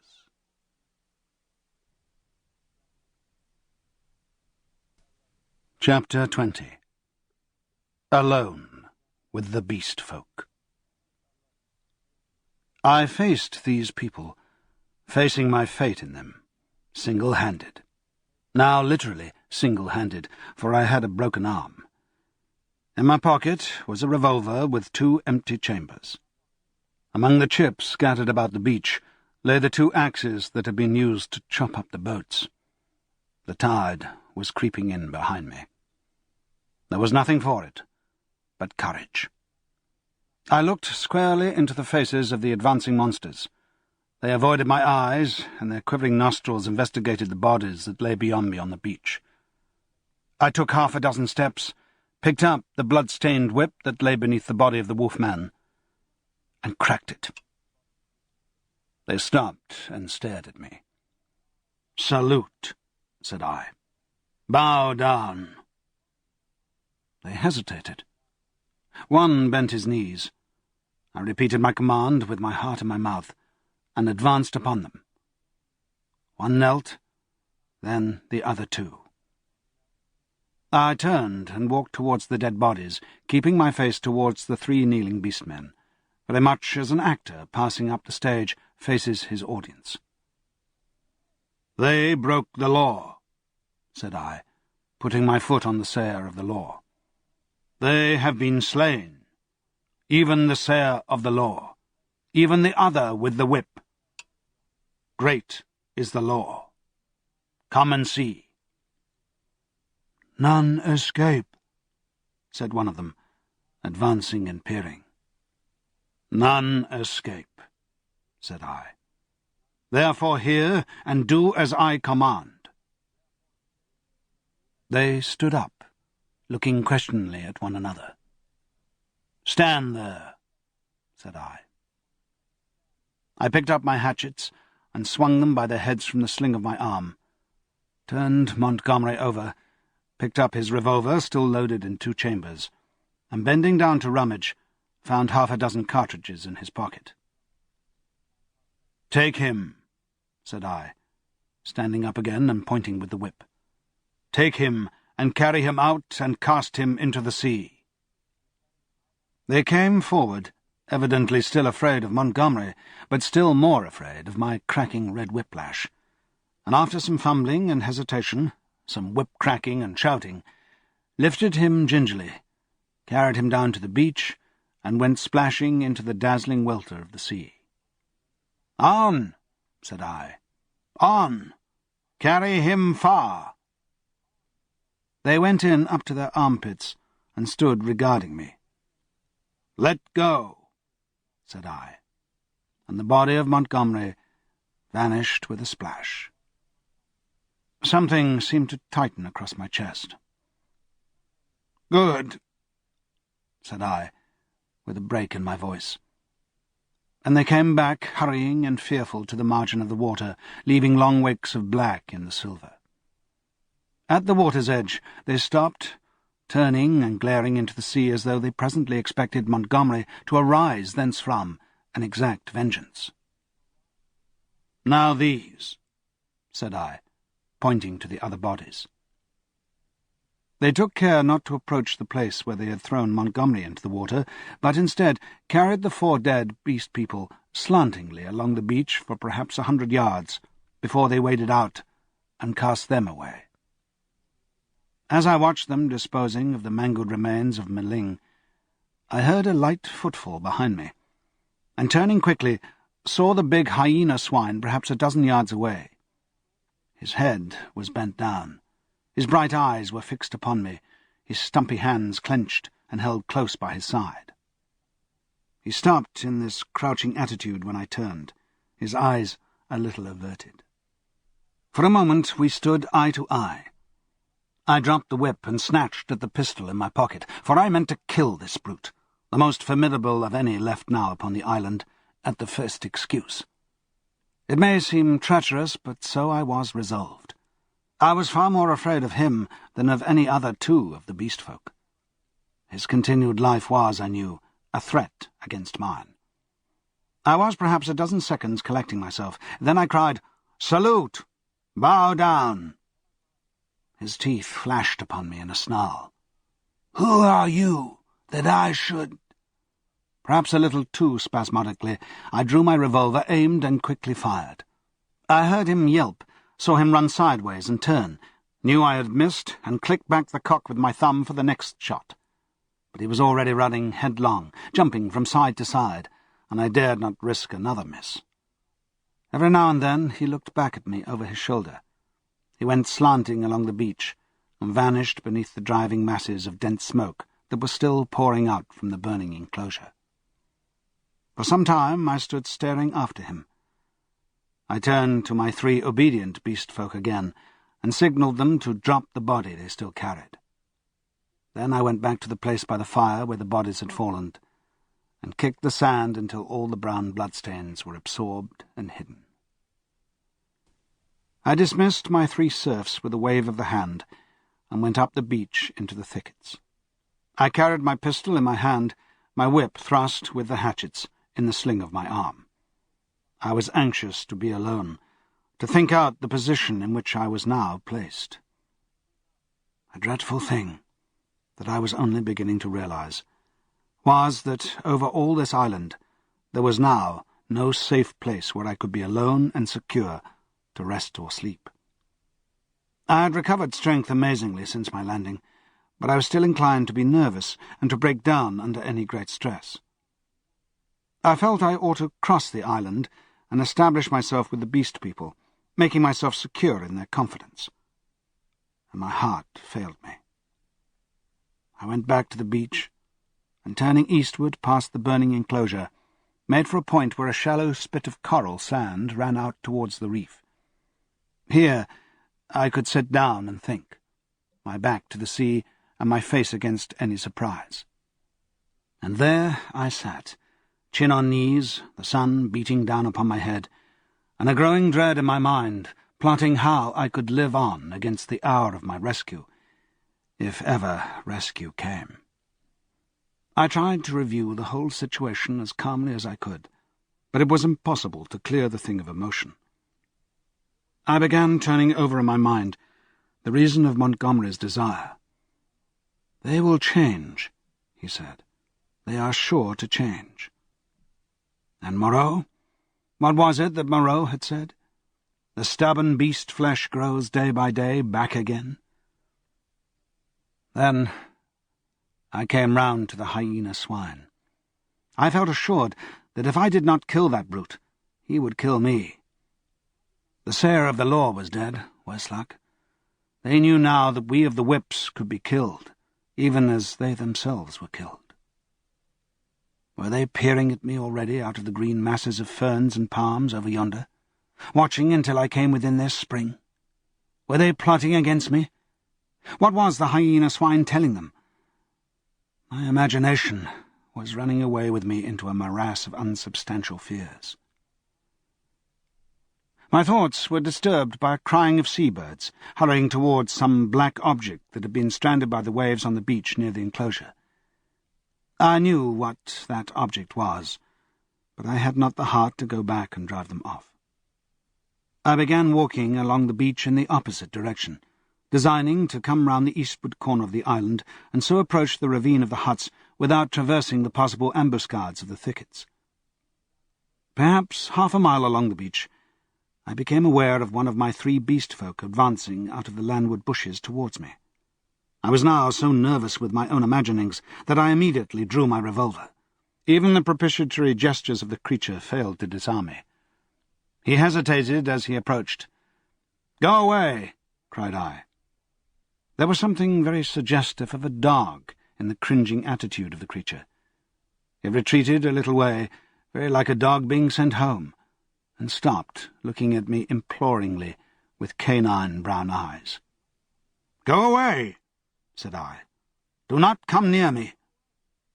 "May I not come near you?" it said. "No, go away," I insisted, and snapped my whip. Then, putting my whip in my teeth, I stooped for a stone, and with that threat drove the creature away. So, in solitude, I came round by the ravine of the beast people, and hiding among the weeds and reeds that separated this crevice from the sea, I watched such of them as appeared, trying to judge from their gestures and appearance how the death of Moreau and Montgomery and the destruction of the House of Pain had affected them. I know now the folly of my cowardice. Had I kept my courage up to the level of the dawn, had I not allowed it to ebb away in solitary thought, I might have grasped the vacant sceptre of Moreau and ruled over the beast people. As it was, I lost the opportunity and sank to the position of a mere leader among my fellows. Towards noon, certain of them came and squatted basking in the hot sand. The imperious voices of hunger and thirst prevailed over my dread. I came out of the bushes, and revolver in hand walked down towards these seated figures. One, a wolf-woman, turned her head and stared at me, and then the others. None attempted to rise or salute me. I felt too faint and weary to insist against so many, and I let the moment pass.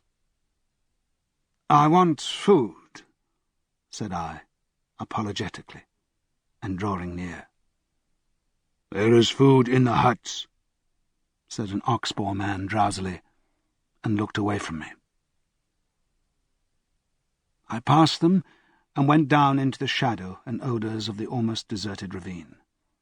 In an empty hut I feasted on some fruit, and then, after I had propped some specked and half-decayed branches and sticks about the opening, and placed myself with my face towards it, and my hand upon my revolver, the exhaustion of the last 30 hours claimed its own, and I let myself fall into a light slumber, trusting that the flimsy barricade I had erected would cause sufficient noise in its removal to save me from surprise.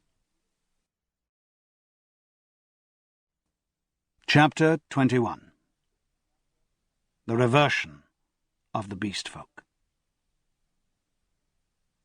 In this way, I became one amongst the beast folk in the island of Dr. Moreau.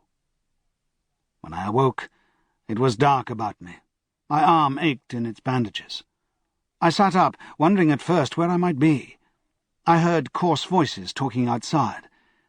Then I saw that my barricade had gone, and that the opening of the hut stood clear.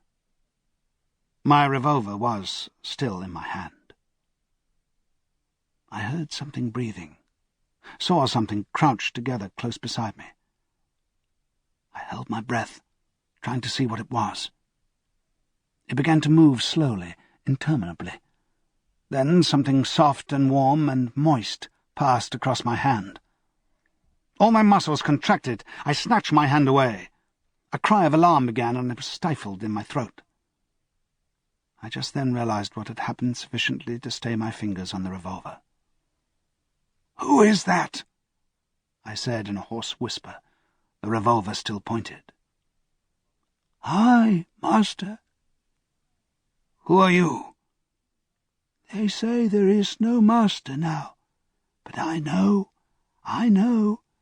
I carried the bodies into the sea, O walker in the sea, the bodies of those you slew. I am your slave, master." "Are you the one I met on the beach?" I asked. "The same, master." The thing was evidently faithful enough, for it might have fallen upon me as I slept. "It is well," I said, extending my hand for another licking kiss. I began to realize what its presence meant, and the tide of my courage flowed. "Where are the others?" I asked. "They are mad. They are fools," said the dog-man. "Even now they talk together beyond there. They say the master is dead. The other with the whip is dead. The other who walked in the sea is as we are. We have no master, no whips, no house of pain any more. There is an end. We love the law, and will keep it. But there is no pain, no master, no whips for ever again. So they say. But I know, master. I know." I felt in the darkness and patted the dog-man's head. "It is well," I said again. "Presently you will slay them all," said the dog-man. "Presently," I answered. "I will slay them all, after certain days and certain things have come to pass. Every one of them save those you spare, every one of them shall be slain."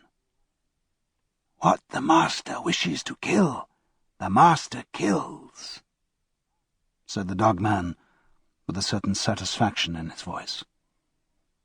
"And that their sins may grow," I said. "Let them live in their folly until the time is ripe. Let them not know that I am the master."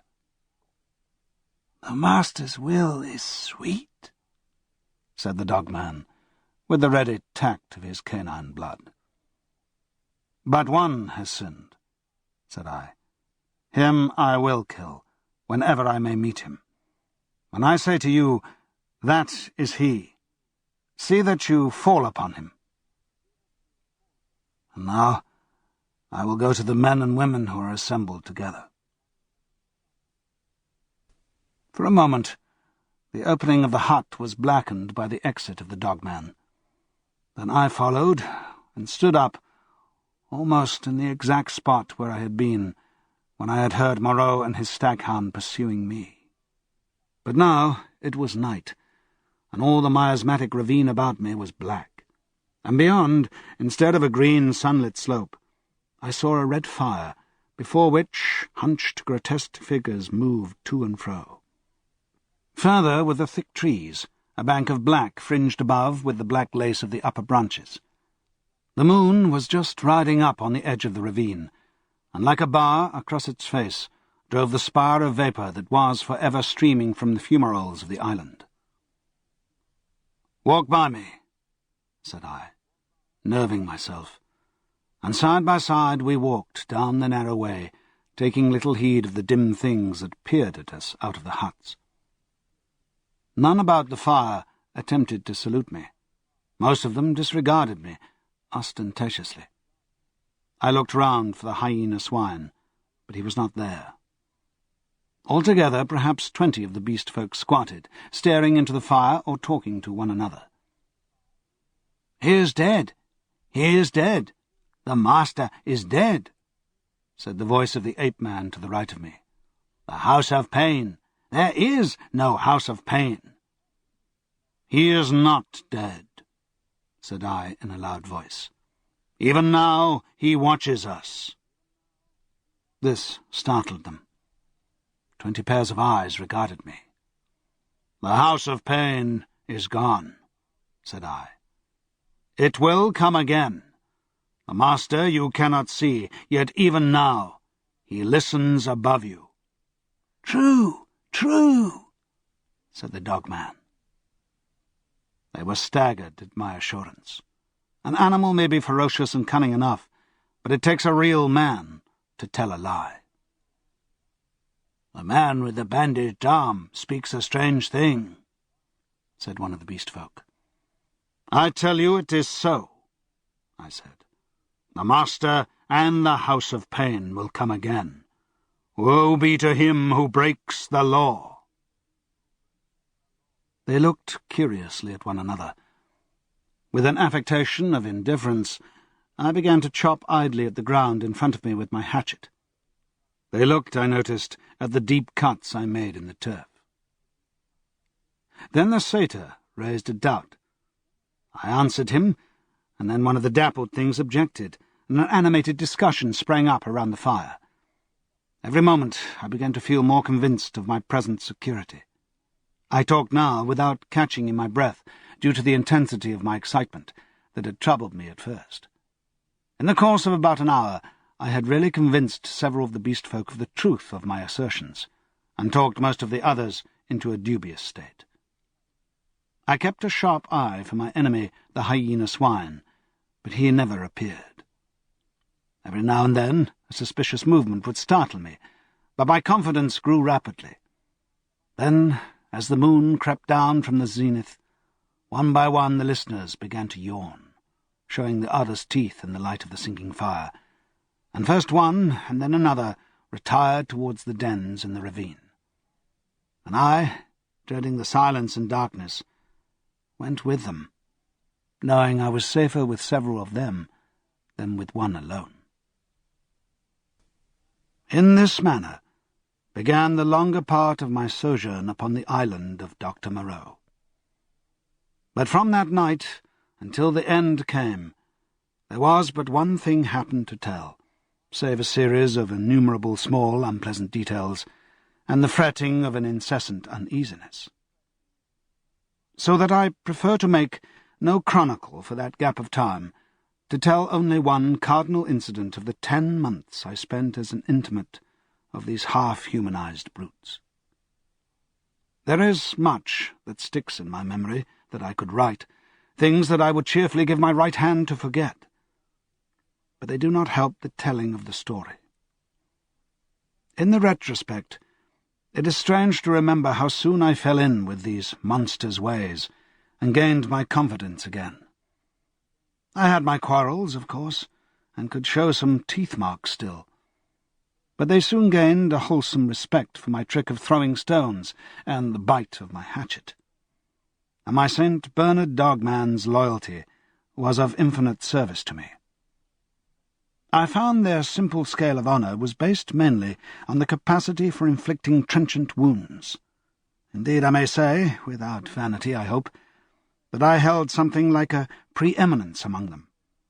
One or two, whom in various disputes I had scarred rather badly, bore me a grudge, but it vented itself, chiefly behind my back, and at a safe distance from my missiles, in grimaces.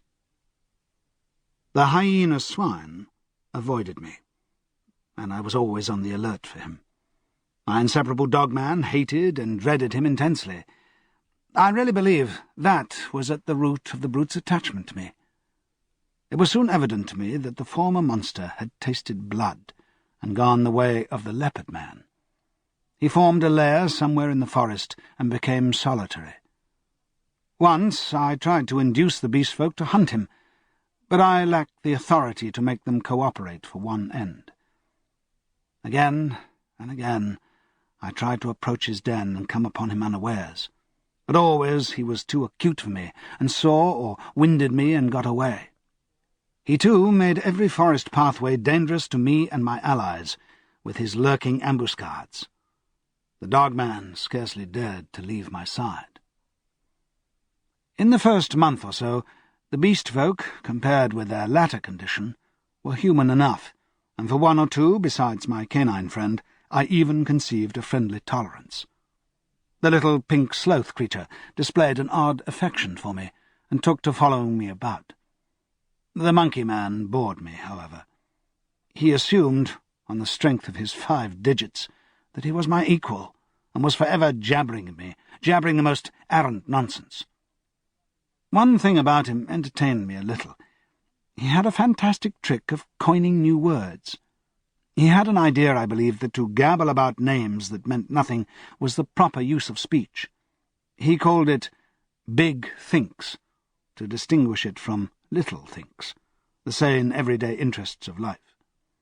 If ever I made a remark he did not understand, he would praise it very much, ask me to say it again, learn it by heart, and go off repeating it, with a word wrong here or there, to all the milder of the beast people. He thought nothing of what was plain and comprehensible. I invented some very curious big things for his especial use. I think now that he was the silliest creature I ever met. He had developed in the most wonderful way the distinctive silliness of man, without losing one jot of the natural folly of a monkey. This, I say, was in the earlier weeks of my solitude among these brutes. During that time, they respected the usage established by the law, and behaved with general decorum. Once I found another rabbit torn to pieces, by the hyena swine, I am assured, but that was all. It was about May when I first distinctly perceived a growing difference in their speech and carriage, a growing coarseness of articulation, a growing disinclination to talk. My monkey-man's jabber multiplied in volume, but grew less and less comprehensible, more and more simian. Some of the others seemed altogether slipping their hold upon speech, though they still understood what I said to them at that time. Can you imagine language, once clear-cut and exact, softening and guttering, losing shape and import, becoming mere lumps of sound again? And they walked erect with an increasing difficulty. Although they evidently felt ashamed of themselves, every now and then I would come upon one or another running on toes and fingertips, and quite unable to recover the vertical attitude. They held things more clumsily, drinking by suction, feeding by gnawing, grew commoner every day. I realized more keenly than ever what Moreau had told me about the stubborn beast flesh. They were reverting, and reverting very rapidly. Some of them, the pioneers, I noticed with some surprise, were all females, began to disregard the injunctions of decency, deliberately for the most part. Others even attempted public outrages upon the institution of monogamy. The tradition of the law was clearly losing its force. I cannot pursue this disagreeable subject. My dogman imperceptibly slipped back to the dog again. Day by day he became dumb, quadrupedal, hairy.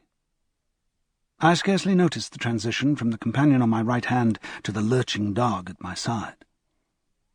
As the carelessness and disorganization increased from day to day, the lane of dwelling places, at no time very sweet, became so loathsome that I left it, and going across the island made myself a hovel of boughs amid the black ruins of Moreau's enclosure. Some memory of pain, I found, still made that place the safest from the beast-folk. It would be impossible to detail every step of the lapsing of these monsters, to tell how, day by day, the human semblance left them, how they gave up bandagings and wrappings, abandoned at last every stitch of clothing, how the hair began to spread over the exposed limbs, how their foreheads fell away and their faces projected, how the quasi-human intimacy I had permitted myself with some of them in the first month of my loneliness became a horror to recall. The change was slow and inevitable. For them and for me, it came without any definite shock. I still went among them in safety, because no jolt in the downward glide had released the increasing charge of explosive animalism that ousted the human day by day. But I began to fear that soon now that shock must come. My St. Bernard brute followed me to the enclosure, and his vigilance enabled me to sleep at times in something like peace. The little pink sloth thing became shy and left me, to crawl back to its natural life once more among the tree branches. We were in just the state of equilibrium that would remain in one of those happy family cages that animal tamers exhibit, if the tamer were to leave it forever.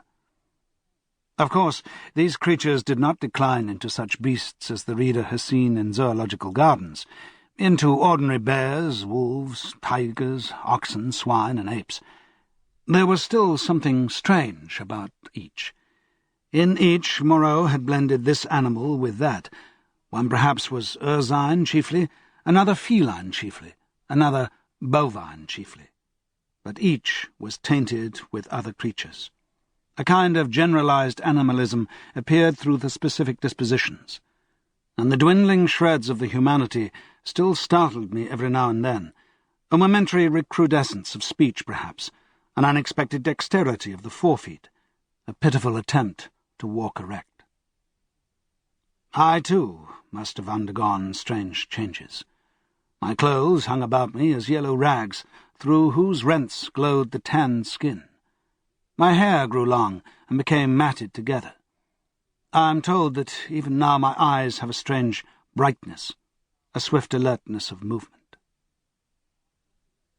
At first, I spent the daylight hours on the southward beach watching for a ship, hoping and praying for a ship. I counted on the Ipecacuanha returning as the year wore on, but she never came. 5 times I saw sails, and thrice smoke, but nothing ever touched the island. I always had a bonfire ready, but no doubt the volcanic reputation of the island was taken to account for that. It was only about September or October that I began to think of making a raft. By that time my arm had healed, and both my hands were at my service again. At first I found my helplessness appalling. I had never done any carpentry or such-like work in my life, and I spent day after day in experimental chopping and binding among the trees. I had no ropes, and could hit on nothing wherewith to make ropes. None of the abundant creepers seemed limber or strong enough, and with all my litter of scientific education I could not devise any way of making them so. I spent more than a fortnight grubbing among the black ruins of the enclosure, and on the beach where the boats had been burnt, looking for nails and other stray pieces of metal that might prove of service. Now and then some beast creature would watch me and go leaping off when I called to it. Then came a season of thunderstorms and heavy rain that greatly retarded my work. But, at last, the raft was completed. I was delighted with it, but with a certain lack of practical sense that has always been my bane, I had made it a mile or more from the sea, and before I had dragged it down to the beach, the thing had fallen to pieces. Perhaps it is well that I was saved from launching it, but at the time my misery at my failure was so acute that for some days I simply moped on the beach and stared at the water and thought of death. But I did not mean to die, and an incident occurred that warned me unmistakably of the folly of letting the days pass so, for each fresh day was fraught with increasing danger from the beast monsters. I was lying in the shade of the enclosure wall, staring out to sea, when I was startled by something cold touching the skin of my heel, and starting round, found the little pink sloth creature blinking into my face. He had long since lost speech and active movement, and the lank hair of the little brute grew thicker every day, and his stumpy claws more askew. He made a moaning noise when he saw he had attracted my attention, went a little way towards the bushes, and looked back at me. At first I did not understand, but presently it occurred to me that he wished me to follow him, and this I did at last, slowly, for the day was hot. When he reached the trees, he clambered into them, for he could travel better among their swinging creepers than on the ground. And suddenly, in a trampled space, I came upon a ghastly group. My St. Bernard creature lay on the ground, dead, and near his body crouched the hyena swine, gripping the quivering flesh with misshapen claws, gnawing at it and snarling with delight. As I approached, the monster lifted its glaring eyes to mine. Its lips went trembling back from its red-stained teeth, and it growled menacingly. It was not afraid and not ashamed. Last vestige of the human taint had vanished. I advanced a step further, stopped, pulled out my revolver. At last I had him face to face. The brute made no sign of retreat, but its ears went back, its hair bristled, and its body crouched together. I aimed between the eyes and fired. As I did so, the thing rose straight at me in a leap, and I was knocked over like a ninepin. It clutched at me with its crippled hand and struck me in the face. Its spring carried it over me. I fell under the hind part of its body, but luckily I had hit as I meant, and it had died even as it leapt. I crawled out from under its unclean weight, and stood up trembling, staring at its quivering body. That danger, at least, was over. But this, I knew, was only the first of the series of relapses that must come. I burnt both the bodies on a pyre of brushwood. Now indeed I saw clearly that unless I left the island, my death was only a question of time. The beasts by that time had, with one or two exceptions, left the ravine and made themselves lairs, according to their tastes, among the thickets of the island. Few prowled by day. Most of them slept, and the island might have seemed deserted to a newcomer. But at night the air was hideous with their calls and howling. I had half a mind to make a massacre of them, to build traps or fight them with my knife. Had I possessed sufficient cartridges, I should not have hesitated to begin the killing. There could now be scarcely a score left of the dangerous carnivores. The braver of these were already dead. After the death of this poor dog of mine, my last friend, I too adopted to some extent the practice of slumbering in the daytime in order to be on my guard at night. I rebuilt my den in the walls of the enclosure with such a narrow opening that anything attempting to enter must necessarily make a considerable noise. The creatures had lost the art of fire too, and recovered their fear of it. I turned once more, almost passionately now, to hammering together stakes and branches to form a raft for my escape. I found 1,000 difficulties. I am an extremely unhandy man. My schooling was over before the days of Slurd, but most of the requirements of a raft I met at last in some clumsy, circuitous way or other, and this time I took care of the strength. The only insurmountable obstacle was that I had no vessel to contain the water I should need if I floated forth upon these untravelled seas. I would have even tried pottery, but the island contained no clay. I used to go moping about the island, trying with all my might to solve this one last difficulty. Sometimes I would give way to wild outbursts of rage and hack and splinter some unlucky tree in my intolerable vexation. But I could think of nothing. And then came a day, a wonderful day, that I spent in ecstasy. I saw a sail to the southwest, a small sail like that of a little schooner, and forthwith I lit a great pile of brushwood and stood by it in the heat of it, and the heat of the midday sun, watching. All day I watched that sail, eating or drinking nothing, so that my head reeled, and the beasts came and glared at me and seemed to wonder, and went away. The boat was still distant when the night came and swallowed it up, and all night I toiled to keep my blaze bright and high, and the eyes of the beasts shone out of the darkness marvelling. In the dawn it was nearer, and I saw that it was the dirty lug-sail of a small boat. My eyes were weary with watching, and I peered and could not believe them. 2 men were in the boat, sitting low down, one in the bows and the other at the rudder. But the boat sailed strangely. The head was not kept to the wind. It yawed and fell away.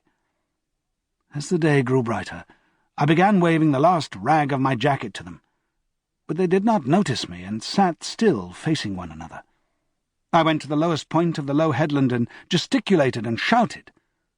There was no response, and the boat kept on her aimless course, making slowly, very slowly, for the bay. Suddenly, a great white bird flew up out of the boat, and neither of the men stirred nor noticed it. It circled round, and then came sweeping overhead with its strong wings outspread. Then I stopped shouting, and sat down on the headland, and rested my chin on my hands and stared. Slowly, slowly the boat drove past towards the west.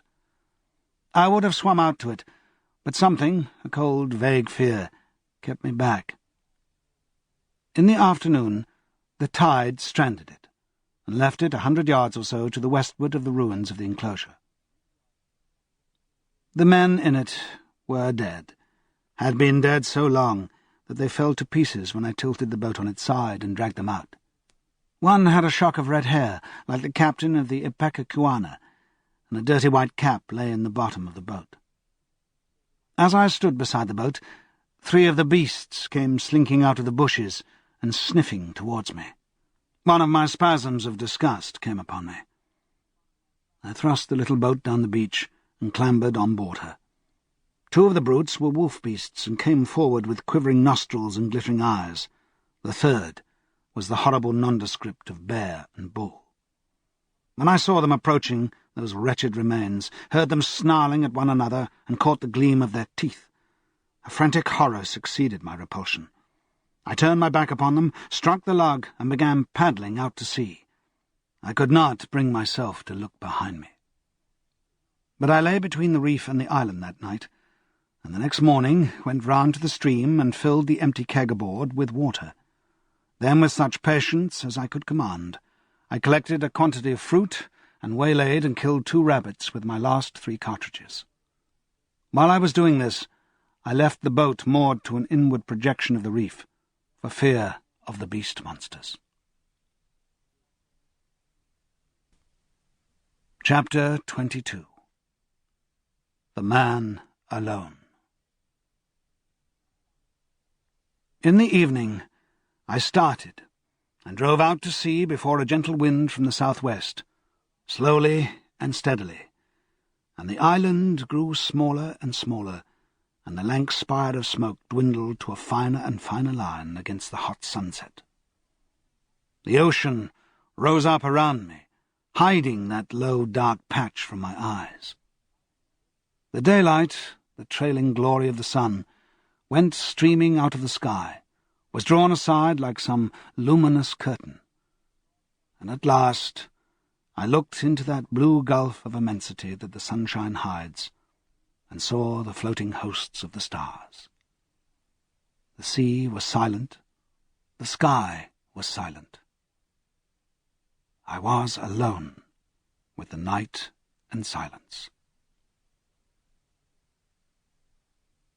So I drifted for 3 days, eating and drinking sparingly, and meditating upon all that had happened to me, nor desiring very greatly then to see men again. One unclean rag was about me, my hair was a black tangle. No doubt my discoverers thought me a madman. It is strange, but I felt no desire to return to mankind. I was only glad to be quit of the foulness of the beast monsters. And on the 3rd day, I was picked up by a brig from Apia to San Francisco. Neither the captain nor the mate would believe my story, judging that solitude and danger had made me mad. And fearing their opinion might be that of others, I refrained from telling my adventure further, and professed to recall nothing that had happened to me between the loss of the Lady Vane and the time when I was picked up again, the space of a year. I had to act with the utmost circumspection to save myself from the suspicion of insanity. My memory of the law, of the 2 dead sailors, of the ambuscades of the darkness, of the body in the canebrake, haunted me. And, unnatural as it seems, with my return to mankind came, instead of that confidence and sympathy I had expected, a strange enhancement of the uncertainty and dread I had experienced during my stay upon the island. No one would believe me. I was almost as queer to men as I had been to the beast people. I may have caught something of the natural wildness of my companions.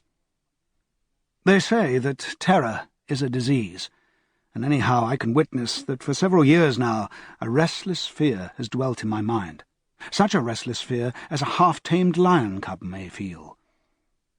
My trouble took the strangest form. I could not persuade myself that the men and women I met were not also another, still passably human beast people, animals half-wrought into the outward image of human souls, and that they would presently begin to revert, to show first this bestial mark and then that. But I have confided my case to a strangely able man, a man who had known Moreau, and seemed half to credit my story. A mental specialist. And he has helped me mightily. Though I do not expect that the terror of that island will ever altogether leave me, at most times it lies far in the back of my mind, a mere distant cloud, a memory and a faint distrust. But there are times when the little cloud spreads until it obscures the whole sky. Then I look about me at my fellow men, and I go in fear. I see faces keen and bright, others dull or dangerous, others unsteady, insincere, none that have the calm authority of a reasonable soul. I feel as though the animal was surging up through them, that presently the degradation of the islanders will be played over again on a larger scale. I know this is an illusion, that these seeming men and women about me are indeed men and women forever, perfectly reasonable creatures, full of human desires and tender solicitudes, emancipated from instinct, and the slaves of no fantastic law, being altogether different from the beast folk. Yet I shrink from them, from their curious glances, their inquiries and assistance, and long to be away from them, and alone. For that reason, I live near the broad free downland, and can escape thither when this shadow is over my soul. And very sweet is the empty downland then, under the wind-swept sky. When I lived in London, the horror was well-nigh insupportable. I could not get away from men. Their voices came through windows, locked doors were flimsy safeguards. I would go out into the street to fight with my delusion, and prowling women would mew after me, furtive, craving men glance jealously at me, weary, pale workers go coughing by me with tired eyes and eager paces like wounded deer dripping blood. Old people, bent and dull, pass murmuring to themselves, and all unheeding, a ragged tale of gibing children. Then I would turn aside into some chapel, and even there, such was my disturbance, it seemed that the preacher gibbered big thinks, even as the ape-man had done, or into some library, and there the intent faces over the book seemed but patient creatures waiting for prey. Particularly nauseous were the blank, expressionless faces of people in trains and omnibuses. They seemed no more my fellow creatures than dead bodies would be, so that I did not dare to travel unless I was assured of being alone. And even it seemed that I, too, was not a reasonable creature, but only an animal tormented with some strange disorder in its brain that sent it to wander alone like a sheep stricken with the gid. But this is a mood that comes to me now, I thank God, more rarely. I have withdrawn myself from the confusion of cities and multitudes, and spend my days surrounded by wise books, bright windows, in this life of ours lit by the shining souls of men. I see few strangers, and have but a small household. My days I devote to reading and to experiments in chemistry, and I spend many of the clear nights in the study of astronomy. There is, though I do not know how there is or why there is, a sense of infinite peace and protection in the glittering hosts of heaven. There it must be, I think, in the vast and eternal laws of matter, and not in the daily cares and sins and troubles of men, that whatever is more than animal within us must find its solace and its hope. I hope, or I could not live. And so, in hope and solitude, my story ends. Edward Prendick.